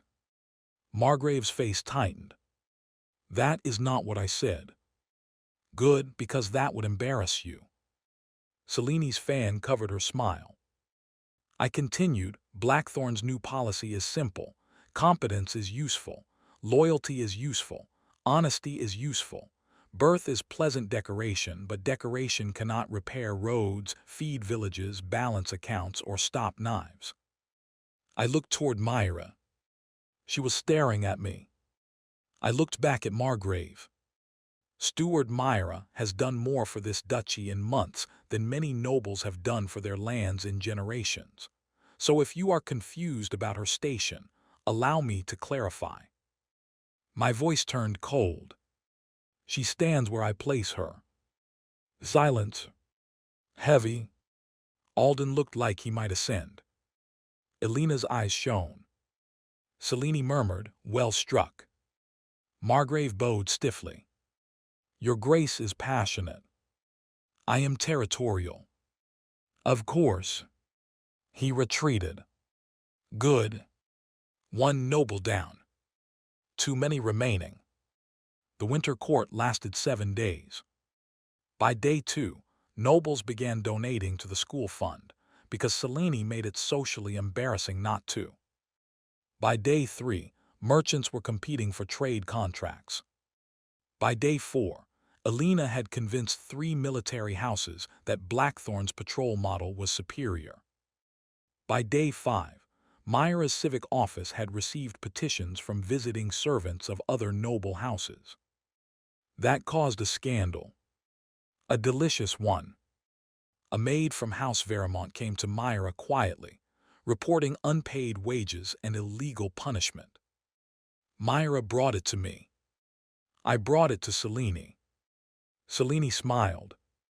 Then Lady Veramont found herself publicly encouraged to settle household arrears as a gesture of noble generosity. By dinner, 5 other noble households quietly paid their servants. Alden called it reputational pressure. I called it weaponized embarrassment. The system called it prosperity influence expanding. Good. Let the nobles suffer fairness. On the final night, we held the closing banquet. The school fund had tripled its target. Local merchants had sold nearly everything. Road contracts were signed. 3 minor houses requested administrative training from Alden. 2 sought military advisory support from Elena. 4 asked Selene whether royal observers might inspect their own territories. They looked terrified when asking. Excellent. Myra received more respectful bows than insults by the end. That was my true victory. After the banquet, I escaped to the balcony. Naturally, they found me. Myra first. Always. She stepped out with a cloak. The wind is cold, Adrian. I know, I came outside anyway. That was foolish. I am practicing freedom. She draped the cloak over my shoulders. You survived winter court. Barely. You were brilliant. I was rude. That too. She stood beside me. Snow fell softly over Blackthorn. The town below glowed with lanterns and festival fires. After a moment, she said, when Lord Margrave spoke about my place, I looked at her.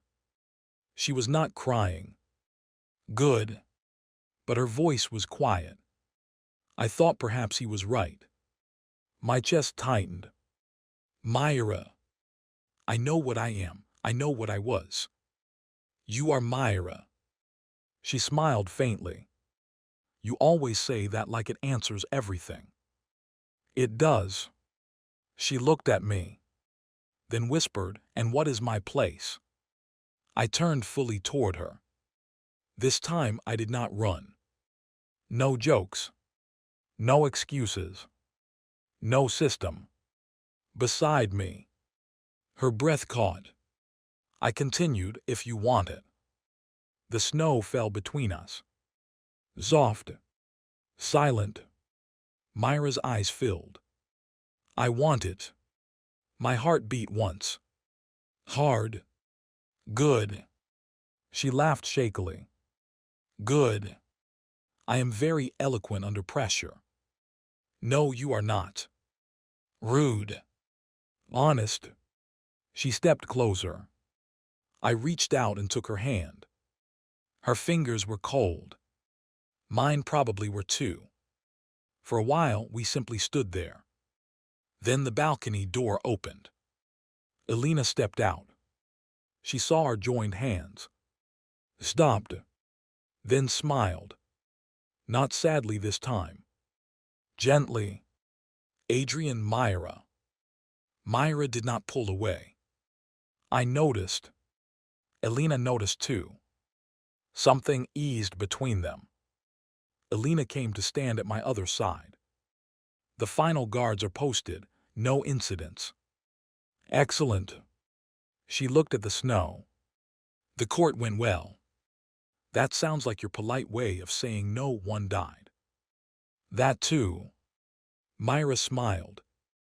Elena's gaze lowered to our hands, then lifted to mine. There was no jealousy in her eyes.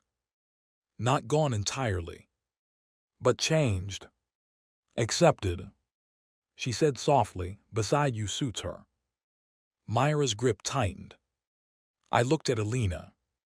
And you? She blinked. My place. Yes. She was quiet. Then she rested her hand lightly over the hilt of her sword.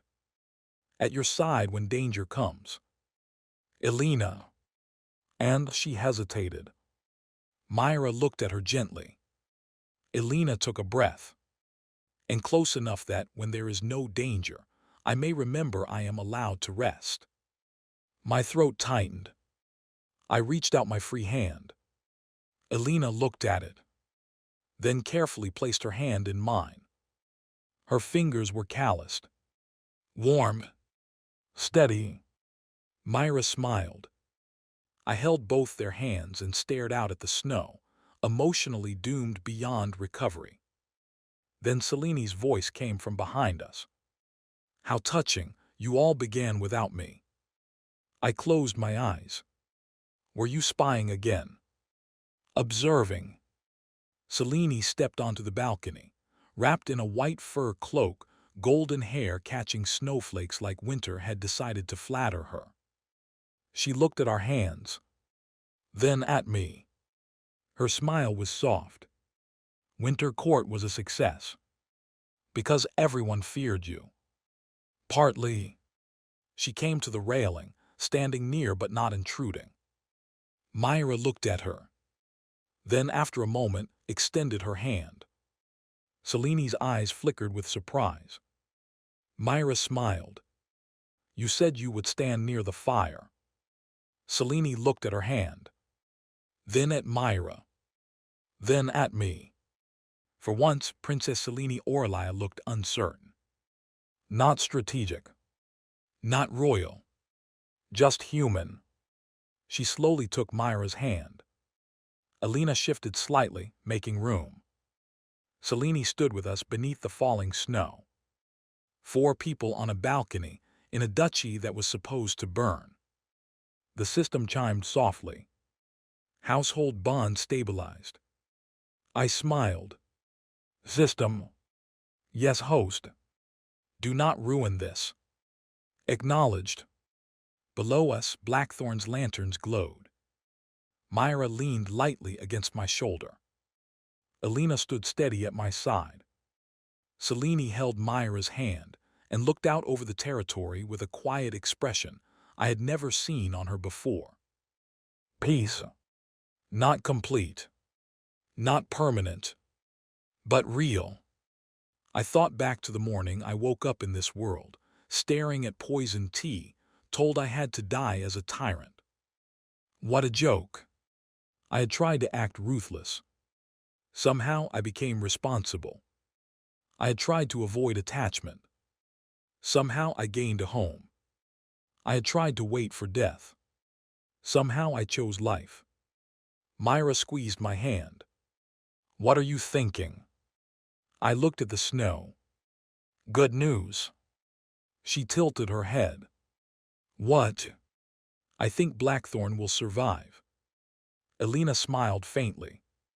Seleni's voice was warm. And the bad news? I sighed. I have to keep doing paperwork. Myra laughed. Elena actually chuckled. Selene smiled. Below us, the people of Blackthorn sang in the winter streets. And for once, I did not call it troublesome. I just listened. Winter court ended. The nobles left. The roads became quiet. The castle finally stopped smelling like perfume, politics, and expensive lies. For 3 whole days, Blackthorn had peace. Naturally, I did not trust it. I stood in the study, staring suspiciously at the fireplace. Myra sat at the side desk reviewing petitions. Elena stood near the window, checking patrol notes. Selene occupied my chair. Again, I had stopped fighting it. That was not acceptance. That was strategic exhaustion. Alden entered with a tray of letters. I immediately frowned. No, my lord, I have not said anything. You are carrying letters. Letters mean problems. Some are congratulations. Worse, congratulations are usually traps wearing ribbons. Selene turned a page in her book. That is not entirely wrong. Myra glanced up. Some people really are grateful, Adrian. Yes, and grateful people ask for things. Alden cleared his throat. The first letter is from the royal capital. I pointed at Selene. Your people. Selene smiled. I deny responsibility. Alden opened the seal.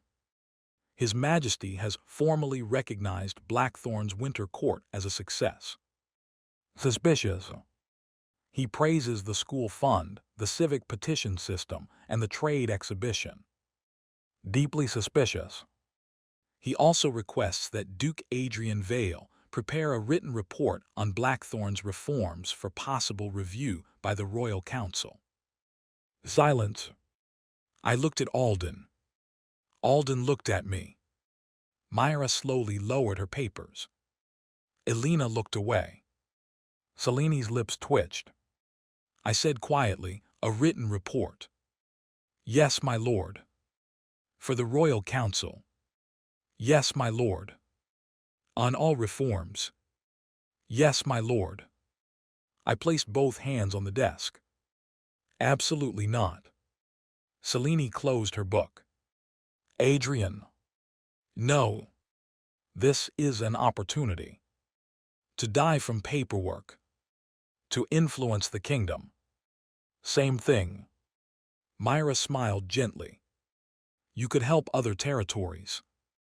I already have a territory. It is very needy. Elena said, if other lords adopt your policies, Blackthorn's borders become more stable. Alden added, and trade partners become stronger. Selene said, and corrupt nobles become weaker. I looked at all of them. You rehearsed this. Myra blinked innocently. No. Elena said nothing. Selene smiled. Alden studied the floor. Traitors. They absolutely rehearsed this. I sat down. Then realized Selene was in my chair. I stared at her. She stared back. Then slowly stood and gestured gracefully. Your suffering requires the proper seat. Finally, royal manners. Do not grow used to them. I said. It helped. Slightly. Fine, draft the report. Alden looked relieved. Excellent, my lord. I said draft, I am not writing it. Alden paused.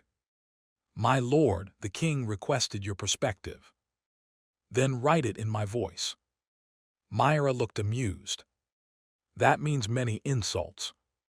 Selene nodded thoughtfully. We can polish them into policy language. Alina said some should remain. I pointed at her. You are my favorite today. Myra put a hand to her chest. Today, you betrayed me first. I supported education. Same thing. Selene leaned over the desk. We should begin with the grain reforms.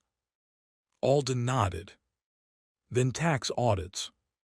Alina added military wage stabilization. Myra said civic petitions. I slowly looked around the room. They had already organized this. Of course they had. I leaned back inside. Fine, but the title must be intimidating. Selene raised an eyebrow. What do you suggest? I thought seriously. Then said how not to be a completely useless lord. Myra burst out laughing. Alina covered her mouth. Alden looked pained. Selene smiled brightly. The Royal Council will not accept that title. Cowards. The report consumed the next 2 weeks. By consumed, I mean Alden wrote, Selene refined, Myra supplied examples, Alina added security data, and I occasionally shouted opinions from the sofa. Alden called this leadership. I called it survival.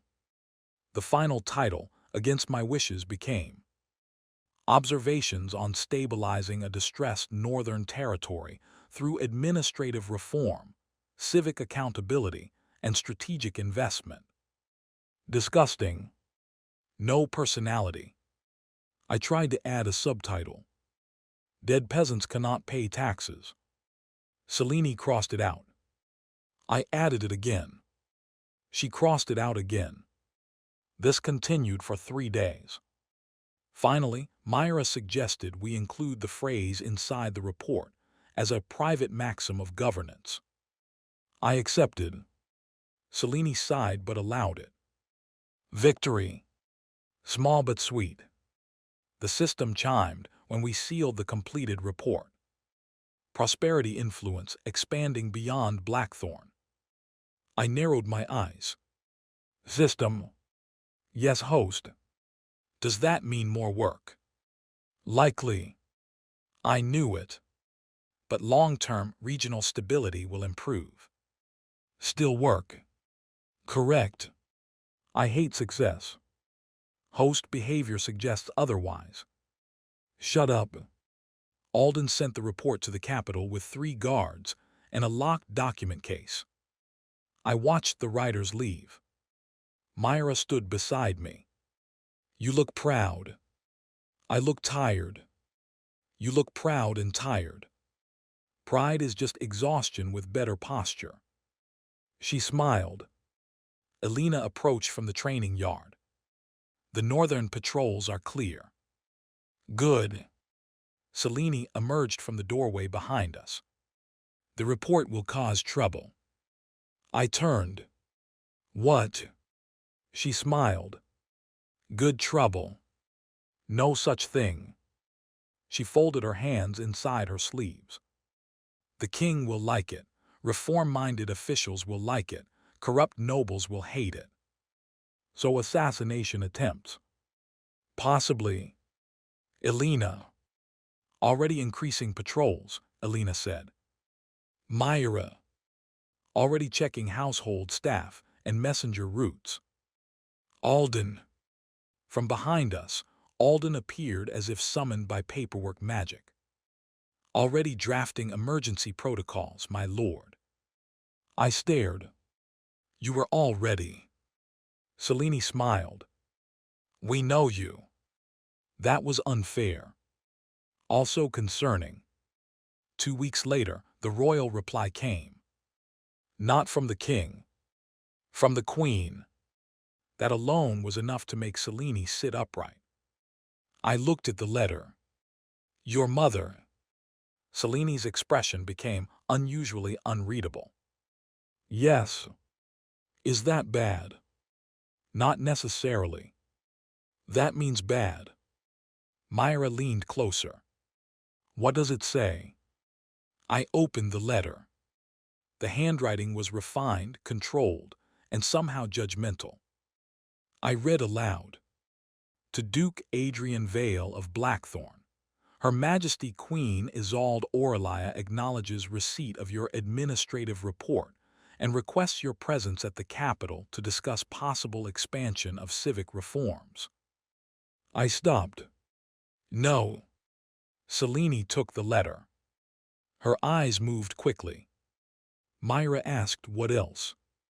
Selene's mouth tightened. She requests that Steward Myra of Greybrook, Captain Elena Frost, and I attend as well. Elena's brow sharpened. Why? Selene looked at me. Because my mother never asks without a reason. I leaned back. Can we pretend the letter got eaten by wolves? Alden, who had entered silently, said, Royal letters are copied. Can we feed the copies to wolves? No, my lord. You never support me. I support you living. Different thing. Selene folded the letter. My mother is not an enemy. That is what dangerous people say about dangerous relatives. Myra looked at Selene. What is she like? Selene was quiet for a moment. Brilliant, controlled, difficult to impress. She sees weakness instantly and uses silence better than most men use swords. I slowly turned to Elena. Elena, can you defeat silence? No. Terrible. Selene continued, she will test you. Of course she will. And Myra. Myra stiffened. Elena frowned. And me, Selene added, perhaps most of all. I stopped complaining. Selene's face had changed. Not fear exactly, but tension. Old tension. The kind that had lived too long. I looked at her. You do not want to go. She smiled faintly. I am a princess. Want rarely matters. That annoyed me. More than it should have. Myra, I said. Yes. Prepare travel. She blinked. We are going. Yes. Elena looked surprised. Alden too. Selene studied me carefully. I said, if the Queen wants to test Blackthorn, then Blackthorn will arrive properly. Myra's eyes warmed. Elena nodded. Selene's gaze softened a little. I pointed at Selene. And if your mother tries to make you miserable, I will be very rude. Selene laughed. You cannot be rude to the Queen. I can be strategically impolite. That is worse. Good. The capital looked different in winter. Colder. Cleaner. More beautiful. More fake. Snow covered the palace roofs like powdered sugar on a poisonous cake. Our arrival caused immediate whispers. Duke Vale. The reformed Duke. The tyrant turned administrator. The northern madman. The man who elevated a maid. The man guarded by Captain Frost. The man Princess Selene personally supported. Honestly, the rumors were not even wrong at this point. We were escorted to the Queen's private audience chamber. Not the throne hall. That was worse. Private rooms had fewer witnesses.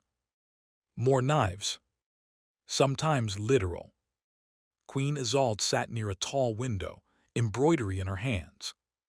She did not look old. She looked timeless in the way mountains and legal documents were timeless.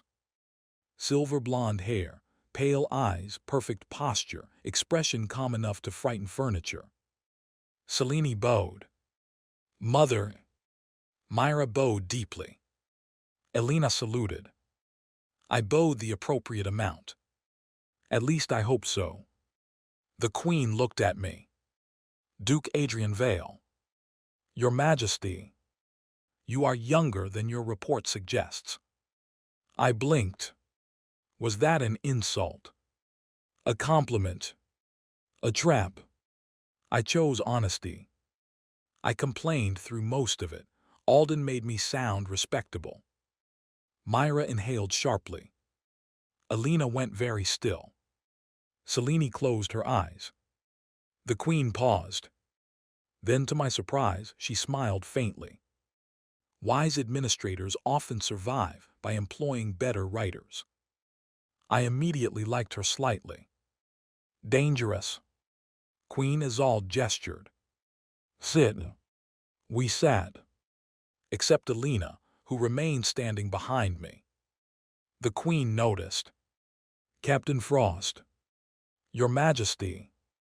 You may sit. I prefer to stand. The queen's eyes moved to me. I sighed. They all ignore me too. Alina's ears turned red. Myra looked at her lap. Selene's mouth twitched. The queen studied us. Too carefully. Then she looked at Myra. Steward Myra of Greybrook. Myra straightened. Yes, Your Majesty. You attempted to poison Duke Vale. The room froze. Myra went pale. I immediately leaned forward. Your Majesty, Queen Isolde raised one finger. I stopped. Not because I wanted to. Because somehow her finger had more authority than half the royal army. She continued, and now you serve as his civic officer. Myra swallowed. Yes. Why? Myra's hands clenched. Because he listened. The queen watched her. Myra continued, voice steadier. I hated him. I had reason to hate him. But when I told him why, he did not silence me. He opened the grain stores. He punished the thieves. He gave people like me a place to speak before hatred became violence. The queen's gaze did not move. And do you love him? Myra's face turned scarlet. Alina stiffened. Selene looked sharply at her mother. I nearly stood. Your Majesty, that is not, Myra spoke first. Yes. Silence. My heart forgot its duties. Myra lifted her chin, despite the blush burning across her face. I do. The queen looked at me. And you? I stared. At the queen. At Myra. At Selene. At Alina. This was a royal ambush. I hated competent women. No. I loved several. That was the problem. I took a breath. Yes. Myra's eyes shone. The queen's expression did not change. Then she looked at Alina. Captain Frost, do you also love him? Alina's face went blank. Not calm. Blank. Like a shield raised too fast. Selene's hand tightened on her skirt. Myra turned toward Alina gently. I opened my mouth. Alina spoke before me. Yes. The word was quiet. But iron. I do. The queen tilted her head. As duty. Alina's jaw tightened. At first. And now. Alina looked at me. Her eyes were steady. Now duty is only part of it. My throat tightened. The queen looked at Selene last. My daughter. Selene's expression became court perfect. Too perfect. Yes, mother. You have involved yourself deeply in Blackthorn. As royal observer. Only that. Selene smiled. The queen did not. Long silence. Then Selene's smile faded. No. The queen waited. Selene lifted her chin. I admire him. I care for him. I care for what Blackthorn has become. And before you ask, yes, I know this is politically inconvenient. Queen Isolde set her embroidery aside. Good, then none of you are confused. I stared. What? The queen looked at me. You seem surprised, Duke Vale. I am often surprised when conversations become interrogations. Selene whispered, Adrian. The queen's mouth curved. You are blunt. I have been told this is a flaw. It is also efficient. Again slightly liked her. Still dangerous. The queen folded her hands. Blackthorn's reforms are valuable. Your household structure is unusual. Your enemies will use it. They will say a commoner controls you. A captain compromises military impartiality, and a princess has abandoned judgment. I frowned. They already say things. Yes, but soon more people will listen. Why? The queen's eyes sharpened. Because the king intends to recommend your reforms to the Northern Council. Selene inhaled softly. Elena looked alert. Myra's eyes widened. I slowly said, that sounds like more paperwork. Queen Isolde blinked. Then laughed. A small laugh. Selene stared at her mother like she had witnessed a lunar eclipse. The queen composed herself. Yes, Duke Vale, it will be more paperwork. Terrible. Also influence. Also terrible. Also protection. I paused. She continued, if your reforms become royal policy, the nobles who oppose you will not merely oppose Blackthorn. They will oppose the crown. That was different. Selene watched her mother carefully. The queen looked at Myra. You will be attacked socially. Myra nodded. I know. To survive, you need standing, not borrowed from affection, earned in office. Myra straightened. Yes, Your Majesty. The queen looked at Elena. You will be accused of divided loyalty.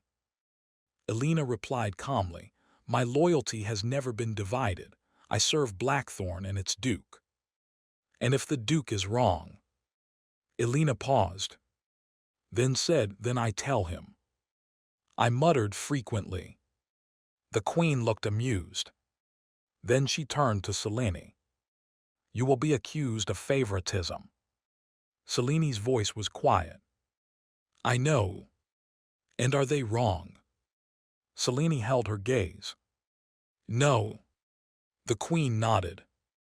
Then be so competent that favoritism becomes irrelevant. Selene froze. For the first time since we entered, her mask cracked. Just a little. Mother. Queen Isolde picked up her embroidery again. You heard me. Selene looked down. Her eyes were suspiciously bright. Oh. So the terrifying queen was not opposing her. She was preparing her. I exhaled. The queen looked at me. And you, Duke Vale. Here it came. You must stop pretending your heart is a private matter. I stared. Excuse me. You are a ruler. Who you trust shapes policy. Who you love shapes alliances. Who stands beside you shapes public perception. If you hide them, rumors define them. If you acknowledge them recklessly, scandal consumes them. Therefore, you will be deliberate. I hated how reasonable that was. What do you suggest? A formal household charter. Selene's head lifted. Elena frowned slightly. Myra looked confused. The queen explained, define offices, define authority, define protections. Steward Myra's civic role. Captain Frost's military command. Princess Selene's royal oversight. Alden's administrative authority. Make it impossible for enemies to dismiss them as favorites. I leaned back. A household charter. Less romantic. More bureaucratic. Unfortunately brilliant. I narrowed my eyes. Your Majesty. Yes. Are you helping me?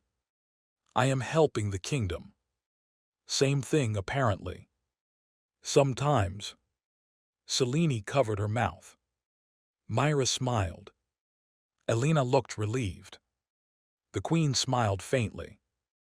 Prepare the charter, present it at the Northern Council. If it is strong, I will support it. I stood and bowed. Then Blackthorn will prepare it. The Queen nodded. And Duke Vale. Yes, Your Majesty. If you break my daughter's heart, I will ruin you with paperwork. I froze. Selene turned bright red. Myra made a tiny sound. Elena looked like she respected the threat. I bowed again. Understood. The Queen returned to her embroidery. Good, you may go. Outside the chamber, Selene stopped in the corridor. For a moment, she said nothing. Then she leaned against the wall and covered her face. I panicked. Selene. She laughed, but it sounded like a sob. Myra stepped closer. Your Highness. Selene lowered her hands. Her eyes were wet, but she was smiling. She approved. I blinked. That was approval. For my mother, yes. Elena said softly, she trusts you. Selene took a shaky breath. She trusts results. I looked back at the chamber door. Same difference with queens, maybe. Selene laughed again. Then suddenly hugged Myra. Myra froze, then gently hugged her back. Elena looked away, giving them privacy. I looked too, but not fast enough. Selene pulled back and wiped her eyes. Do not tell anyone I cried. I nodded. Of course. Myra nodded. Never. Elena nodded. No one. A pause. Then I said, Alden will know immediately. Selene sighed. He will. Myra smiled. He always knows. Elena said, administrative instinct. We all stood there in the palace corridor, strangely warm despite the cold marble walls. Then the system chimed. Royal opposition probability decreased. Good. Paperwork probability increased significantly. Bad. Very bad. We returned to Blackthorn with a new mission. The household charter. Alden reacted exactly as expected. He nearly levitated. My lord, this is extraordinary. It is paperwork. It is foundational governance. Long paperwork. It will protect the duchy and everyone within your inner circle. I sighed. Fine, foundational paperwork. Alden looked delighted. The charter took 10 days. This time, I actually participated. Not because I liked paperwork. Because the words mattered. Myra's office was defined as the Civic Petition Stewardship, with authority to receive grievances from commoners, servants, guild workers, soldiers, families, and village councils.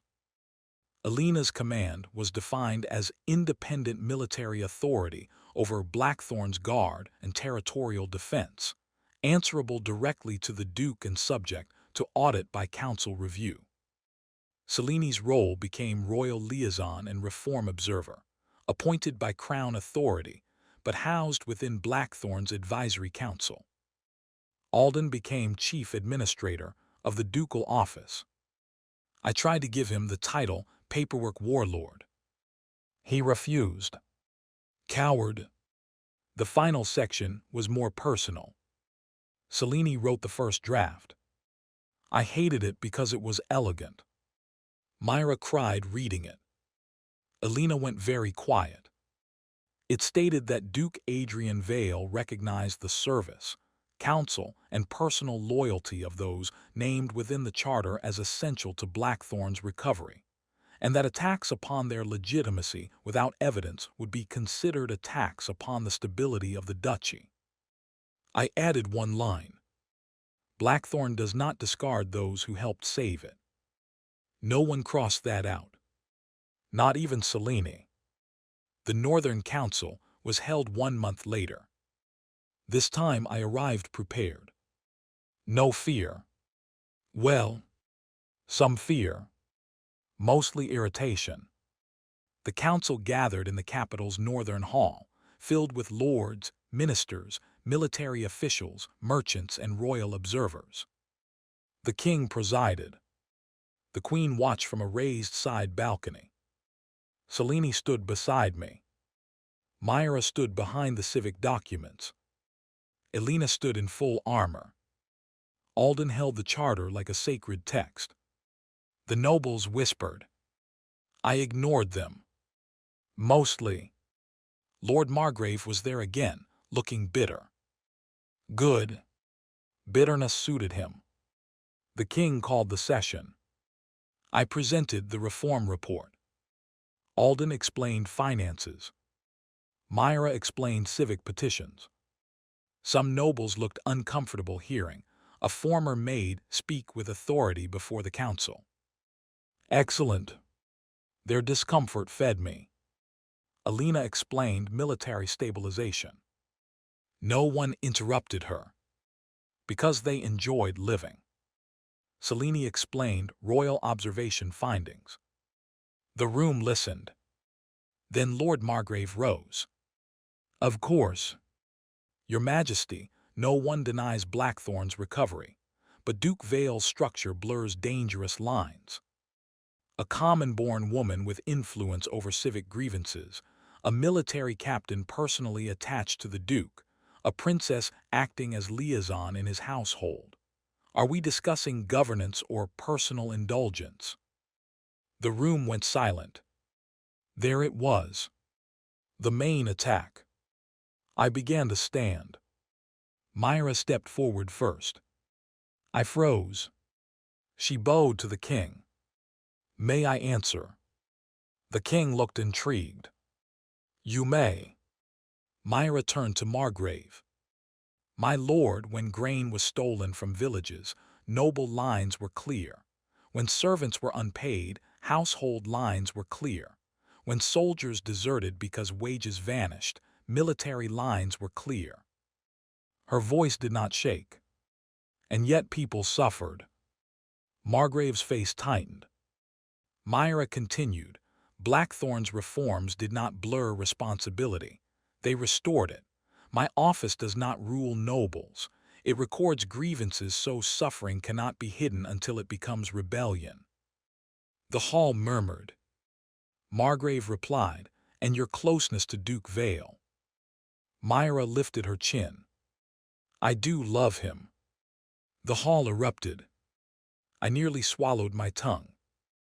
Myra continued over the noise. But love did not audit stolen grain. Love did not organize petition records. Love did not interview widows, farmers, merchants, and soldiers' families. Work did.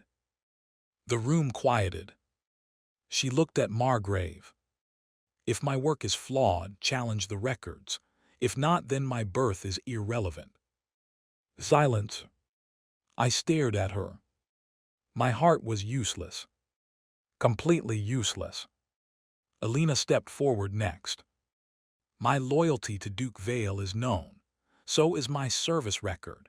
Any lord who doubts my command may inspect Blackthorn's patrol results, desertion records, or border defense reports. Her eyes swept the room. Or they may test my soldiers in the field. No one spoke. Smart. Selene smiled and stepped forward. As for me, I am a princess of the realm. If the concern is that my judgment has been compromised, then I invite formal review of every report I have submitted. She looked at Margrave. If the concern is that effective governance becomes inconvenient when performed by people one dislikes, then I understand the discomfort.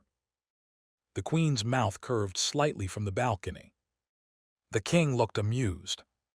Margrave sat down. Slowly. Defeated by 3 women. Beautiful. Terrifying. My turn came. I stood. The hall quieted. I will be brief. Selene whispered, impossible. I ignored her. Blackthorn was dying because too many people cared more about station than responsibility. I will not repeat that mistake to comfort people who benefited from it. I placed the household charter on the table. These offices exist because they work. Steward Myra hears those nobles ignored. Captain Frost protects what corruption weakened. Princess Selene ensures the crown sees truth instead of rumor. Administrator Alden keeps all of us from drowning in the consequences. Alden looked deeply moved. I continued, call it unusual if you like. I call it functional. I looked at Margrave. And if functionality offends anyone here, I recommend improving until it does not. The king laughed. Out loud. The hall froze. Then the queen clapped once. Just once. That was apparently enough. The council approved the household charter. Not unanimously, but strongly. Blackthorn's reforms were recognized as a northern pilot model. Pilot model. Disgusting phrase. Effective, though. After the session, the queen passed by me. She paused. Not terrible, Duke Vale. I bowed. High praise, your majesty. Moderate praise. I will treasure it moderately. Her lips twitched. Then she walked away. Selene stared after her. She likes you. Your mother threatened me with paperwork. That is how she likes people. I shuddered. Royal affection was terrifying. When we returned to Blackthorn, spring had arrived. Real spring. Not gray mud pretending to be spring. Actual green fields. Flowers near the roads. Children outside the new school halls. Trade wagons moving without fear. Soldiers laughing at the barracks. Servants walking through castle halls without flinching. I stood at the gate watching all of it. Myra came to my side. Elena to the other. Selene behind us. Alden slightly farther behind, pretending not to supervise my emotions. Myra said softly, "We did it." I looked over Blackthorn. "No." She looked at me. "We started." Elena nodded. Selene smiled. Alden said, "A great deal remains to be done, my lord." I sighed. "Of course you would say that." Myra slipped her hand into mine. This time in public. A few servants saw. Then looked away smiling. No fear. No scandal. Just warmth. Elena stood close enough for her shoulder to brush mine. Selene stepped beside Myra, looking over the road to the capital. For once no one hid. The system spoke quietly. Life route stable. Good. Blackthorn prosperity rising. Good. Paperwork volume increasing. I closed my eyes. There it was. Myra squeezed my hand. What did it say? I looked at her. Our future is bright. She smiled. And I sighed.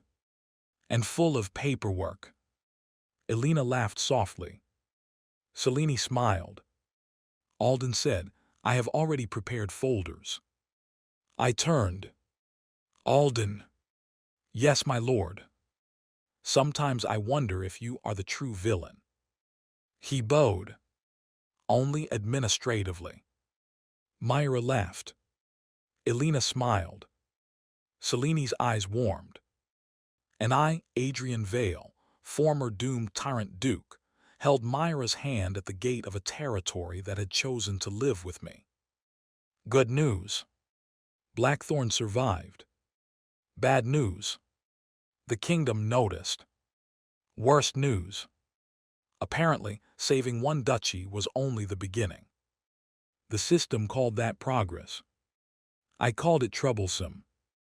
But when Myra leaned against me, when Elena stood steady at my side, When Selene looked toward the future without loneliness in her eyes, I could not quite hate it.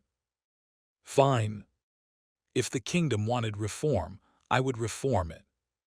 Ruthlessly, kindly, irritatingly. And if any corrupt noble complained, good. I had reports now, and I knew exactly where to send them. The kingdom noticed Blackthorn. That was the first disaster. The second disaster was that the kingdom wanted to copy us. The third disaster was that everyone expected me to be happy about it. I was not. I sat in my study, staring at the royal dispatch on my desk. Myra sat across from me, reading the second copy. Elena stood by the window with a patrol report tucked under one arm. Selene sat in my chair. Again, Alden stood beside the desk with the expression of a man witnessing history and already planning the filing system. I pointed at the dispatch. No. Selene did not even look up. Yes. No. Yes. I refuse. You cannot refuse. I am a duke. The king is a king. Unfair hierarchy. Accurate hierarchy. I looked at Myra. Myra. She looked far too amused. Yes, Adrian. Tell her this is unreasonable. She looked down at the dispatch again.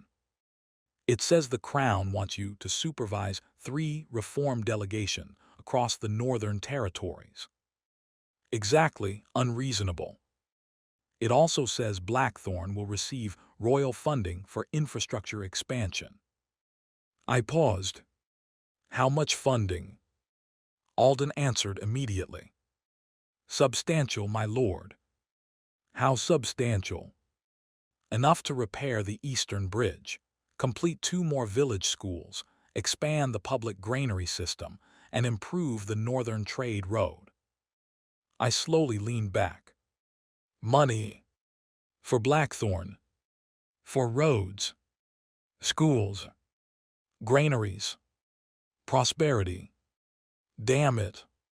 The system chimed. Prosperity opportunity detected. I closed my eyes. Not now. Royal funding multiplier available. Do not speak. If accepted, Blackthorn's economic growth will increase by approximately 18% over 3 years. I said do not speak. Also, paperwork volume will increase by approximately 42%. I opened my eyes. There it is. Myra tilted her head. What? Nothing. Selene smiled. You always look personally betrayed when thinking. That is because my thoughts betray me. Elena turned from the window. The roads matter. If neighboring territories stabilize, border patrols become easier. Myra added, and if their people have petition offices, fewer desperate refugees will arrive in Blackthorn with nowhere to go. Alden nodded. And if neighboring markets improve, our merchants benefit. Selene folded her hands. And if reform spreads, corrupt nobles lose power. I stared at all of them. You rehearsed this again. Myra blinked innocently. No. Elena looked away. Alden suddenly found his papers fascinating. Selene smiled without shame. Yes. At least one of them was honest. I rubbed my forehead. I am surrounded by traitors. Myra reached across the desk and gently touched my hand. Surrounded by people who believe in you. That is worse. Traitors can be punished. Her smile softened. Will you punish me? I looked at her. Dangerous. Absolutely dangerous. No. Then accept. I stared at our hands. Then at the dispatch. Then at Selene, who looked like a cat watching a mouse step into a trap. Then at Elena, who looked calm but hopeful. then at Alden, who was practically glowing with administrative ambition. I sighed. Fine. Alden inhaled like he had just heard church bells. But I said, raising a finger, I am not traveling to 3 territories like some wandering reform salesman. Cellini's eyes sharpened. What do you suggest? They come here. Everyone paused. I leaned forward. If they want Blackthorn's methods, they can send officials to Blackthorn. We create a training bureau. They study our systems here. We charge them. Alden's eyes widened. Cellini slowly smiled. Myra looked impressed. Elena nodded. That keeps you in a controlled environment. Exactly. Cellini's smile became dangerous. And it turns Blackthorn into the center of Northern reform. I froze. That had not been my intention. I was avoiding travel. The system chimed. Strategic governance innovation detected. Shut up. Potential influence increase. Significant. I said shut up. Alden was already writing. My lord, we could establish the Blackthorn Administrative Academy. No. Myra's eyes brightened. That sounds wonderful. No. Cellini leaned forward. We could invite clerks, junior officials, village representatives, military quartermasters, and crown observers. No. Elena added, and train security officers on anti-corruption enforcement. Elena, do not betray me. She looked at me calmly. I am protecting you from travel. That was clever. Too clever. I narrowed my eyes. You are all using my laziness against me. Myra smiled. Administrative efficiency. I pointed at her. That phrase is banned. Alden quietly wrote something. I looked at him. Alden. Yes, my lord. Did you write down phrase banned? No, my lord. You did. I wrote terminology review pending. Same thing. The Blackthorn Administrative Academy was founded 2 weeks later. I hated the name. Everyone else loved it. The first class consisted of 12 clerks from neighboring territories, 6 junior tax officers, 3 military quartermasters, 4 village representatives, 2 merchant guild auditors, and 1 young noble son who looked as if he had been sent by his father as punishment. His name was Lord Felix Ardent. He was 16, pale, nervous, and deeply confused. He bowed so low when meeting me that I thought he might fall forward. Your Grace, my father commanded me to learn discipline from you. I stared at him. Did he hate you? The boy froze. Myra made a tiny sound behind me. Cellini's fan lifted. Elena looked away. Felix swallowed. I do not know, Your Grace. I sighed. Poor kid. Stand straight. He snapped upright. Do you know accounting? No, Your Grace. Land surveys? No, Your Grace. Tax law? No, Your Grace. Military logistics? No, Your Grace. Can you read without moving your lips? His face turned red. Yes, Your Grace. Good, there is hope. He looked like he might cry from relief. I turned to Alden. He is yours. Alden bowed. I will make him useful. Felix paled. I patted his shoulder. Survive. His eyes widened. Your Grace. Nothing. Myra stepped forward gently. Lord Felix, do not worry. Administrator Alden is strict but kind. Alden looked offended. I am not kind, I am thorough. Myra smiled. Of course. Felix looked between us like he had entered a strange cult. He was not wrong. The Academy's first lecture was held in the East Hall. I had planned not to attend. Naturally, everyone forced me to give the opening speech. I stood before the trainees, wearing formal black robes, wishing I had chosen death months ago. Selene stood at one side, Elena at the other. Myra sat in the front row with the village representatives. Alden stood beside a chalkboard. A chalkboard. He had invented new ways to hurt me. I cleared my throat. Welcome to Blackthorn. The room quieted. You have been sent here to learn reform. Several trainees sat straighter. I looked over their eager faces. Terrible. First lesson, reform is not kindness. Myra's mouth twitched. It is not charity. It is not moral decoration. It is not something nobles do so poets write nice things about them. Selene looked deeply amused. Reform is what happens when incompetence becomes too expensive to tolerate. Alden wrote that on the board. I continued, if peasants starve, fields fail. If fields fail, revenue drops. If tax officials steal, villages rebel. If soldiers go unpaid, borders collapse. If servants are abused, tea becomes suspicious.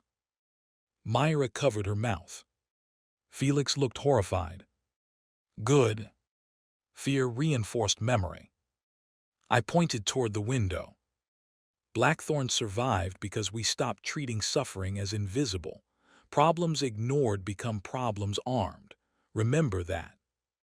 The room was silent. Too silent. I frowned. Why are you all staring? Felix slowly raised his hand. I sighed. What? Your Grace, should we write that down? Alden answered before I could. Yes. Everyone began writing. Great. I had become educational material. The Academy made Blackthorn busier than ever. Officials followed Alden around like ducklings. Village representatives followed Myra. Quartermasters followed Elena and looked increasingly terrified.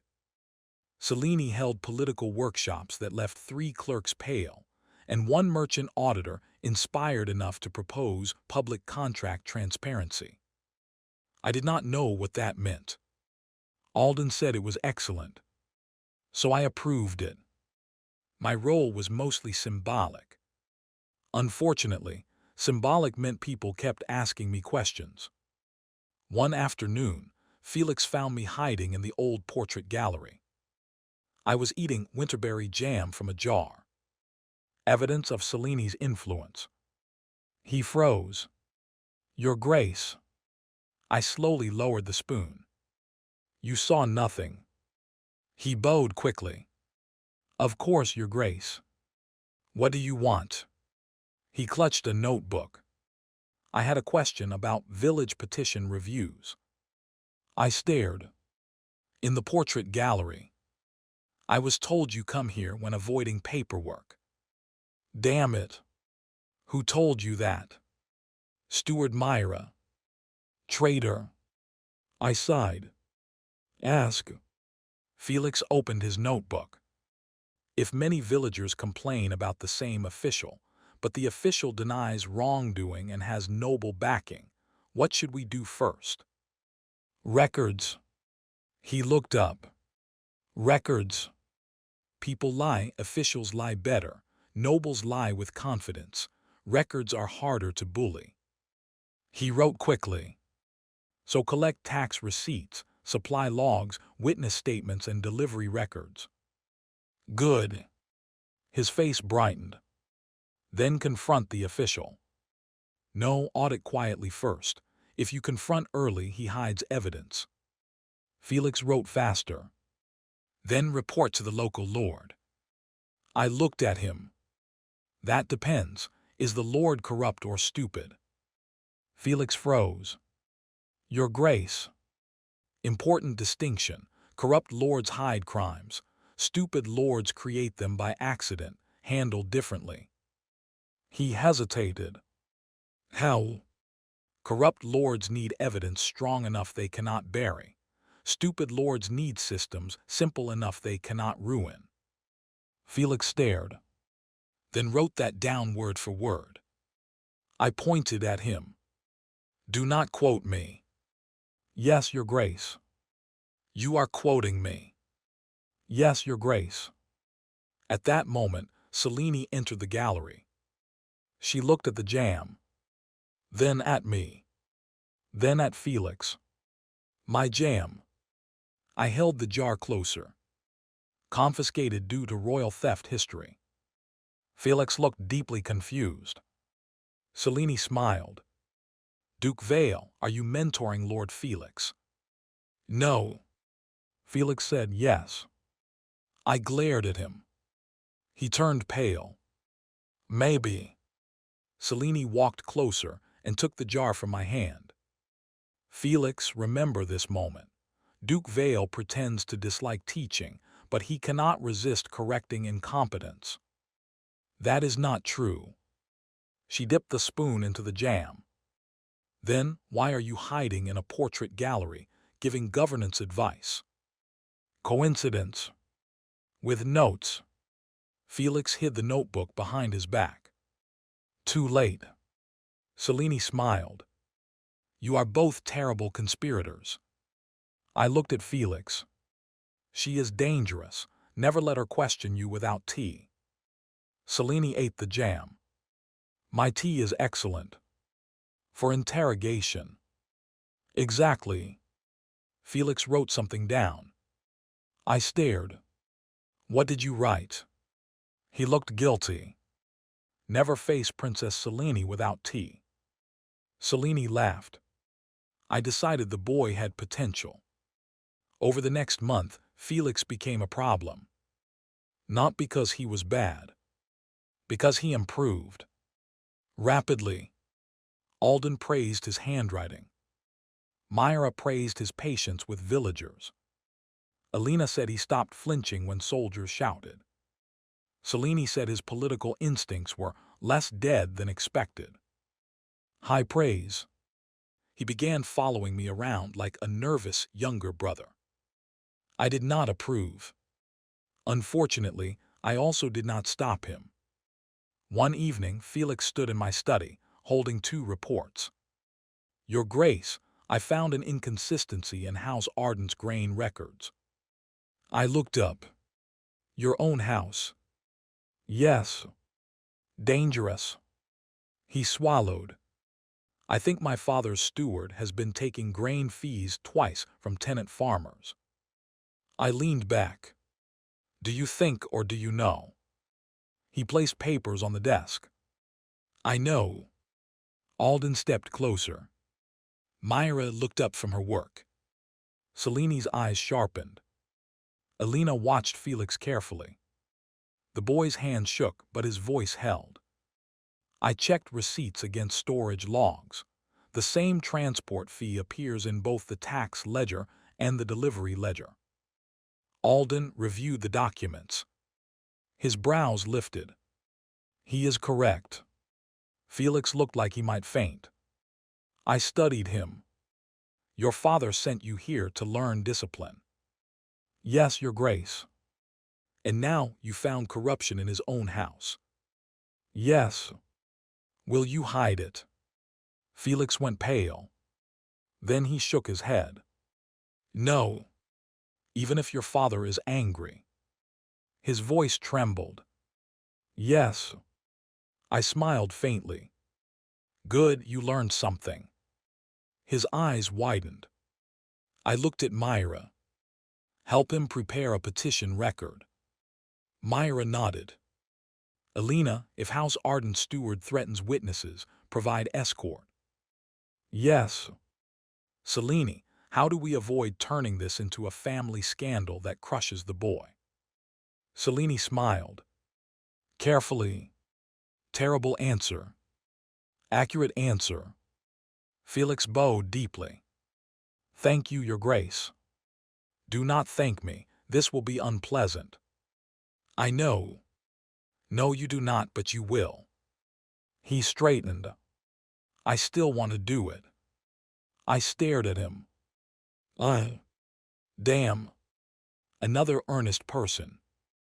Blackthorn collected them like stray cats. System. Mentorship bond detected. No. Lord Felix ardent loyalty increasing. Absolutely not. Potential future reform ally. I am not adopting a noble child. No adoption paperwork initiated. Do not give Alden ideas. Alden, from across the room, suddenly looked thoughtful. I pointed at him. No. He paused. My lord. Whatever you just thought, no. As you command. He absolutely would not obey. The House Arden issue exploded quietly. Seleni's specialty. Instead of accusing Lord Ardent publicly, she arranged a routine ledgers review as part of the Academy's practical training. Myra helped tenant farmers submit statements. Alden prepared comparisons. Alina sent 2 guards to protect witnesses under the excuse of escorting Academy participants. Felix stood before his father and presented the evidence himself. Lord Ardent was a stern, broad-shouldered man with a face like old stone. He stared at his son. Felix stood shaking but upright. I watched from the side, ready to intervene. Lord Ardent slowly took the records. Read them. Then looked at his steward. The steward began sweating. Good. Sweat was confession in liquid form. After 20 minutes of questioning, the steward broke. He had stolen from tenant farmers for years. Lord Ardent's face turned gray. He looked at Felix. I sent you to Blackthorn because I thought you were soft. Felix lowered his head. Yes, father. Lord Ardent continued, voice rough. I was wrong. Felix looked up. His father placed a hand on his shoulder. You honored our house today. Felix immediately started crying. Poor kid. Lord Ardent looked uncomfortable. I understood. Feelings were ambush predators. Myra quietly offered Felix a handkerchief. Alina looked away respectfully. Selene smiled faintly. Alden whispered, excellent outcome. I muttered, too emotional. Lord Ardent turned to me and bowed. Deeply. Duke Vale, I misjudged you. Common error. He paused, then laughed once. I see. He straightened. House Ardent will join the reform pilot. Selene's eyes gleamed. Alden looked ready to write a treaty on the spot. Myra smiled at Felix. Alina nodded in approval. I sighed. Another ally. This was becoming a habit. The Academy graduated its first class at the end of spring. Alden insisted on a ceremony. I refused. Myra supported Alden. Alina said ceremonies improved morale. Selene said political symbolism mattered. So we had a ceremony. Obviously, the trainees stood in the East Hall, wearing simple blackthorn pins shaped like thorn branches around a shield. I said the pins were too dramatic. Myra said they were meaningful. I lost. Felix stood at the front, looking less terrified than when he arrived. Still nervous, but stronger. Alden gave certificates. Selene gave remarks. Alina presented field commendations. Myra gave each village representative a bound petition ledger. Then everyone looked at me. Again. Always me. I stepped forward. You came here as clerks, officers, representatives, and one unfortunate noble son. Felix blushed. The room laughed.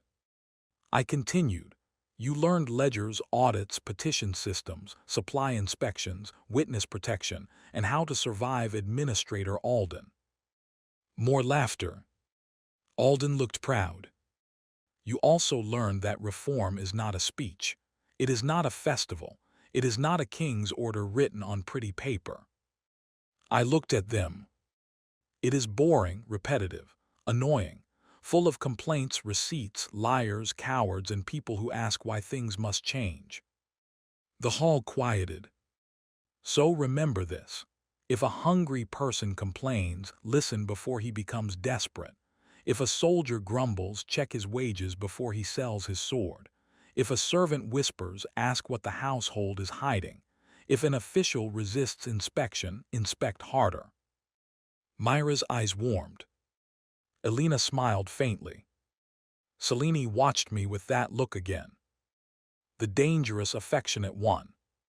I lifted my chin. And if some noble says suffering is natural, write down his name. Alden whispered, excellent. I pointed at him. Do not put that in the official transcript. He looked away. He definitely would.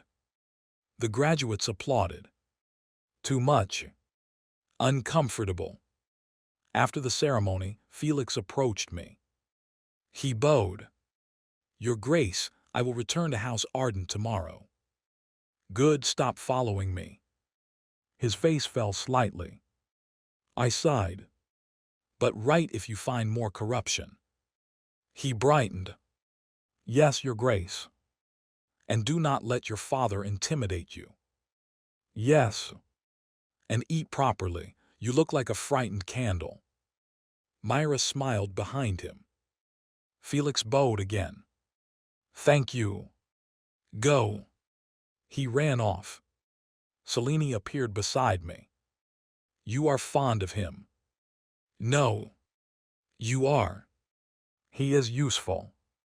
Myra walked over. That is what you say when you care. Elena joined us. It is. I frowned. You are all becoming too comfortable interpreting me. Selene smiled. We have practice. Myra gently took my hand. In your defense, you are very easy to read.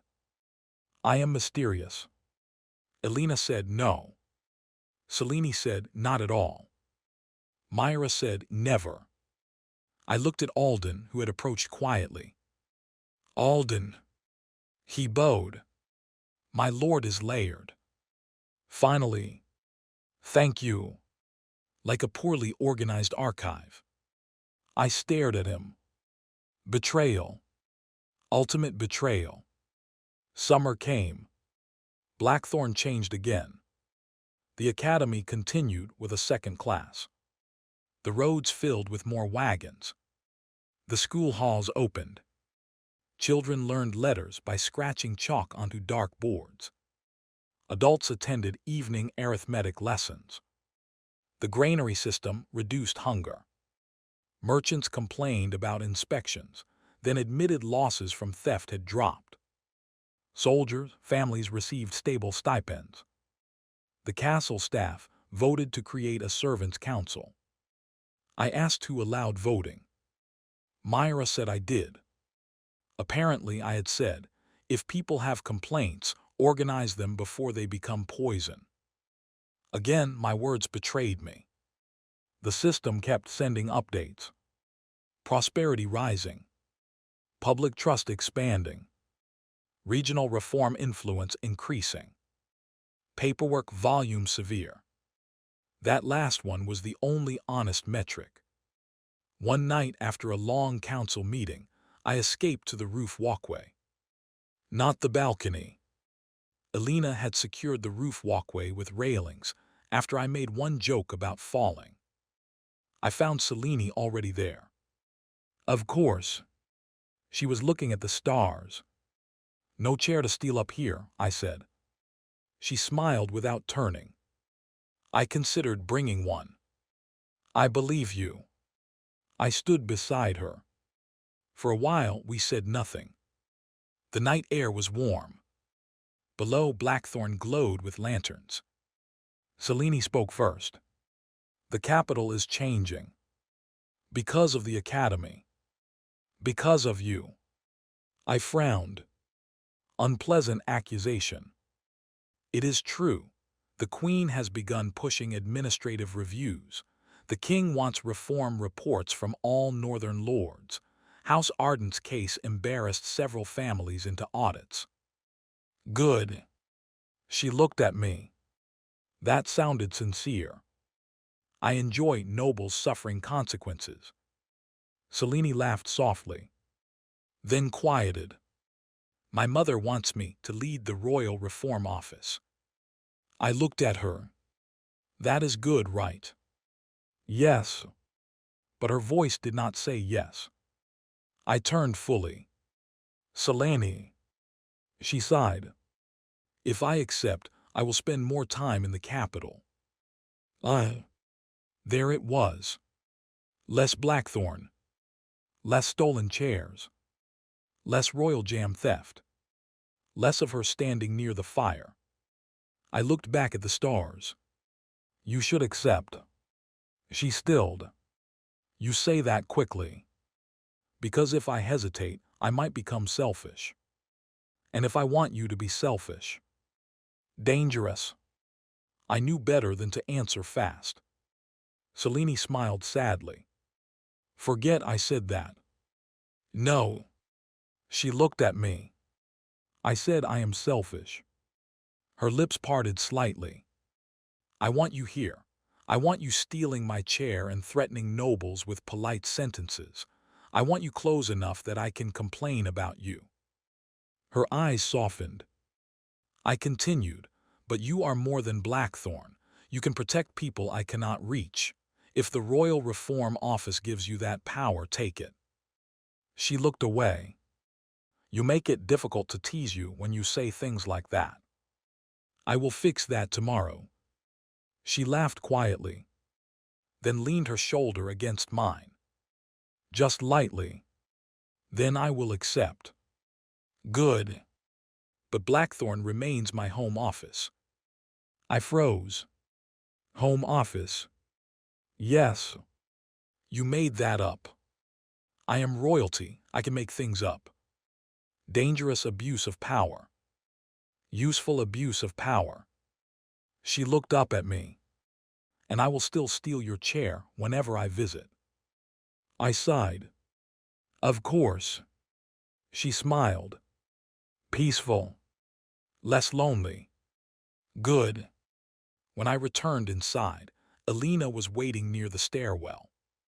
I stopped. You were guarding the stairs. Yes. Because you were on a roof. With railings. Railings fail. You inspected them yourself. People make mistakes. I stared. Elena. Yes. Were you worried? She looked at me calmly. Always. Unfair. I walked closer. You do not have to guard every doorway. I know. But you do anyway. Yes. Why? She looked past me toward the dark window. Because for a long time, guarding was the only way I knew to stay near you. My chest tightened. Elena, she smiled faintly. I am learning, though. Learning what? To stand near you without looking for arrows first. That was both sweet and concerning. I reached out and touched her hand. She looked down, then slowly turned her palm and held mine. A simple gesture. For Elena, a confession. We stood in the stairwell like two awkward statues. Then Myra's voice came from below. Adrian, Elena, are you both standing in the dark? Elena immediately released my hand. I frowned. Coward.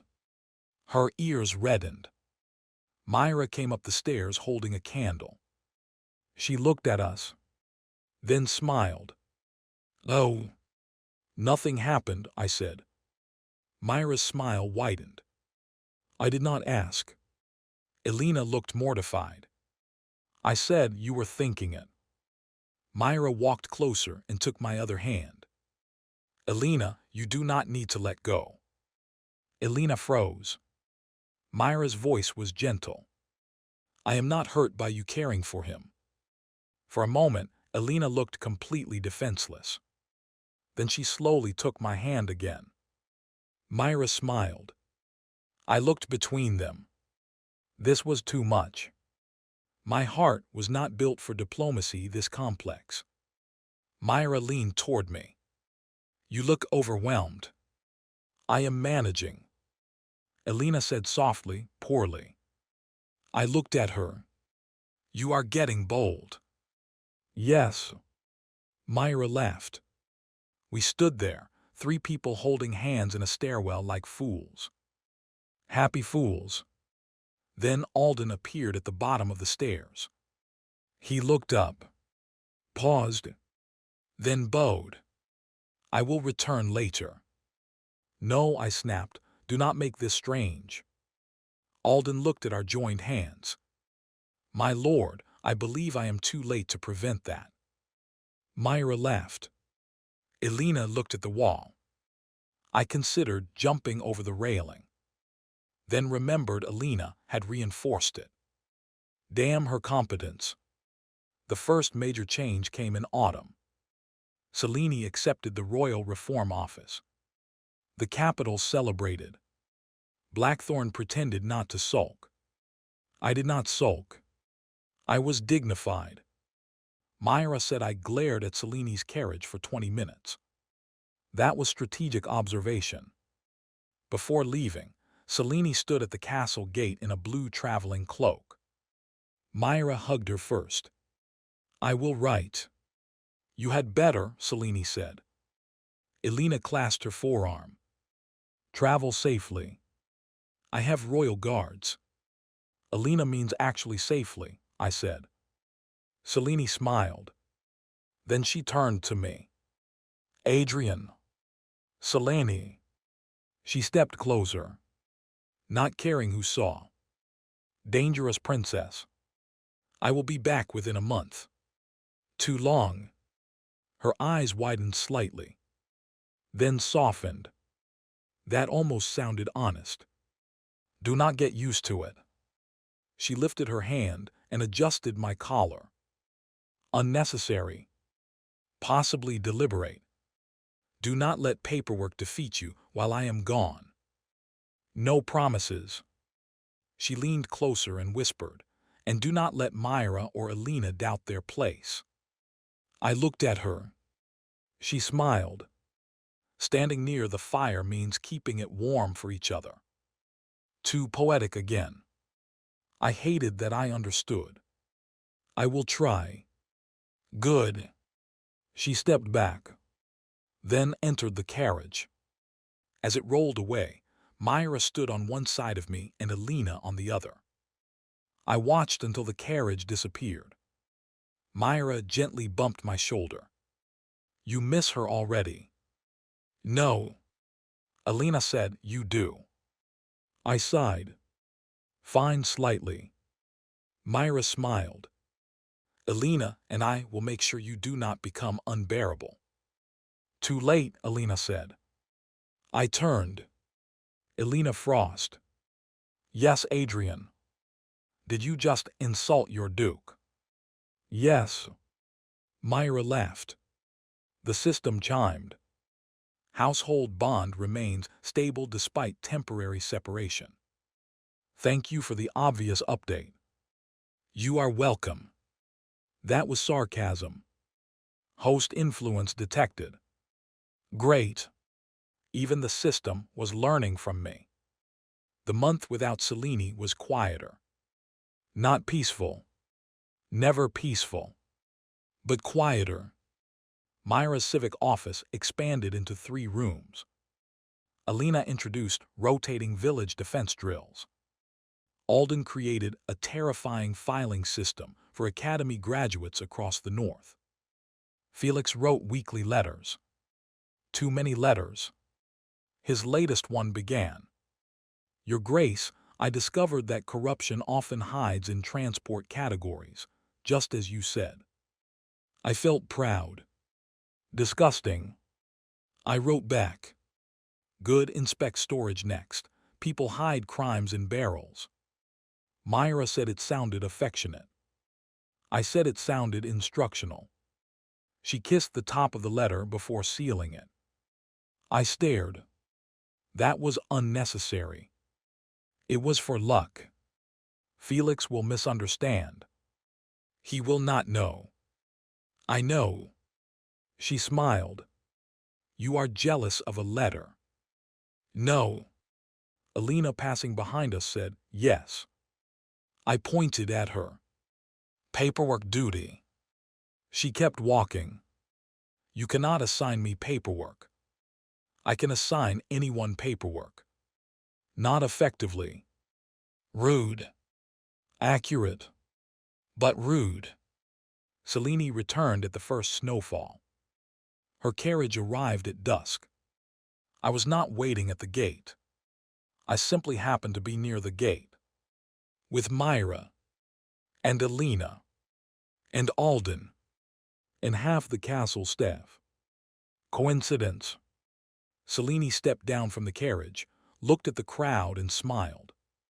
Did Blackthorn miss me? No, I said. The servants cheered.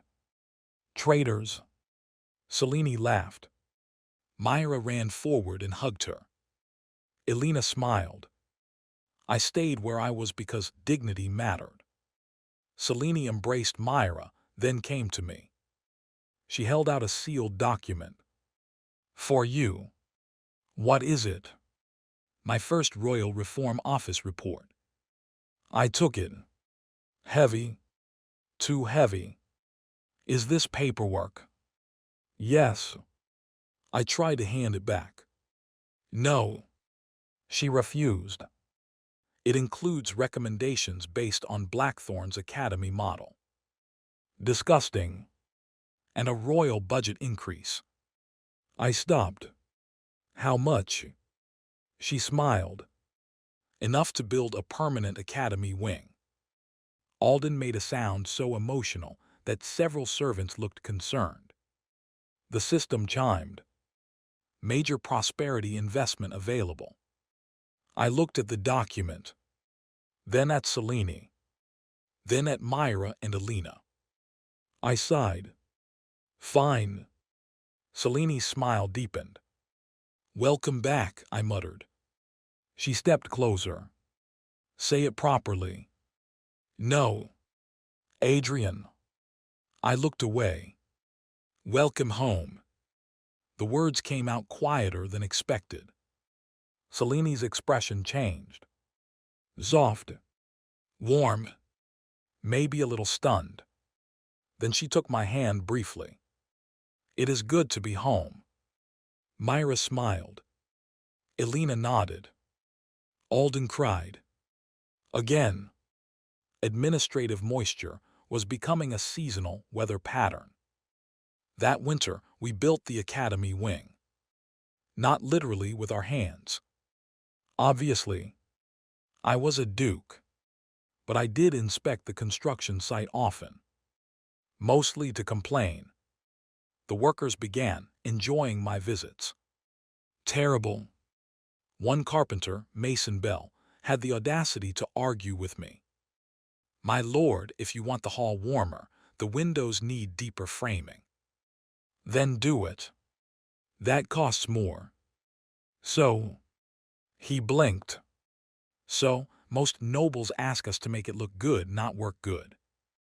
I stared. Work good is the point. He grinned. Thought so. I narrowed my eyes. Are you mocking me? No, my lord. You are. A little, my lord. I turned to Alina. Can I punish honest mockery? No. Myra. No. Selene. Only if it lacks wit. Mason laughed. The workers laughed. I sighed. No fear. None. Just people talking to me like I was human. Horrifying. Wonderful. The academy wing opened before spring. We had a ceremony. Of course. Alden loved ceremonies now. The new building had lecture halls, records rooms, dormitories, a training yard, a civic archive, and a large stone plaque at the entrance. I had not approved the plaque. This was suspicious. I walked up and read it. Blackthorn Administrative Academy. Founded under Duke Adrian Vale. Because suffering ignored becomes suffering armed, I stared. Alden stood beside me. My lord. Who approved this quote? Myra. I looked at Myra. She smiled. It is one of your better lines. It sounds threatening. Elena nodded. It is. Selene smiled. Appropriate. I stared at the plaque again. Then sighed. Fine. Alden looked relieved. But add another line. Everyone froze. I smiled. Dead peasants cannot pay taxes. Selene immediately said, no. Myra laughed. Elena looked amused. Alden pretended to consider it. I pointed at him. Alden. My lord, perhaps inside the accounting classroom. I paused. Acceptable. Fine. Selene closed her eyes. Why do I keep losing? Because Blackthorn is my territory. You say that whenever you win by accident. Victory is victory. Years began moving faster after that. Not in a montage. Life was not that kind. There were still problems. Floods. Bad harvest warnings. Noble resistance. Budget fights. Academy scandals. A clerk who tried to sell exam answers. A merchant who invented fake road tolls. A village elder who hid grain reports because he feared old punishments. Every problem came to my desk. Every time I complained. Every time we solved it. Myra grew into her role until even nobles called her steward without hesitation. Elena became Commander Frost after reorganizing the Northern Patrol Alliance. Selene became the kingdom's most feared reform minister. Alden became legendary among clerks. Felix returned every year, taller each time, less frightened each time, eventually leading House Arden's civil office. And me. I remained Duke Adrian Vale. Former tyrant. Current headache. Occasional reformer. Full-time victim of paperwork. One spring evening, several years after the academy opened, we gathered on the familiar balcony. The same balcony where I had chosen to stay. Myra stood beside me, her hand in mine. Elena leaned against the railing on my other side, armor replaced by a simple dark coat. Selene had arrived from the capital that morning and stolen my chair within 10 minutes. Now she stood with us, relaxed in a way only Blackthorn allowed. Below, the town was larger. Brighter. The roads busier. The school bells rang in the distance. Children ran through the square. Merchants argued. Soldiers laughed. Life. Stubborn, troublesome life. Myra looked up at me. Do you ever regret staying? I pretended to consider. Elena's eyes narrowed. Selene smiled knowingly. I said yes. Myra blinked. What? I regret that I did not demand a paperwork exemption before confirming permanent settlement. Myra stared. Then laughed. Elena shook her head. Selene sighed fondly. I squeezed Myra's hand. No, I do not regret it. Her smile softened. Good. Worth it. Elena looked over the town. Blackthorn is strong now, Selene nodded. And influential. Myra added, and alive. I looked out over everything. Alive. That was the word. Not perfect. Not peaceful forever. But alive. The system spoke, quieter than it used to. Life route progress, excellent. I smiled. For once, I did not tell it to shut up. Host satisfaction level, high. Do not push it. Acknowledged. Selene glanced at me. System. I nodded. What did it say? That I am excellent. Myra laughed. Elena said, unlikely. Selene smiled. Perhaps it has finally learned flattery. I sighed. Even my own system betrays me. Myra leaned against my shoulder.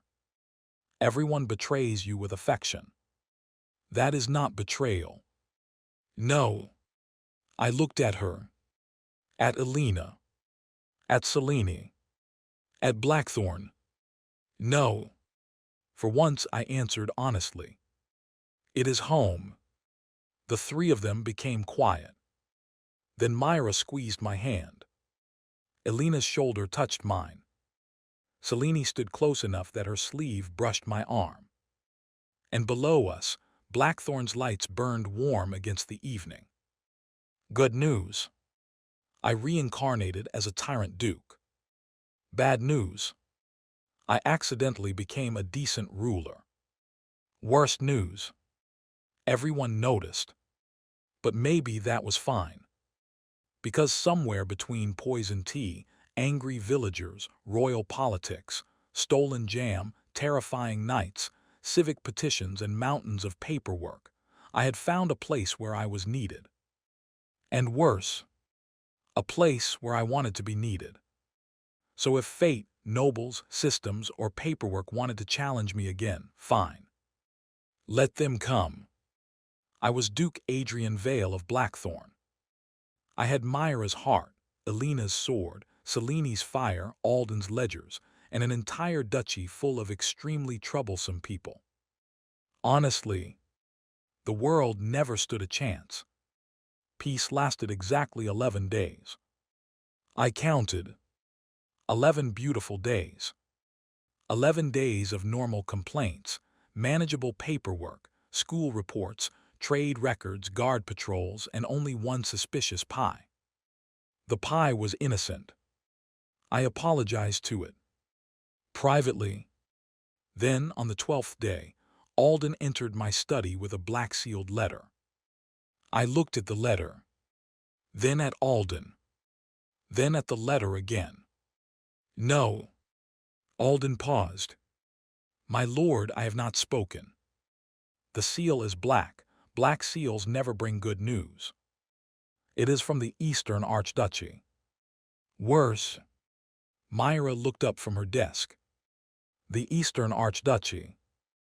Elena straightened near the window. Selene, who had stolen my chair that morning and had not returned it, lowered her teacup. Alden nodded. Archduke Valerian Cross requests an official diplomatic visit to Blackthorn. I stared. Why? Alden opened the letter. To observe the academy, discuss regional reform cooperation, and negotiate possible trade alignment. Selene's eyes narrowed slightly. Valerian Cross does nothing for simple observation. Elena's face hardened. The East has one of the largest private armies in the kingdom. Myra frowned. Is he dangerous? Selene smiled without warmth. Very. I leaned back. Wonderful. Another powerful noble wants to observe me like an exotic animal. Alden cleared his throat. There is more. Of course there is. He will be bringing his niece, Lady Evelina Cross. Selene's expression changed. Just a fraction. Elena noticed. Myra noticed. I noticed because I had become unfortunately good at detecting when the women in my life prepared for war. I looked at Selene. Who is Lady Evelina? Selene set her teacup down. The most beautiful unmarried woman in the Eastern Court. Myra went still. Alina's gaze sharpened. I frowned. So, Selene looked at me. She is also known for securing alliances through charm. I blinked. Charm, Alden delicately added. Several noble heirs have proposed to her after meeting her once. I stared. Once? Yes, my lord. Were they poisoned? Myra coughed. Elena looked away. Selene's mouth twitched. I looked at the letter again. So this is not a diplomatic visit. Selene folded her hands. It is diplomacy, reconnaissance, and possibly a marriage probe. I stood. No. Alden sighed. My lord. No, I already rejected the marriage letters. Now they are sending the woman personally. That is harassment with perfume. Myra lowered her eyes. I saw it. That tiny flicker of insecurity. Absolutely not. I pointed at Alden. Refuse. Selene shook her head. You cannot. I slowly turned to her. I dislike how often you say that. Archduke Cross is too influential to reject without cause. Refusing him gives him insult to use against you. Good, let him be insulted from far away.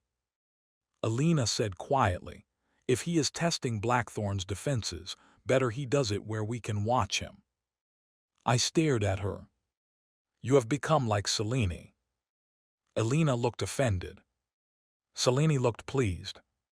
Myra sat very quietly.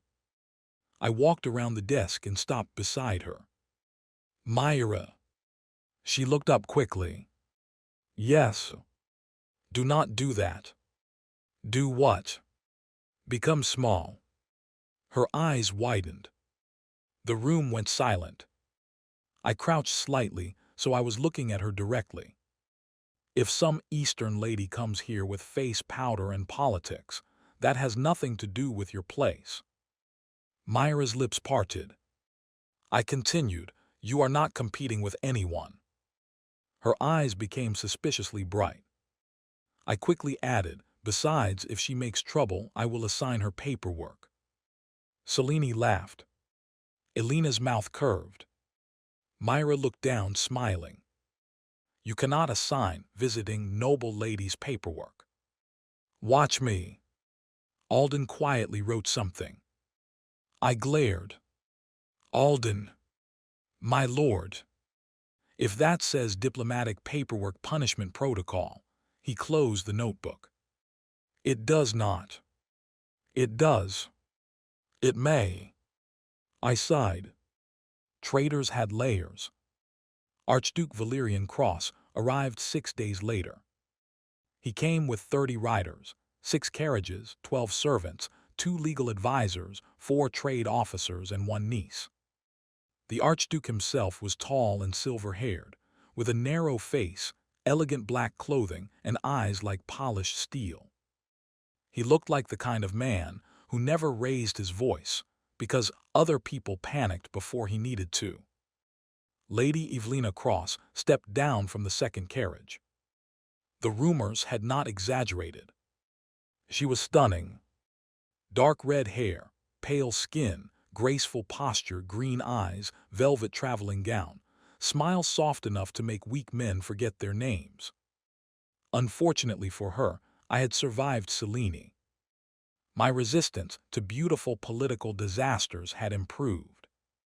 Slightly. Myra stood beside Alden, near the main steps in formal steward attire. Elena stood at my right. Selene stood at my left, wearing a smile so perfect it could cut glass. Archduke Valerian bowed. Duke Vale, Blackthorn is more impressive than rumor suggested. Rumors are usually lazy. He paused, then smiled. Indeed. Lady Evelina curtsied. Your Grace, it is an honor. Her voice was gentle, elegant, dangerous. I nodded. Lady Cross. She looked up through her lashes. I have heard so much about your reforms. Unfortunate. Her smile faltered for half a second. Good. Seleni's fan lifted. Myra looked down. Alina's expression remained neutral. Archduke Valerian's eyes moved over Selene, then Alina, then Myra. Your household is as unusual as reports suggest. I smiled. So is yours. You brought enough people to invade a village. His eyes sharpened. Then he laughed. A fair point. No. He should be offended. Dangerous man. We guided them inside. The tour began immediately because Selene said controlled movement was better than letting guests wander. At the Academy Hall, Alden explained the training system. The Archduke listened attentively. Too attentively. Lady Evelina drifted near me. Your Grace must be very proud. No. She blinked. No. Pride encourages speeches. Speeches encourage expectations. Expectations encourage paperwork. She stared. Myra, walking behind us, made a tiny sound. Evelina smiled again. You are amusing, Your Grace. Not intentionally. I think that makes it more charming. I immediately stepped sideways. Elena. Elena appeared like a summoned blade. Yes, Adrian. Adrian. Not my lord. Interesting choice. Evelina noticed. Selene definitely noticed. I said, explain the Academy security system to Lady Cross. Elena looked at me. Then at Evelina. Then smiled faintly. With pleasure. Lady Evelina's confidence wavered. Beautiful. I escaped toward Myra. Myra whispered, coward. I whispered back, strategic retreat. You are hiding behind me. You are short, it is difficult. She glared. I smiled. Her cheeks turned pink. Good. My heart stabilized. Mostly. Across the room, Selene was speaking with Archduke Valerian. Two political predators circling politely. I could almost hear the knives. Valerian said, Princess Selene, your work in the Royal Reform Office has become quite famous. Selene smiled. Fame is often a symptom of people resisting change loudly. Or of ambition. Sometimes ambition is just competence with better posture. I choked softly. That sounded like me. Valerian's eyes flickered. You have spent a great deal of time in Blackthorn. It is useful. Only useful. Selene's smile sharpened. I find usefulness deeply attractive. Valerian laughed. I did not like that he laughed. He was too comfortable. The tour ended at the Civic Petition Office. Myra led this section. At first, Lady Evelina looked vaguely polite. Then Myra began explaining the petition intake process, grievance categorization, witness protections, village record verification, and escalation routes. Evelina's expression changed. Respect, maybe. Or calculation. Archduke Valerian asked 3 questions. Myra answered all 3 clearly. He looked surprised. I loved that. Then he said, Steward Myra, you are more formidable than reputation suggested. Myra smiled politely. Reputation usually belongs to the person speaking, not the person described. The room went silent. I stared at her. Selene's eyes gleamed with approval. Elena looked proud. Alden looked like he wanted to cry again. Valerian laughed softly. Excellent answer. Myra bowed. Thank you, Your Grace. My heart was useless. Completely useless. The first dinner with House Cross was a trap. Obviously, the seating arrangement alone smelled like war. Valerian requested to sit near me. Evelina ended up on my other side. Selene sat across from Valerian. Myra sat farther down the table among officials. Elena stood behind me. I disliked all of it. Halfway through the meal, Evelina leaned lightly toward me. Your Grace, do you enjoy music? No. She blinked. No. I enjoy silence. That is rare. Blessedly. She smiled. I play the harp. My condolences. Elena made a low sound behind me. Selene covered her mouth with her wine cup. Myra looked down the table, shoulders shaking. Evelina's smile strained. You are very difficult to impress. Not true. Alden once organized tax ledgers by crop region and collection quarter. I was impressed for days. Alden, farther down the table, looked deeply touched. Valerian watched me carefully. Duke Vale, you speak of ledgers with more affection than most men speak of poetry. Ledgers reveal who is lying. Poetry usually helps them. Selene murmured, that will be quoted. Do not put it in the academy wall. Alden paused. I pointed at him from across the table. Do not.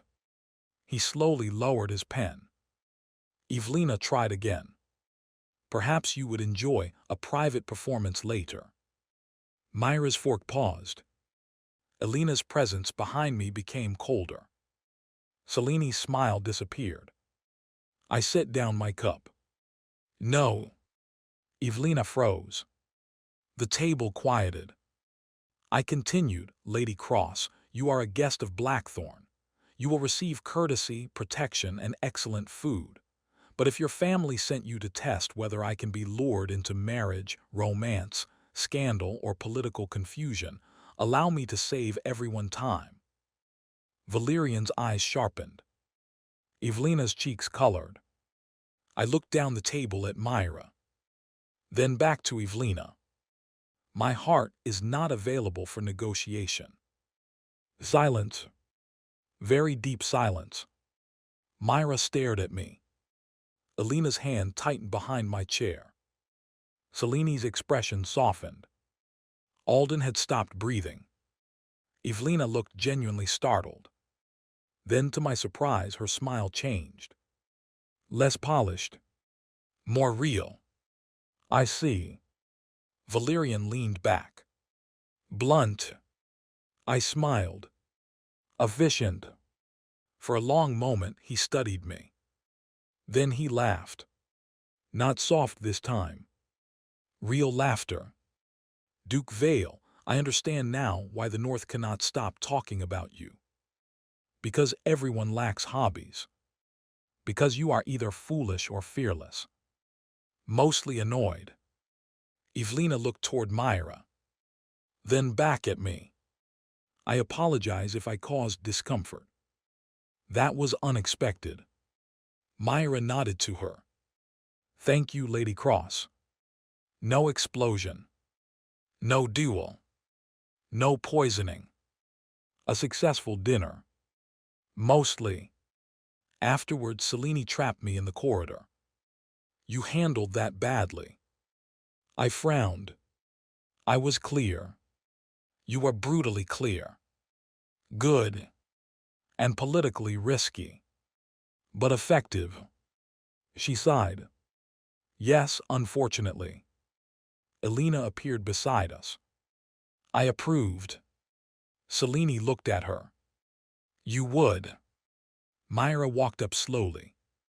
Her eyes were still bright. Adrian. I looked at her. Was that too much? She shook her head. No. Then quietly, thank you.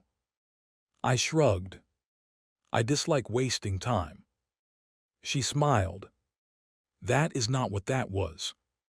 I know. The honesty surprised all of us. Myra stepped closer and took my hand.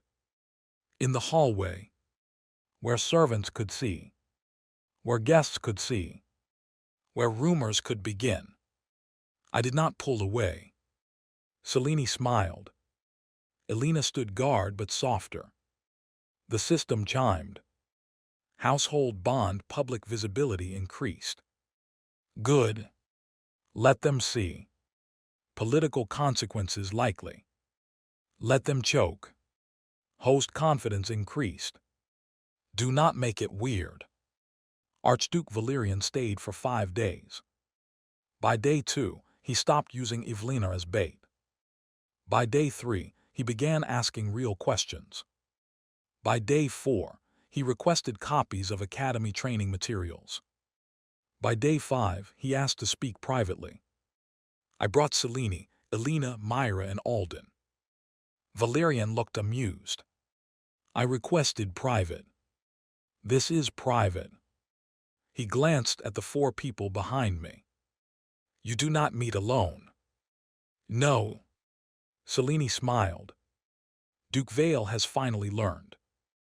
Elena nodded. Somewhat.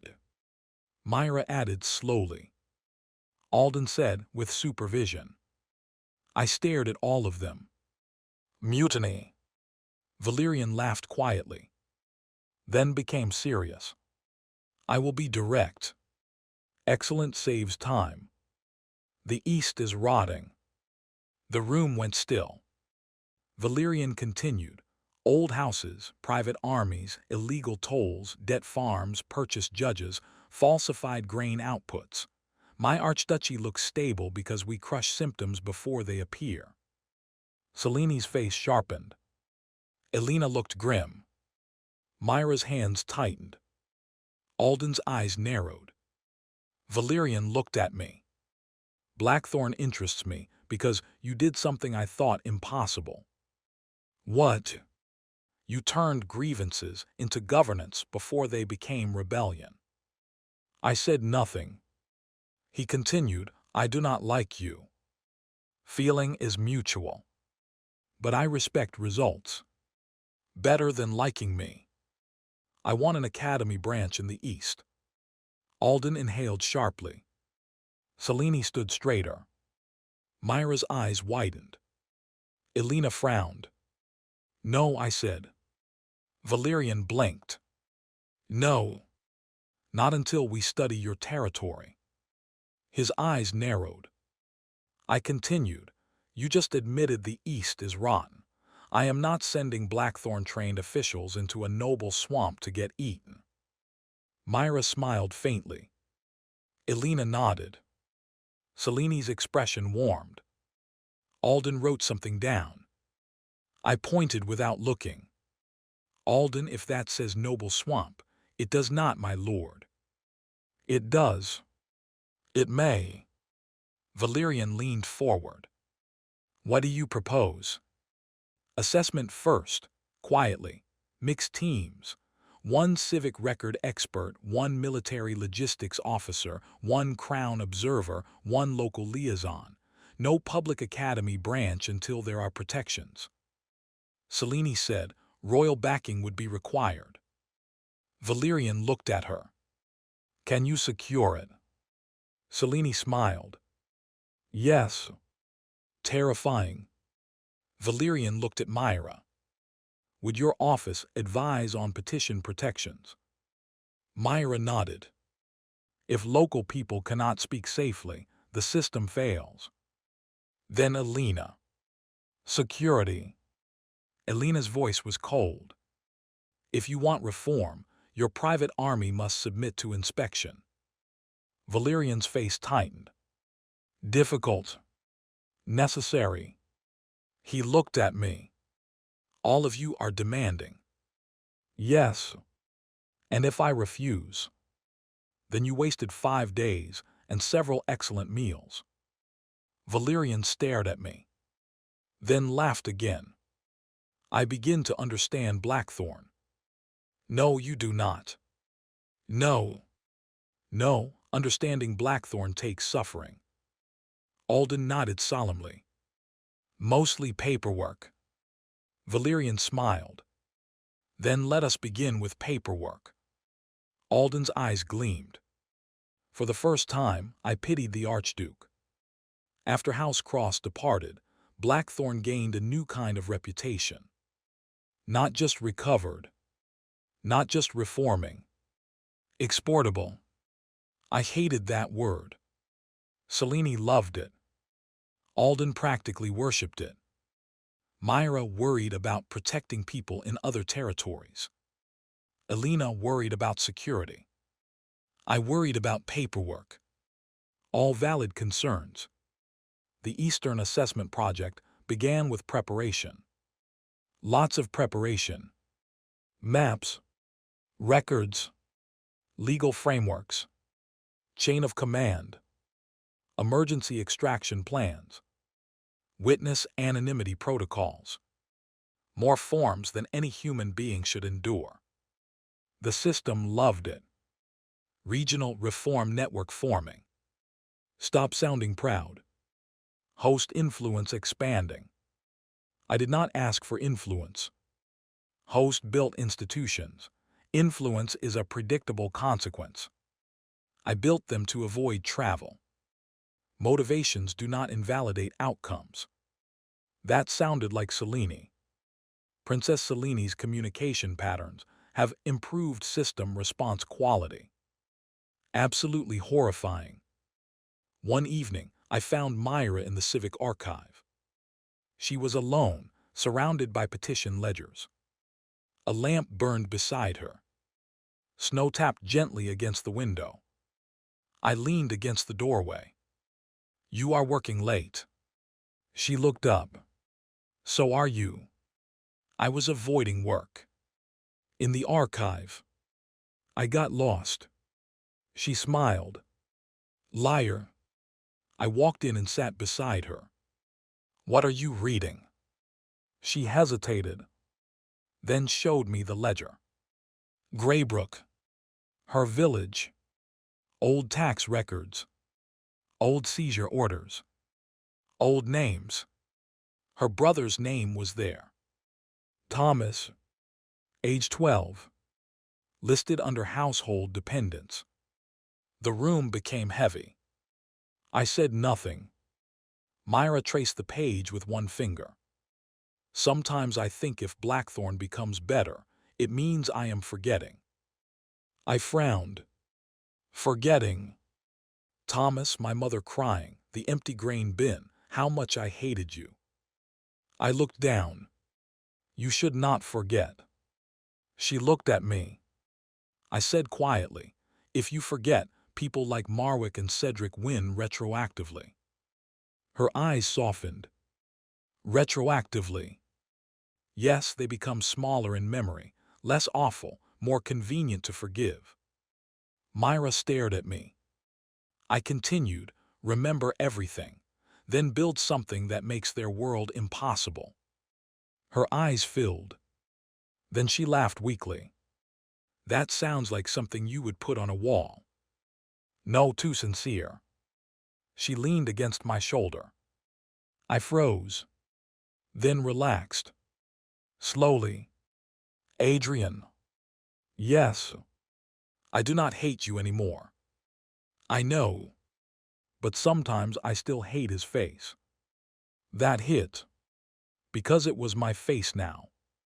I swallowed. I know. She lifted her head quickly. I do not mean, I know. I looked at the ledger. The original Adrian hurt you, hurt many. I live with his name, his face, his title. I cannot demand that your pain become simple because I changed. Myra was silent.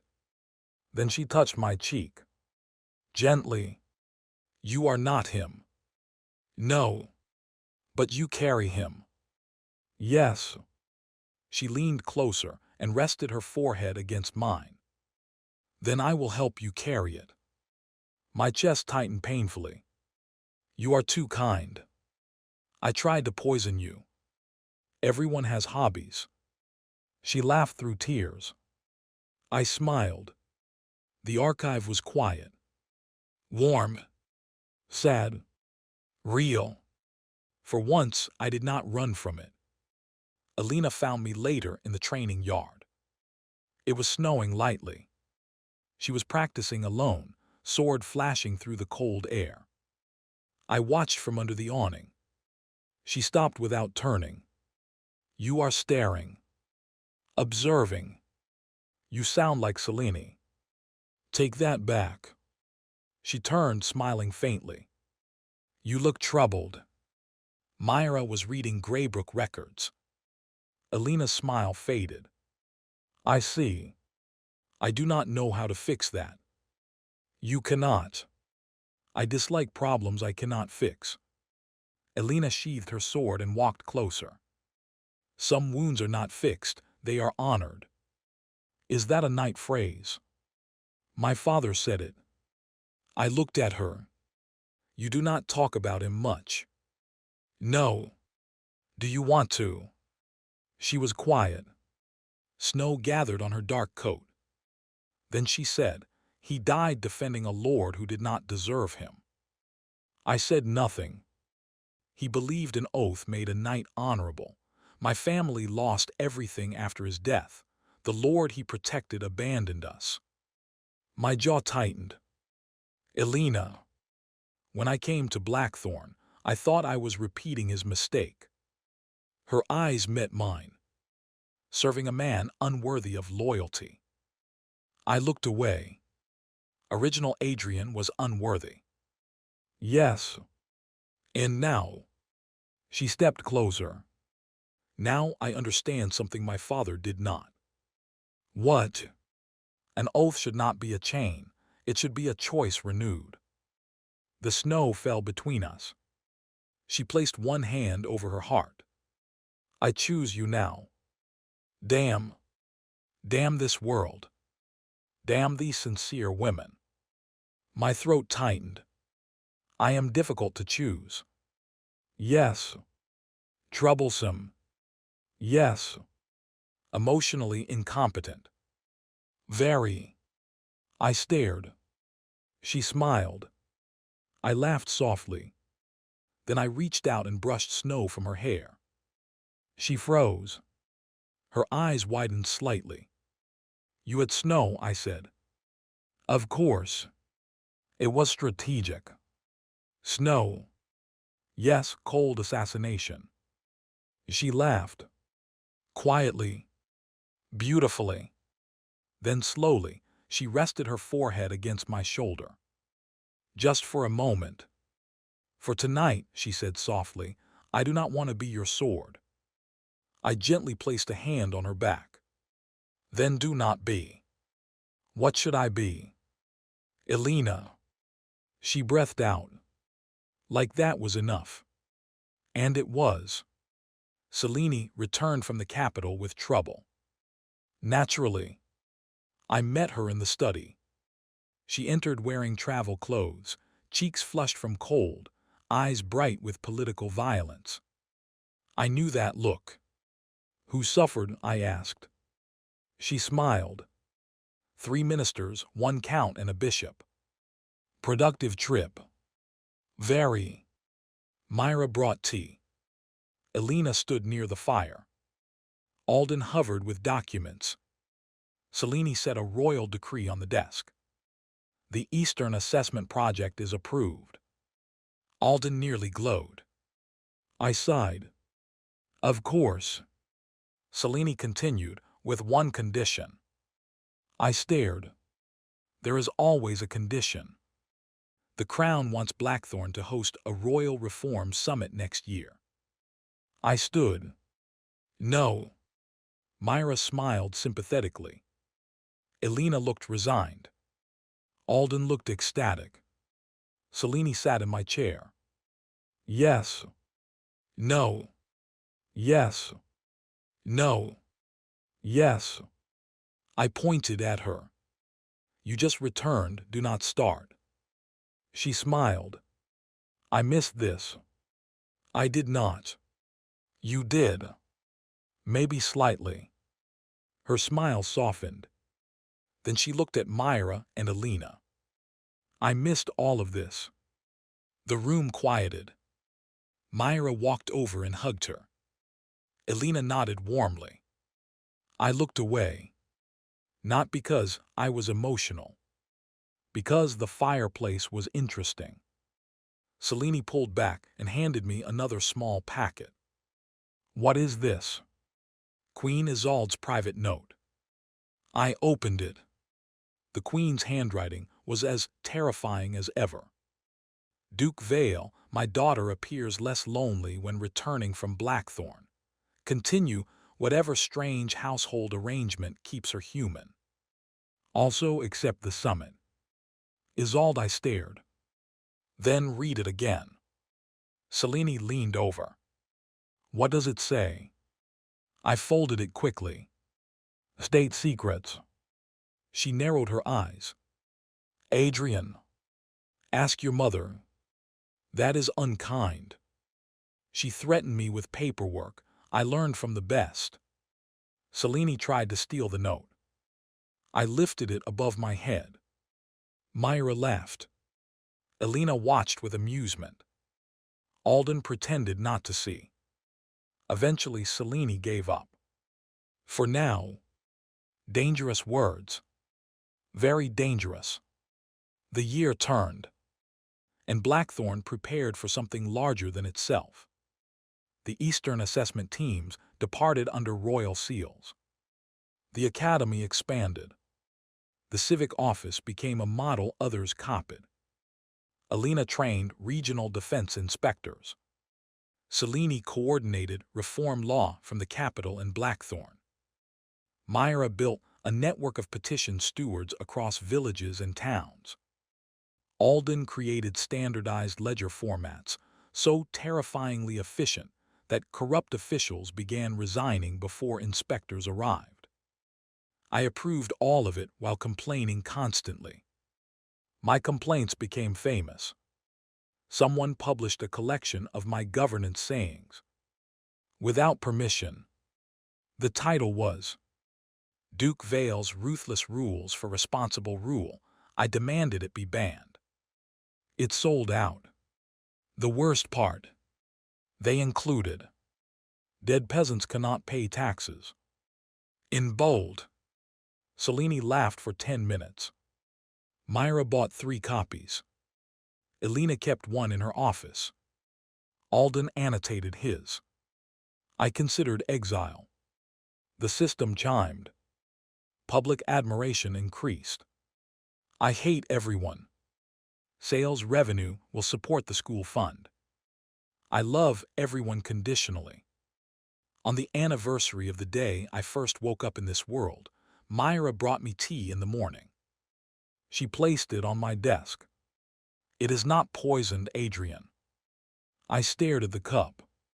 Then at her. A year. More than a year. The first time, her hands had been shaking. Now she stood steady, smiling softly, wearing the dark blue steward coat of her office. I picked up the cup. For once I knew that. Her eyes widened. Then warmed. She sat beside me. Alina entered with patrol reports, then paused at the sight of us. Selene followed with letters from the capital.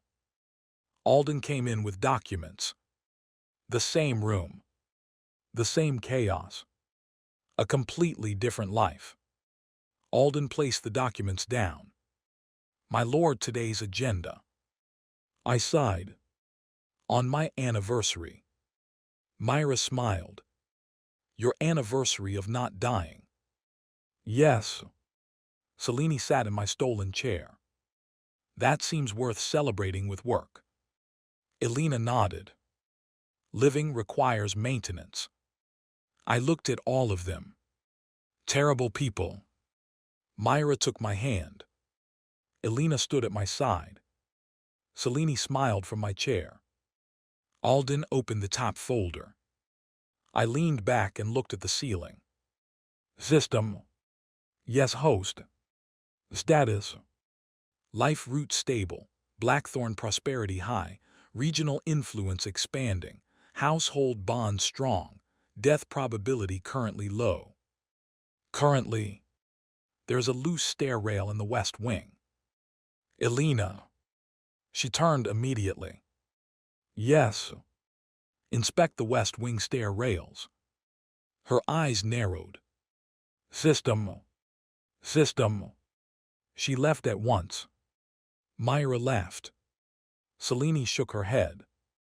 Alden added a note. I picked up the first document. Paperwork. Always paperwork. But Myra's hand was warm in mine. Selene was humming softly while reading royal letters. Elena's footsteps echoed down the hall, steady and protective. Alden was already organizing the day into neat little boxes of torment. And outside the window, Blackthorn was awake. Alive. Mine. Ours. Good news. I reincarnated as a tyrant duke. Bad news. I became the center of a reform movement. Worst news. My own quotes were being used in classrooms. But as I looked at the people who had turned my doomed ending into a life, I decided something.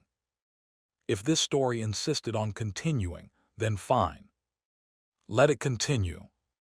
I had survived poison, politics, assassins, noble courts, emotional conversations, and educational publishing. I could survive a summit. Probably. Maybe. As long as nobody asked me to write the opening speech. Alden cleared his throat. My lord, about the opening speech for next year's summit. I closed my eyes. There it was. Death had failed. But paperwork remained undefeated. A summit. A royal reform summit. In my duchy. With nobles, ministers, merchants, military officers, civic stewards, foreign observers, royal guards, academy graduates, and enough paperwork to bury a man alive. I stared at Alden. Alden stared at me. Myra sat beside the desk, holding a list. Elena stood near the door, already looking like she was mentally fortifying the entire castle. Selene sat in my chair. Obviously. I pointed at Alden. No. My lord. No. The summit has already been announced. Unannounce it. That is not a word. It is now I am a duke. Selene smiled from my chair. Unfortunately, royal announcements are harder to reverse than ducal tantrums. I turned to her. You knew about this? Yes. And you did not warn me. I did.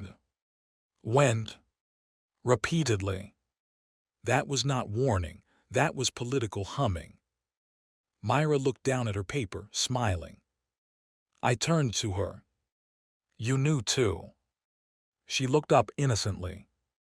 I suspected. Elena. Elena did not even blink. I prepared security plans 3 weeks ago. Alden. He bowed. I began logistical planning 6 weeks ago. I slowly sat down in the guest chair. Because Selene still had mine. So everyone knew except me. Selene folded her hands. We knew if you were told too early, you would attempt escape. That is accurate but insulting. Myra placed the list gently on the desk. Adrian, this summit matters. I hate when you use that tone. What tone? The tone that means I am about to lose. She smiled softly. You are helping people beyond Blackthorn now. I did not consent to helping them in person. Selene leaned forward. The summit will decide whether the academy model becomes a permanent royal institution. Alden added, it will also determine whether civic petition offices receive crown protection across the northern territories. Elena said, and whether regional guard units agree to shared anti-bandit patrols. Myra finished quietly, and whether commoners in other lands get a place to speak before things become desperate. Silence. Terrible. They had used morality. My greatest weakness. I rubbed my forehead. You are all cruel. Myra smiled. We learned from you. That is slander. Selene raised an eyebrow. It is documentation. Alden immediately wrote something. I looked at him. Alden. Yes, my lord. If that is going into the summit notes, it is not, my lord. It is. It may. Alina's lips twitched. I sighed. Fine, we host the summit. Alden's eyes lit up. But I am not writing a speech. Alden looked away. Myra looked away. Elena looked out the window. Selene smiled far too brightly. I narrowed my eyes. You already wrote one. Selene said, a draft. No. A very good draft. No. It only needs your voice. My voice says no. Myra slid a document across the desk. At least read it. No. She looked at me. I read it. Damn it. The summit preparations turned Blackthorn into a controlled disaster. Guest wings were expanded. Roads were cleared. The academy halls were polished. The civic archive was reorganized. The training yard was converted into a demonstration ground. The town square was decorated. The public granary was opened for inspection. The schoolchildren practiced songs. I banned songs about me. They changed the lyrics and sang around the band. Clever, troublesome, possibly Myra's influence. The guest list was horrifying. The king would attend. The queen would attend. Selene would attend, but she already lived half her life here, so that barely counted. Archduke Valerian Cross would return from the east. Lady Evelina Cross would also return, this time as official trade liaison. Lord Ardent and Felix would attend. Several nobles who hated me would attend. Several nobles who feared me would attend. Several nobles who wanted to profit from me would attend. All three categories overlapped. Alden created a chart. It was disturbingly useful. I stood before the chart with Myra. Why is Lord Margrave marked in red? Myra said hostile. Why is House Veramont marked orange? Opportunistic. And House Caldris? Military interest, moderate arrogance, low intelligence. I paused. Did you write that? Alden did. I looked at Alden, who stood nearby. He bowed. I used polite shorthand, my lord. I looked at the chart again. Where am I? Myra pointed to the center. A black mark surrounded by arrows. I stared. Why am I represented as a crisis point? Selene entered behind us. Because you are. Elena followed her. I agree. I turned. This is mutiny. Myra smiled. This is planning. I looked at the chart. It was accurate. That made it worse. 3 days before the summit, the system issued a warning. Notice, large-scale political convergence detected. I froze. System. What does that mean? Many influential figures hostile, neutral, loyal, and emotionally attached to host will gather in one location. That is called a summit. Correct. Why are you warning me? Summits increase probability of assassination, scandal, poisoning, kidnapping, blackmail, dual challenges, food contamination, architectural sabotage, emotional confession, and paperwork overload. I paused. Emotional confession. High probability. By whom? Insufficient data. Liar. Data sufficient, but disclosure may destabilize host. I hate you. Acknowledged. I immediately called a security council. Elena arrived first. Then Myra. Then Selene. Then Alden. I stood at the head of the table. The system says the summit has risks. Elena's expression sharpened. What kind? All kinds. Selene sighed. That is vague. It specifically mentioned assassination, scandal, poisoning, kidnapping, blackmail, dual challenges, food contamination, architectural sabotage, emotional confession, and paperwork overload. Myra blinked. Elaborate range. Alden wrote it down. I pointed at him. Yes, write that down. He looked pleased. Elena leaned over the map. We already have layers of security. Outer road patrols, gate inspections, guest credential checks, food testing, roof guards, servant rotations, and restricted access zones. Add chandelier inspections. Elena nodded. Already done. Stair rails. Done. Balconies. Reinforced. Pies. Myra said, all pastries inspected. Jam. Selene lifted a brow. Are we protecting guests or your breakfast? Both. Alden said, the jam cellar is sealed. Good. One less vulnerability. Selene tapped the guest list. The greater risk may be scandal. Some nobles will try to provoke you. I smiled. They always try. And you always respond. Efficiently. Inflammatorily. Same thing. Myra looked at me gently. Adrian, during the summit, please do not insult anyone so badly they challenge you to a duel. I frowned. What if they deserve it? Elena said, then insult them after the summit. Compromise.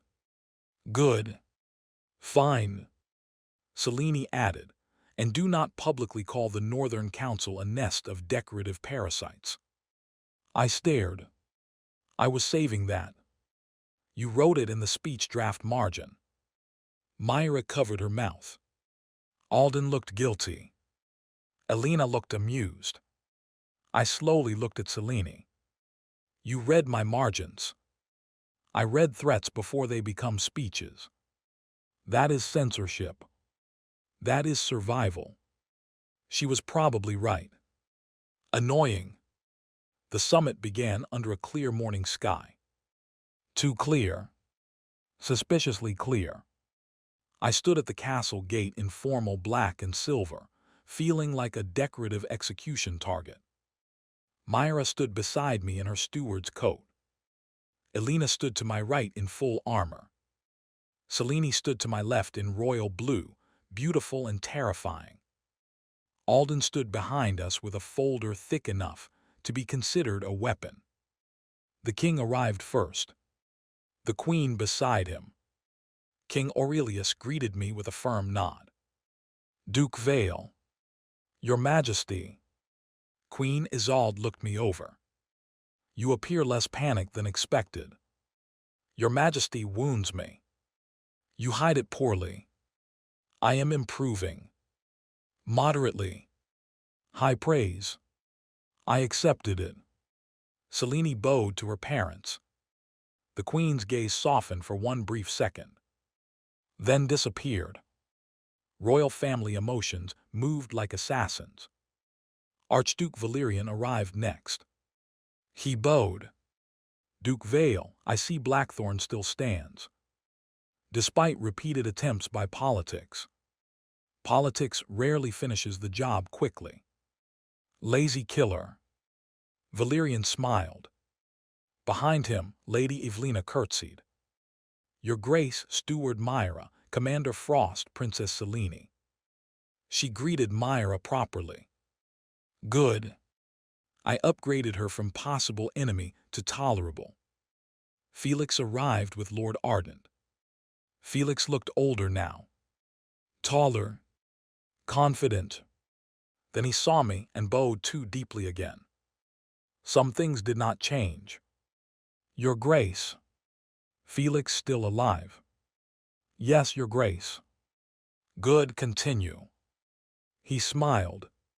Lord Ardent bowed. Blackthorn looks stronger every time I visit. That is because we repair things instead of covering them with banners. Several nearby nobles heard. Good. Let them. Cellini whispered, Adrian. I was being mild. Unfortunately, yes. The opening ceremony took place in the Academy Hall. Rows of nobles sat beside merchants, officers, civic stewards, and village representatives. That alone made several older lords look indigestion adjacent. Beautiful. The king gave opening remarks. The queen spoke briefly. Cellini introduced the royal reform agenda.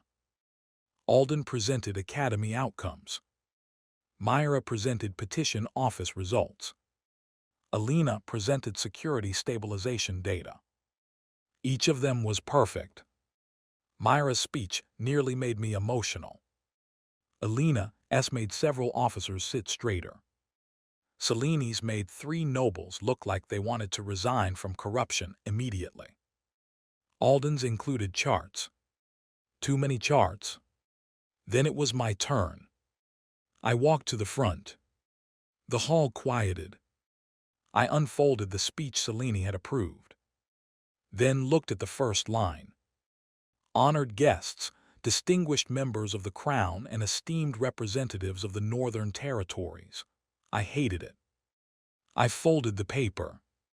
Cellini's eyes narrowed. Myra's eyes widened. Elena sighed. Alden closed his eyes. I looked at the room. Most of you did not come here because you love reform. Silence. Good. Now they were awake. Some of you came because the king requested it. Some because the queen noticed you. Some because Princess Cellini is difficult to refuse. Some because Blackthorn is profitable now, and you want to know how much can be copied without admitting you were wrong. The king covered his mouth.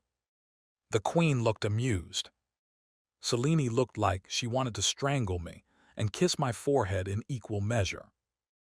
Metaphorically. Probably. I continued. Good motives are overrated. Results matter more. The hall settled.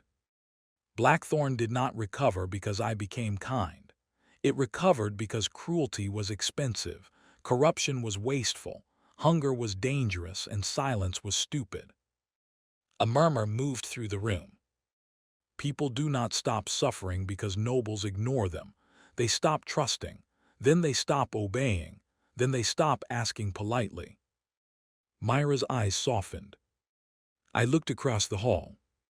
If a village is starving, that is not a village problem. It is a revenue problem, a security problem, a moral problem, and soon, if mishandled, a military problem. Elena nodded faintly. If soldiers are unpaid, do not call them disloyal when someone else buys them. Several officers shifted. If servants whisper, listen before the tea becomes interesting. Myra pressed her lips together. If tax officials resist audits, audit harder. Alden looked proud. If nobles complain that accountability threatens tradition, ask who tradition has been feeding. Cellini smiled. Dangerously. I leaned forward. Reform is not mercy. It is maintenance. It is what rulers do when they wish to remain rulers without standing on a pile of bones and unpaid receipts. The room was silent. Good. Maybe too good. I lifted the folded speech. Princess Cellini wrote something more elegant. Soft laughter. She was probably right. Cellini's brows lifted. But I will say this instead. Blackthorn survived because people who were ignored became people we listened to. If you take only one lesson from this summit, take that. I paused. Problems ignored become problems armed. The Academy Hall went still. Then the Queen clapped. Once, again with that royal thunderclap. Then the King clapped. Then Myra. Then Alina. Then Selene, slowly smiling despite herself. The hall followed. Applause filled the room. I stepped back. Alden leaned close when I returned to my seat. My lord, I assume you want that entered into the official transcript. No. It already is. Traitor. Historically necessary, my lord. The first 2 days of the summit went disturbingly well. Too well. Workshops filled. Nobles attended sessions they had previously mocked. Village representatives asked questions directly to ministers. Merchants demanded transparent toll laws. Military officers requested supply audit templates. Alden became a minor deity among clerks. Myra's civic office demonstration caused a delegation from the Western Territories to request 5 trained petition stewards. Alina's security seminar ended with several officers asking if she would inspect their garrisons. She said yes. They looked scared. Correct reaction. Selene's political session lasted 3 hours. No one left. Mostly because she locked the door. Allegedly. I spent most of my time circulating, which meant being approached by people who wanted advice. It was exhausting. On the second evening, Lady Evelina found me near the exhibition hall. Alone. A mistake. She curtsied. Your Grace. Lady Cross. May I walk with you? I looked around. Alina will appear if this becomes suspicious. I would expect no less. Interesting. We walked between displays of grain records, school materials, and road maps. Evelina folded her hands. I owe you an apology. For the harp. Her lips twitched. For my first visit, I came expecting to play a role. I noticed. Yes, you made that painfully clear. Efficiently clear. She smiled. Since then, I have been working with the Eastern Assessment Team. I looked at her. Have you? Yes. Steward Myra's office helped me establish petition channels for textile workers in cross territory. I paused. That was unexpected. Useful. Very. She looked at a display of village ledgers. I spent years being praised for beauty. It is strange to be valued for doing something. Damn. Another person becoming real. Very inconvenient. I said, then keep doing something. She laughed softly. That is very Blackthorn advice. Blackthorn advice is usually rude but functional. True. She looked toward the hall, where Myra was speaking with a group of civic stewards. Steward Myra is remarkable. Yes. The answer came too quickly. Evelina smiled. Your Grace does not hide that well. I no longer try much. Good. She curtsied again. Then please consider House Cross an ally in the Eastern petition reforms. I will consider you provisionally tolerable. She laughed. High praise from what I understand. Moderate praise. Queen Isolde had infected me. Terrible. On the third day, the first real attack came. Not with knives. With words. Lord Margrave rose during the territorial governance session. Of course he did. My concern is simple, he said, voice smooth. The Blackthorn model places too much weight on complaint mechanisms. If every peasant servant and soldier's wife can challenge officials, do we not risk undermining authority? Several nobles murmured agreement. I started to stand. Myra touched my sleeve. Let me. I looked at her. She was calm. Steady. I nodded. Myra rose. Lord Margrave, may I ask a question? He looked surprised. Of course, steward. Good. He used her title. Progress or fear. Either worked. Myra said, if an official steals grain from a village, and the village has no safe way to report it, whose authority is being protected? Margrave opened his mouth. Closed it. Myra continued, the Lord S, the Crown S, or the Thief S. The room quieted. She stepped forward slightly. A petition office does not undermine authority. It prevents false authority from hiding under a noble seal. A village representative nodded hard. Myra looked around the room. People do not become loyal because they are silent. Silence can be fear. Loyalty is when people believe speaking truth will not destroy them. Elena watched her with open pride. Seleni's smile was sharp enough to draw blood. The queen looked satisfied. Margrave tried again. And what if they lie? Myra nodded. Then we investigate. Records, witnesses, patterns, receipts, supply logs. We do not assume commoners are saints. We also do not assume officials are honest because their clothes are expensive. Someone laughed. Margrave flushed. I leaned back. No need to intervene. My heart had claws now. And her name was Myra. The second attack came that night. This one with actual knives. Because apparently words were not enough. It happened during the torchlit garden reception. Music played. Guests mingled. Servants carried trays. Elena had guards everywhere. Selene had informants everywhere. Myra had petition stewards everywhere. Alden had seating charts everywhere.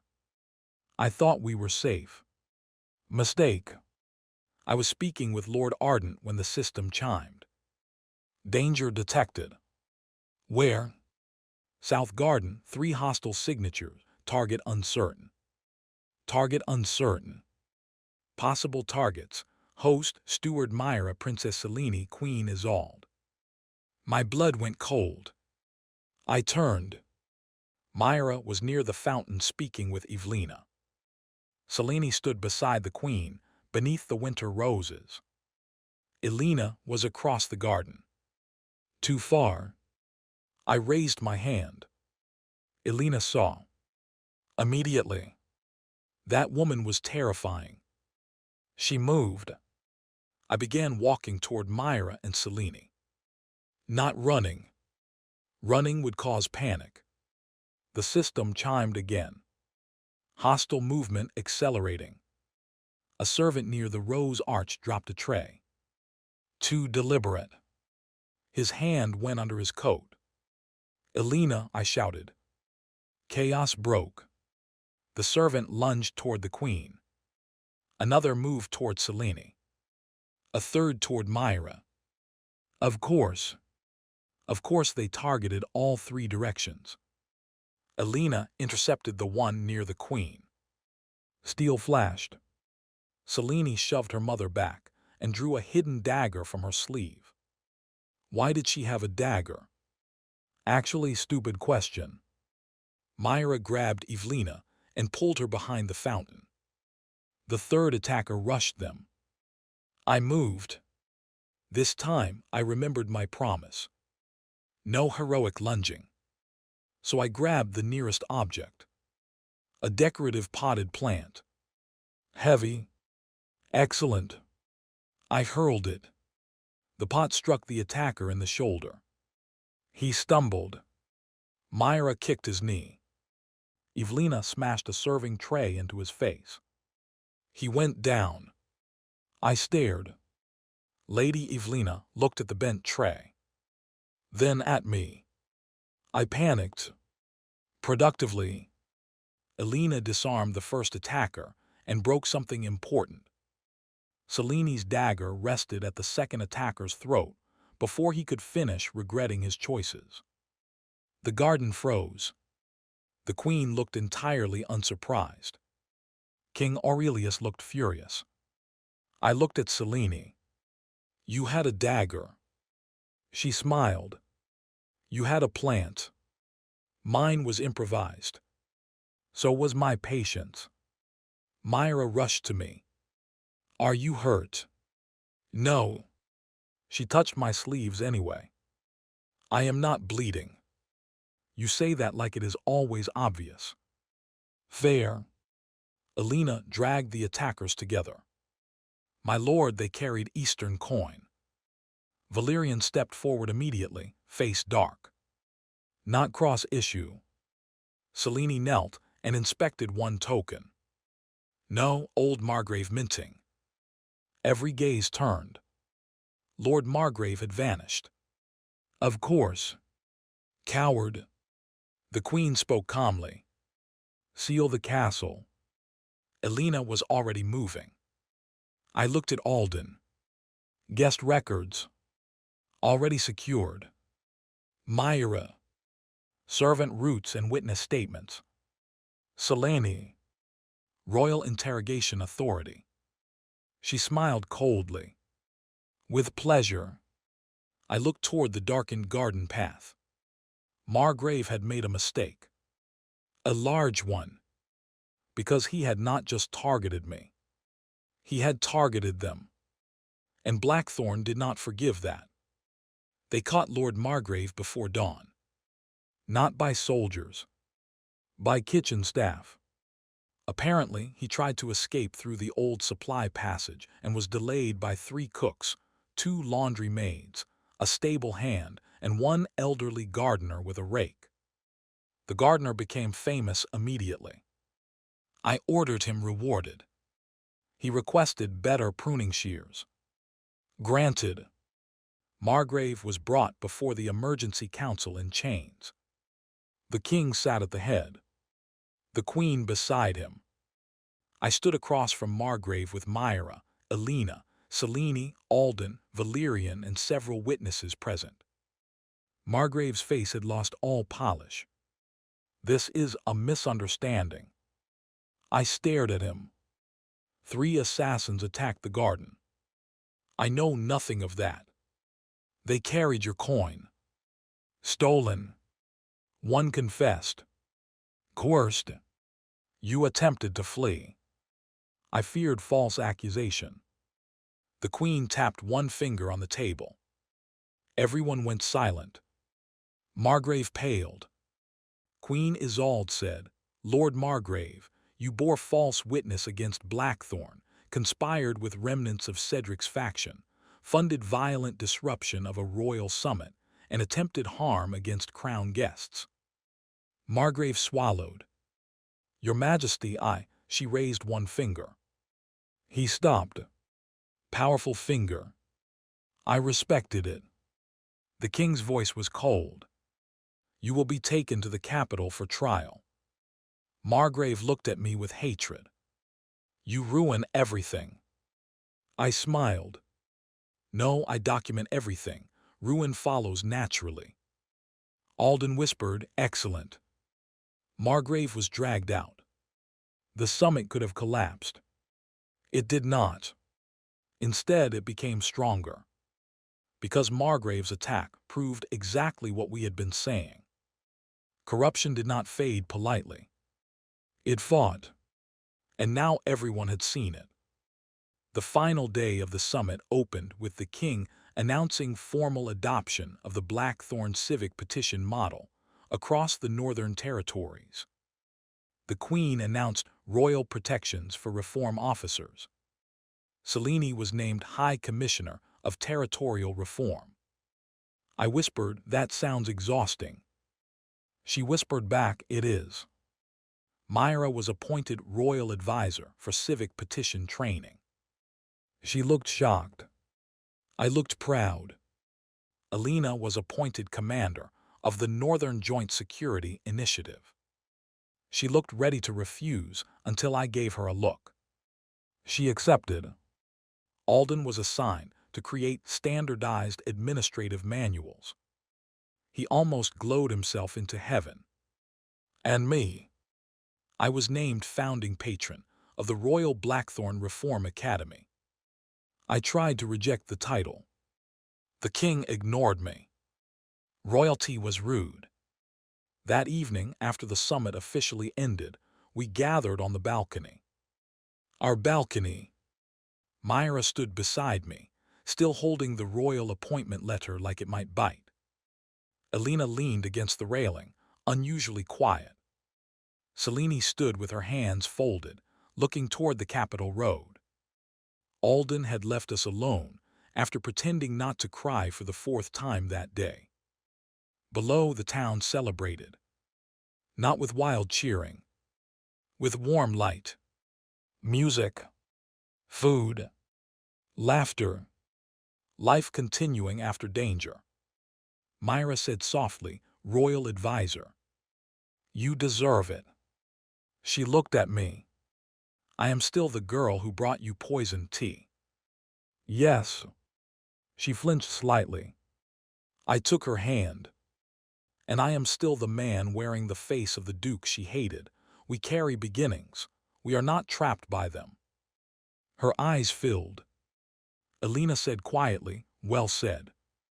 I looked at her. "Do not sound surprised." "I am always surprised when you speak gently before midnight." "Rude." Myra laughed through her tears. Selene smiled. Then the smile faded.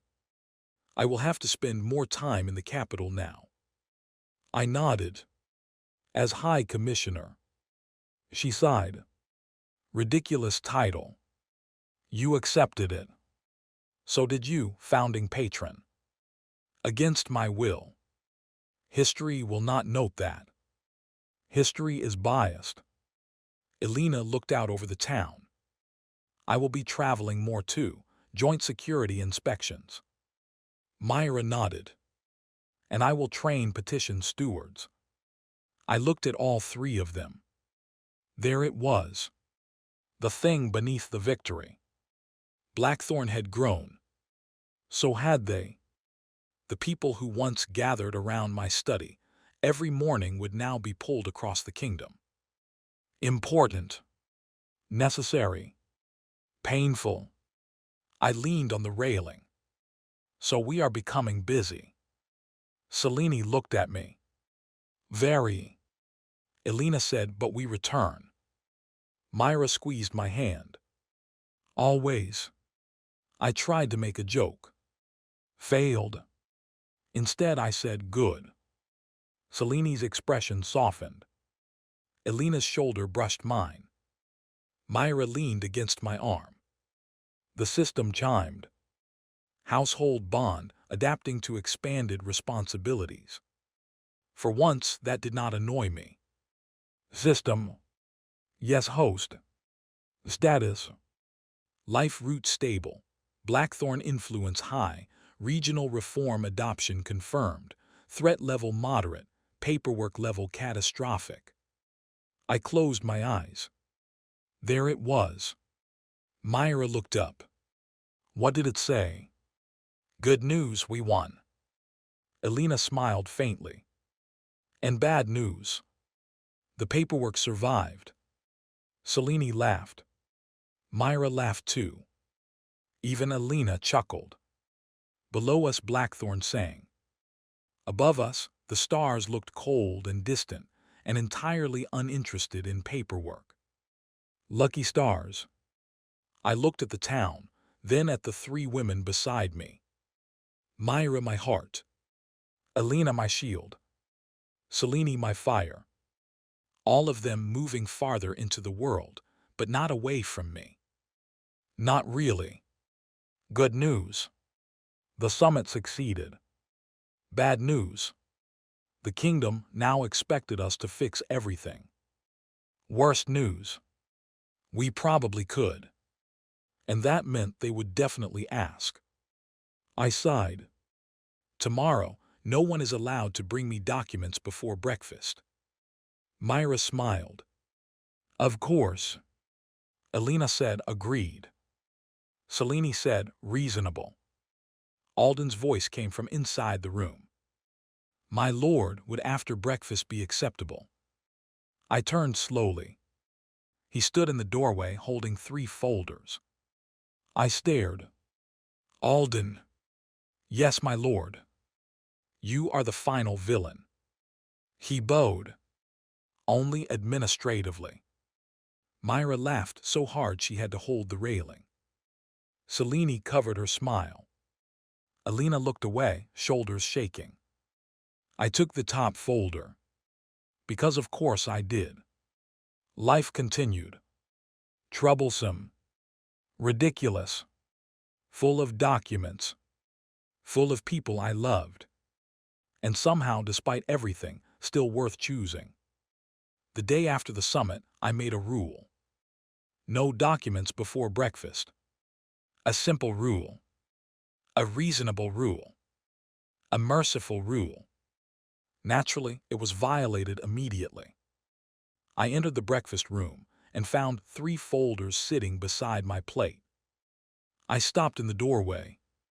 Myra was already seated, calmly pouring tea. Elena stood near the window. Selene sat in my chair. Again. Alden stood beside the sideboard looking innocent, which meant he was guilty. I pointed at the folders. What is that? Alden bowed. Breakfast documents, my lord. I stared. Breakfast documents. Yes, my lord. I said no documents before breakfast. Correct. Then explain. These are for during breakfast. Silence. Myra lowered her head. Elena turned toward the window. Selene smiled into her cup. I slowly looked at Alden. You are getting bold. I am adapting to policy, my lord. This is not adaptation. This is legal treason. Selene lifted one folder. One is urgent. They are always urgent. Myra gently pushed the tea toward me. It is not poisoned, Adrian. I looked at the folders. Then the tea. Are the documents poisoned? Alden paused. No, my lord. You hesitated. I was considering whether ink fumes count. I sat down heavily. Everyone in this castle has become impossible. Myra smiled. That means we learned from you. I want better students. Elena said, too late. Selene opened the first folder. The Royal Summit Aftermath Reports. I covered my ears. No. The king wants an implementation timeline. No. The queen wants a household stability update. I uncovered one ear. A what? Selene's smile widened. A household stability update. I slowly turned toward Myra. Myra looked away. Then toward Elena. Elena suddenly found the snow outside fascinating. Then toward Alden. Alden cleared his throat.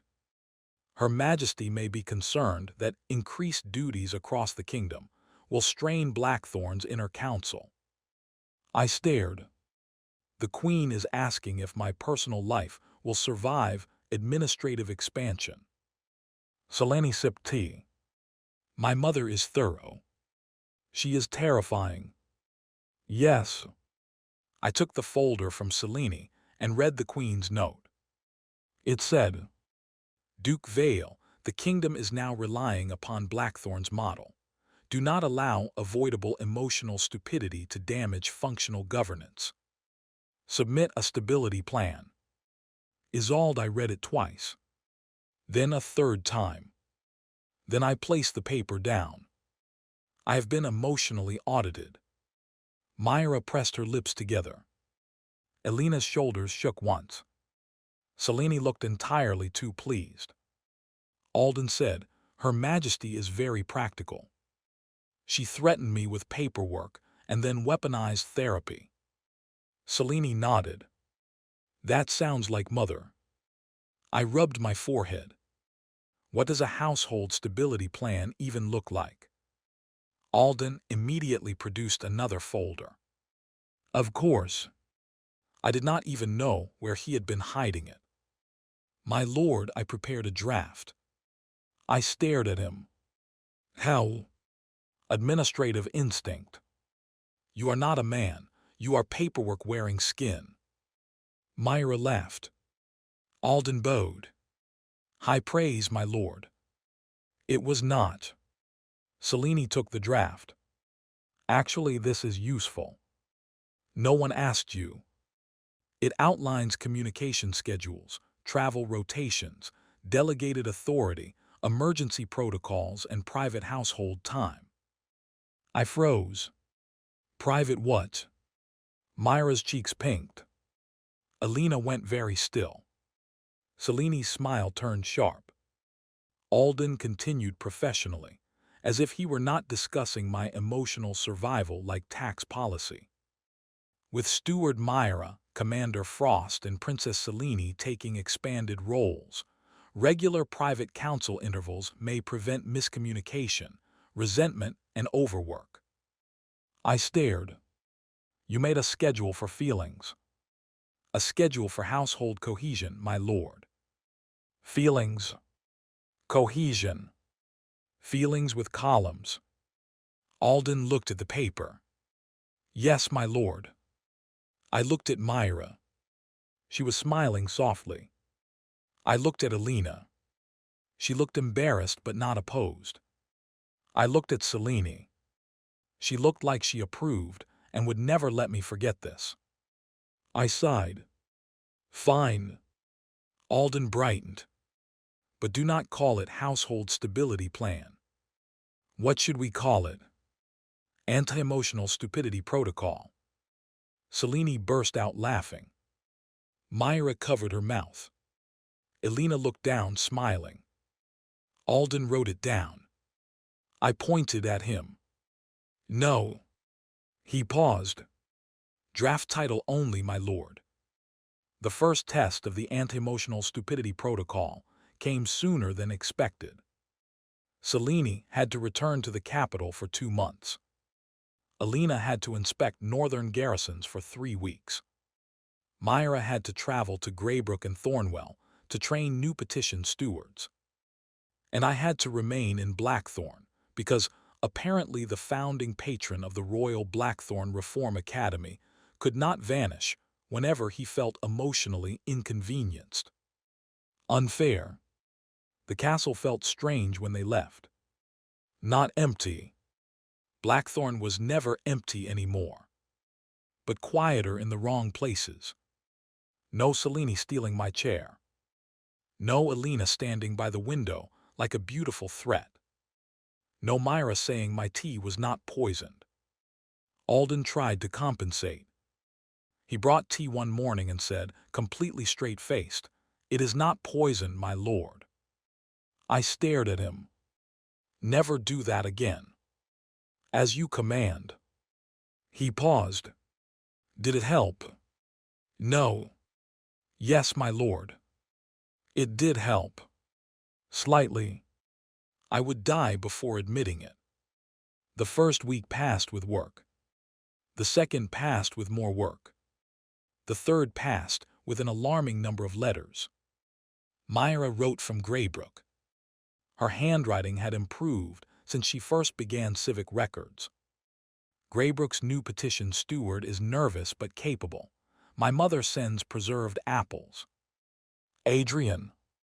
She says you are too thin, which means she is now brave enough to insult a duke by letter. I visited Thomas's grave. I told him Blackthorn is changing. I think he would have liked the school. "Do not skip meals," Alden will tell me. Myra, I read the letter twice. Then folded it carefully. Then unfolded it. Then folded it again. Alden entered. My lord, are you rereading Steward Myra's letter? No. The letter is in your hand. I was inspecting the paper quality. Of course, my lord. He placed a bowl of soup on the desk. Steward Myra requested that I ensure you eat. I stared. She cannot command you from Greybrook. Alden bowed. She can strongly influence administrative priorities. Traitor. I ate the soup. Elena's letters were shorter. Westwatch Garrison is poorly supplied but disciplined. Commander Halley's is honest, which surprised me. I recommended supply reforms and sent you the report. Adrian. The men asked about you. I told them you complain but approve useful things. They seemed reassured.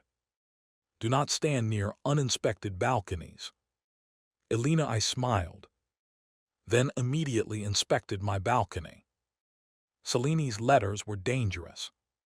Adrian, the royal council remains divided.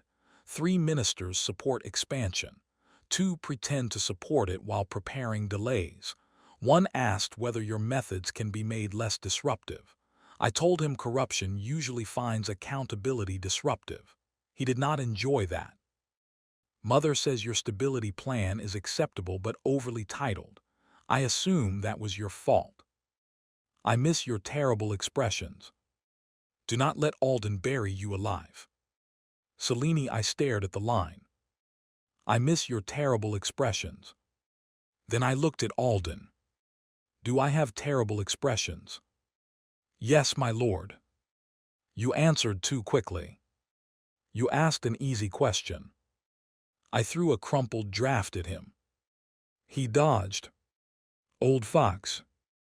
By the time Myra returned, I had become dignified. Calm. Composed. Not desperate. She stepped from the carriage in the courtyard, carrying a travel bag and wearing her blue steward coat. I walked down the steps at a normal pace. Not fast. Normal. Alden behind me murmured, very controlled, my lord. Quiet.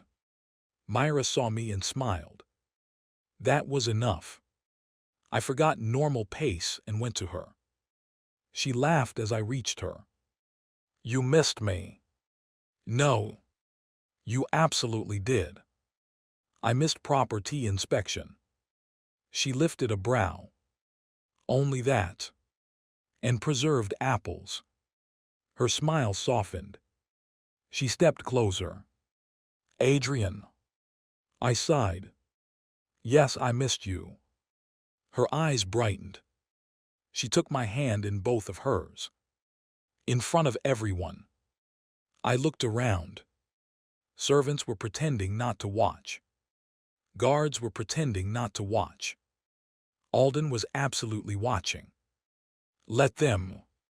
Myra's cheeks turned pink. Then she smiled and leaned briefly against me. The courtyard went suspiciously warm. Alden cleared his throat. Steward Myra, welcome home. Home. Myra looked at the castle. Then at me. It is good to be home. The word no longer belonged only to me. Good.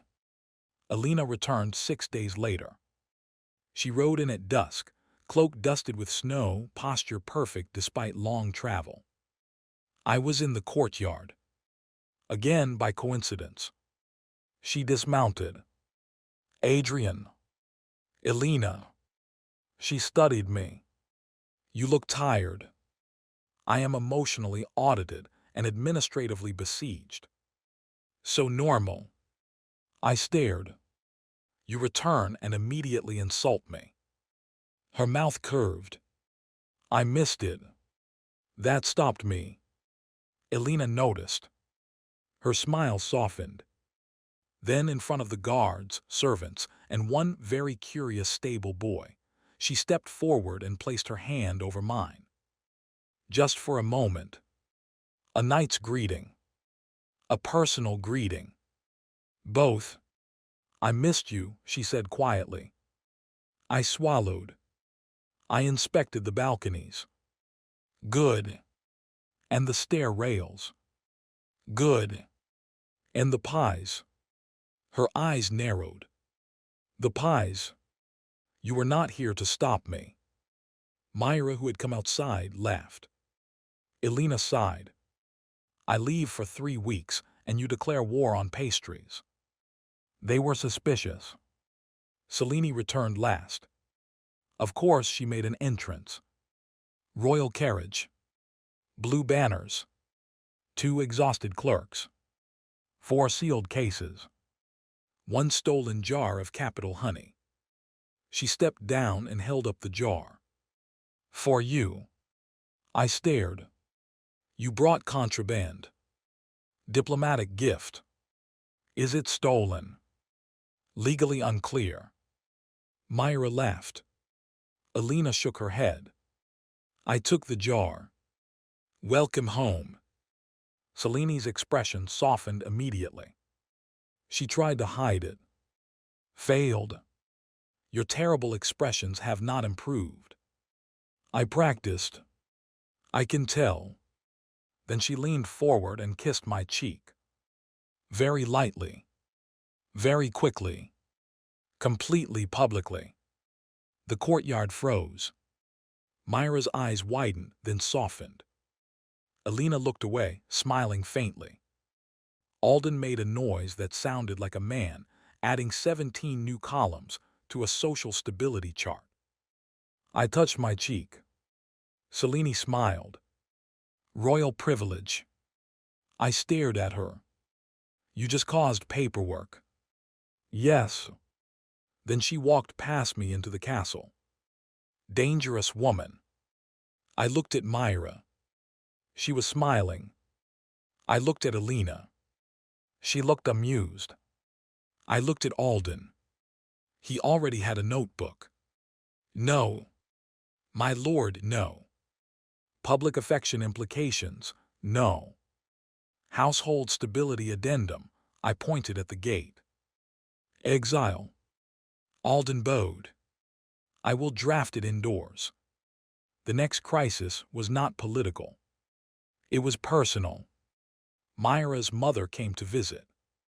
I had faced assassins, nobles, queens, corrupt ministers, armed barons, public speeches, and paperwork.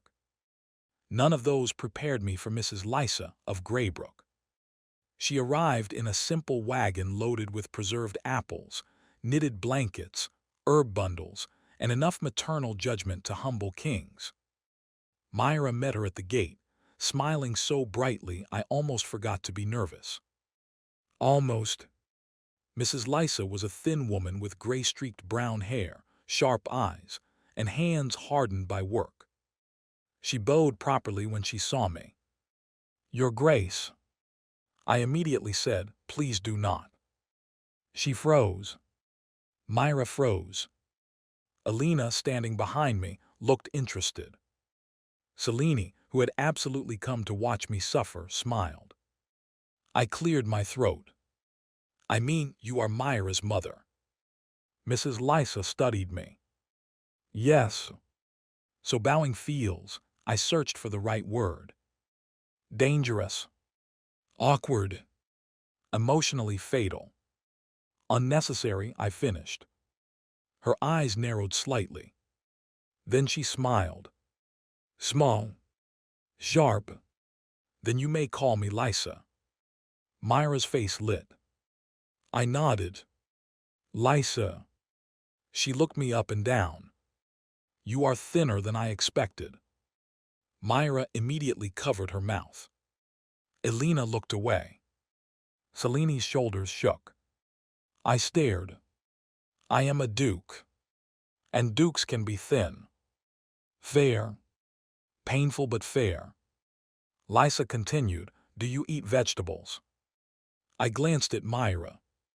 Myra looked delighted. Sometimes. Lysa frowned. Sometimes is not enough. I looked at Elena for help. Elena said she is correct. Betrayal. Selene added, the queen would agree. Royal betrayal. Alden appeared from nowhere. I can adjust meal planning. Administrative betrayal. I sighed. Welcome to Blackthorn, Lysa. Thank you, Adrian. I froze. She used my name. Myra's eyes grew suspiciously wet. Lysa looked at me calmly. My daughter writes it often enough. I may as well use it. I had no defense. None. That evening, Lysa cooked. Not the castle chefs. Lysa. She invaded the kitchen with Myra, reorganized 2 shelves, corrected 3 cooks, scolded 1 footman, and produced a stew so good the entire household became emotionally compromised. I ate 2 bowls. Myra smiled triumphantly. Lysa nodded. Better. I looked at her. Was this a test? Yes. At least you are honest. Would you prefer polite lies? No. Good, Myra chose well. I nearly choked. Myra turned red. Elena coughed. Selene looked thrilled. Lysa continued eating, as if she had not just attacked me with maternal approval. After dinner, she asked to speak with me privately. I considered fleeing. Elena blocked the door. Traitor. So I walked with Lysa to the small garden behind the castle. Snow covered the hedges. Lantern light glowed softly. For a while she said nothing. Then she spoke. My son died hating your name. I stopped. The words were not cruel. Just true. He was 12, she said. He used to steal apples from my own basket and pretend he found them on the road. Terrible liar. Her voice trembled once. Only once. Myra nearly died of hatred after him. When she came to this castle, I thought I lost her too. I said quietly, I am sorry. She looked at me. Are you? Yes. You did not do it. I wear the name. She studied me for a long moment. Then nodded. Myra said you would answer like that. Of course she did. Lysa looked toward the castle windows. My daughter smiles now. I followed her gaze. Myra was visible through the glass, speaking with Selene. Elena stood nearby, listening. She writes about work, about records, about schools, about you. She writes like someone who has a future. My throat tightened. Lysa turned back to me. So I will say this once, Adrian Vale. Do not make her regret living. That hit harder than any royal threat. I bowed my head. I won't. You cannot promise that fully. No. Good, honest. She stepped closer and placed a small wrapped bundle in my hands. What is this? Thomas's carved horse. I froze. Lysa's face was calm but pale. He made it badly. 1 leg is too short. Myra kept it hidden for years. She asked me to bring it. I carefully unwrapped it. A small wooden horse lay in my palm. Crude. Uneven. Precious. My chest hurt. Why give this to me? Because Myra said Blackthorn is building a children's school archive. She wants it placed there, not as grief hidden in a drawer, as proof. Proof of what had been lost, of why we changed, of why we could not stop. I closed my hand carefully around the little horse. It will be protected. Lysa nodded. I know. She started back toward the castle. Then paused. And eat more vegetables. I closed my eyes. Yes, Lysa. Thomas's carved horse was placed in the first school archive case. Beside it, Myra wrote the plaque herself. Thomas of Greybrook. A child of Blackthorn. Remembered so that hunger is never treated as silence again the day it was placed. The entire school gathered. Myra stood beside me, holding my hand tightly. Her mother stood on her other side. Elena stood behind us. Selene stood quietly near the back, eyes bright. Alden cried openly. No one mocked him. Not even me. When the children filed past the case, one little boy asked, "Why is the horse crooked?" Myra laughed through tears. Because Thomas was terrible at carving. The boy nodded seriously. I can do better. Lysa smiled. I hope you do. And just like that, grief became part of the foundation. Not healed. Not erased. Honored. Elena had been right. Some wounds were not fixed. They were honored. That night Myra came to my room. Not as a maid. Not as a steward. Just Myra. She stood at the doorway. Can I come in? I looked at her. You never ask when bringing tea. I am not bringing tea. Then suspicious. She smiled faintly. I stepped aside. She entered and sat by the fireplace. I sat across from her. For a while she watched the flames. Thank you, she said. For what? For not making today easy. I frowned. That sounds backwards. It would have hurt if you tried to make it painless. I understood. Maybe. I sat beside her. Thomas deserved more than a painless memory. She leaned against my shoulder. Yes. I put my arm carefully around her. She let out a breath. The fire burned softly. After a long time she whispered, Adrian. Yes. I think I loved you before I forgave you. My heart stopped. She continued softly. That made it harder. I was angry at myself, angry at him, angry at you, angry that someone with his face could be kind to me. I said nothing. Could not. She looked up. But today, when you held that little horse like it mattered, I think something in me finally rested. Her eyes were wet. I forgive you for carrying his name. My throat tightened painfully. Myra, she smiled. I know, you will say something stupid if I let you talk. That is likely. So do not talk. She leaned her head back against my shoulder. I held her. No clever line. No defense. No system comment. Just warmth. And the quiet sound of a wound finally setting down some of its weight. The Eastern assessment reports arrived in winter. They were bad. Very bad. Debt farms. Fake tolls. Private prisons. Military supply theft. Judges bribed by noble houses. Workers paid in tokens redeemable only at company stores. Selene read the reports and went cold. Elena looked ready to march. Myra looked pale but steady. Alden began sorting evidence. I sat at the table silent. Archduke Valerian had not exaggerated. The East was rotting. Worse, some of the rot was legal. That was always the hardest kind to cut.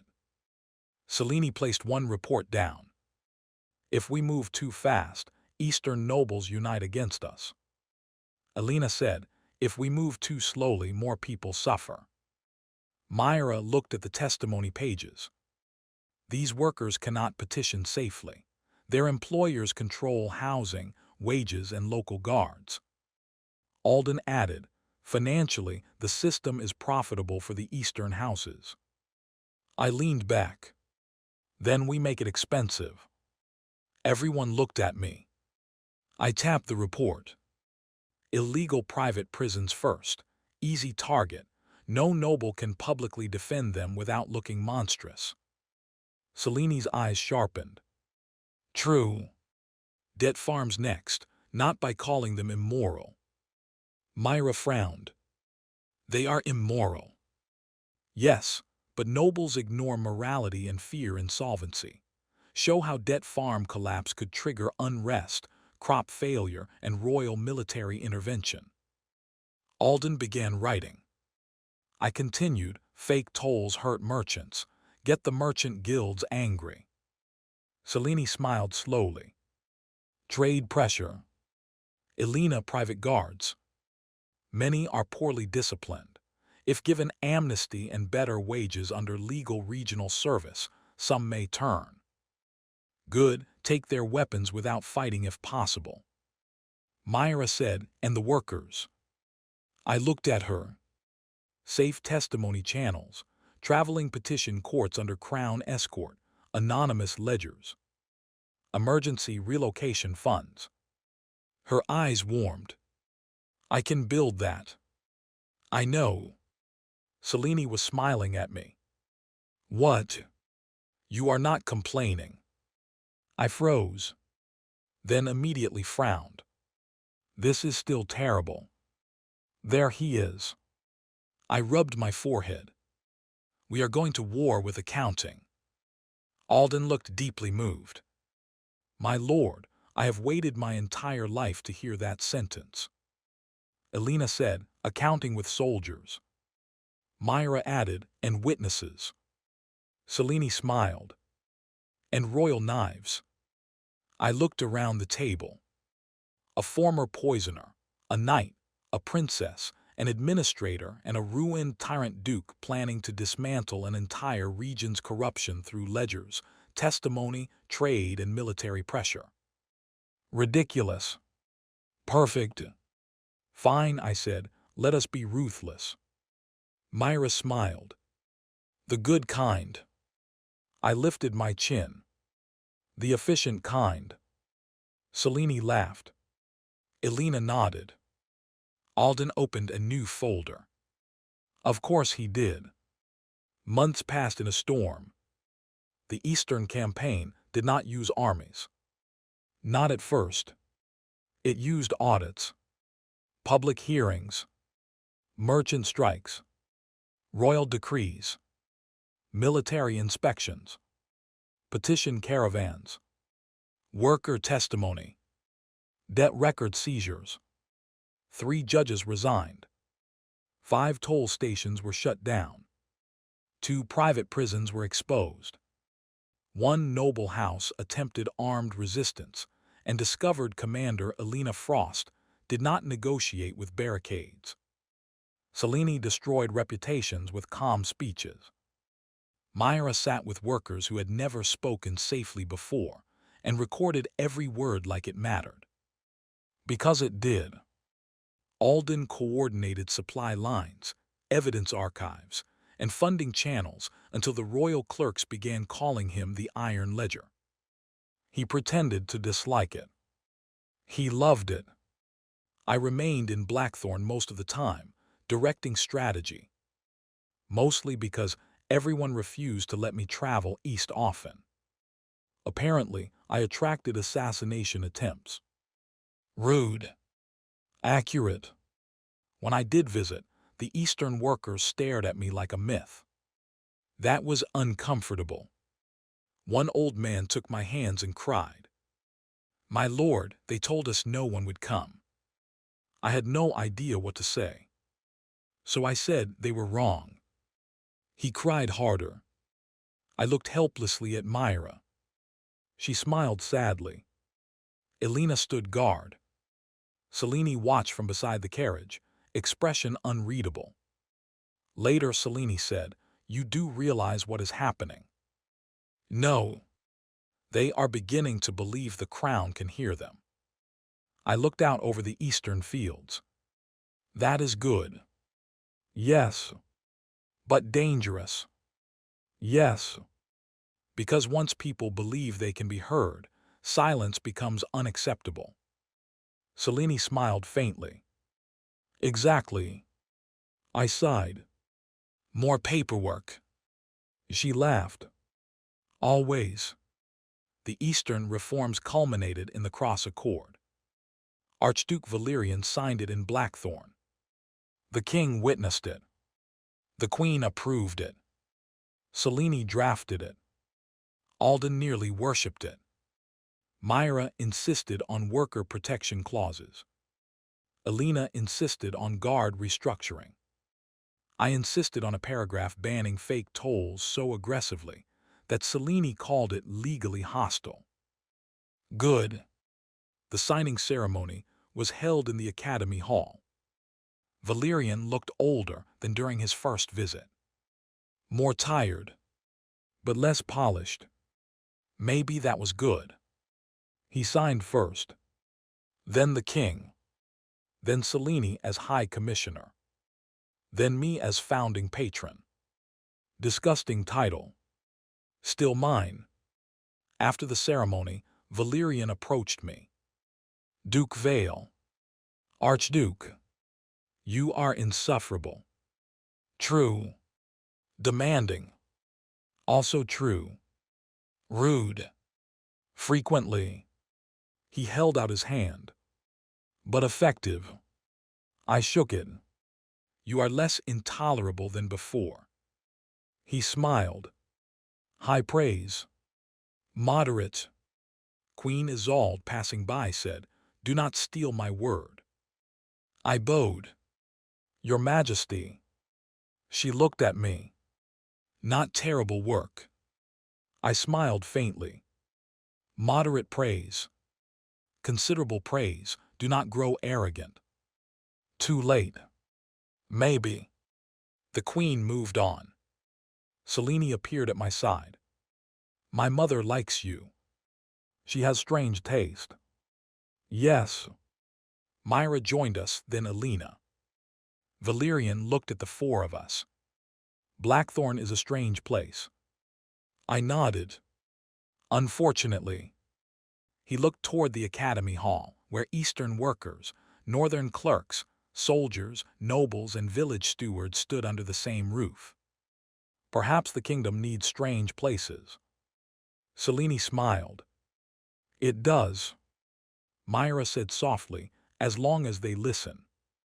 Alina added, and defend what they build. I sighed. And file everything properly. Alden from across the room raised his glass. He heard. Of course he did. That night after the accord, we returned to the balcony. Always the balcony. It had become the place where impossible things settled into reality. Myra stood close, her hand in mine. Alina leaned against the railing, relaxed in a way she never would have been years ago. Selene stood beside me, looking tired but satisfied. Below, the academy lights glowed. Beyond that, the town. Beyond that, roads stretching toward villages, borders, the capital, the east. Blackthorn no longer felt small. That frightened me a little. Myra said, Thomas's horse is in the school archive. The cross accord is signed. Petition offices are opening in the east. Alina said, the Northern Guard network is stable. Selene said, the Royal Reform Office has enough support to survive opposition. Alden's voice came from the doorway. And tomorrow's schedule begins at 7. I closed my eyes. Alden. Yes, my lord. Do you ever rest? Occasionally, my lord. When? Between filing categories. I turned to the others. He is not human. Myra laughed. Alina smiled. Selene said, we have known this. Alden bowed and vanished. Probably to reproduce documents in the dark. The system chimed softly. Major reform milestone achieved. I looked at the stars. Good. Kingdom stability increased. Good. Host legacy forming. I paused. Legacy. That word felt heavier than title. Heavier than reform. Heavier than survival. Myra noticed. What did it say? I hesitated. Then answered. Legacy. The others grew quiet. Alina looked over the town. You have one. I did not ask for one. Selene smiled softly. Few people who deserve one do. Myra squeezed my hand. What do you want it to be? I looked at her, then at Alina, then Selene, then the lights below.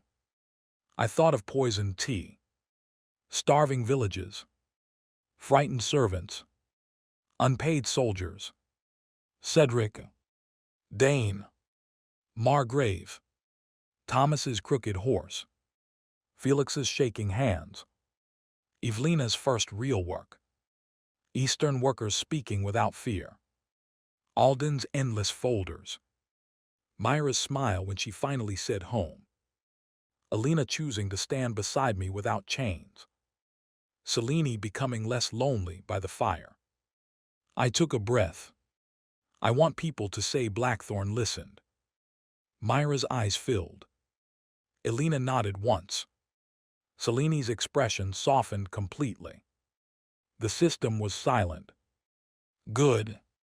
Some things did not need commentary. Below us, the academy bell rang once in the night. A reminder. A promise. A problem for tomorrow. Good news. I reincarnated as a tyrant duke. Bad news. I accidentally helped reform a kingdom. Worst news. Now people expected me to have wisdom. I did not. I had Myra, Elena, Selene, Alden, Blackthorn, and a very stubborn belief that ignored suffering eventually picked up a weapon. Maybe that was enough. Myra leaned against my shoulder. Elena's hand rested lightly on the railing beside mine. Selene stood close enough that warmth passed between us. I looked out over the lights and sighed. Tomorrow, no paperwork before breakfast. From the doorway, Alden said, "Of course, my lord." I narrowed my eyes. "Why are you still there?" "To clarify whether breakfast-adjacent documents are permitted." I closed my eyes. The others laughed. Life continued. Troublesome. Ridiculous. Full of ledgers. Full of love. And still somehow mine.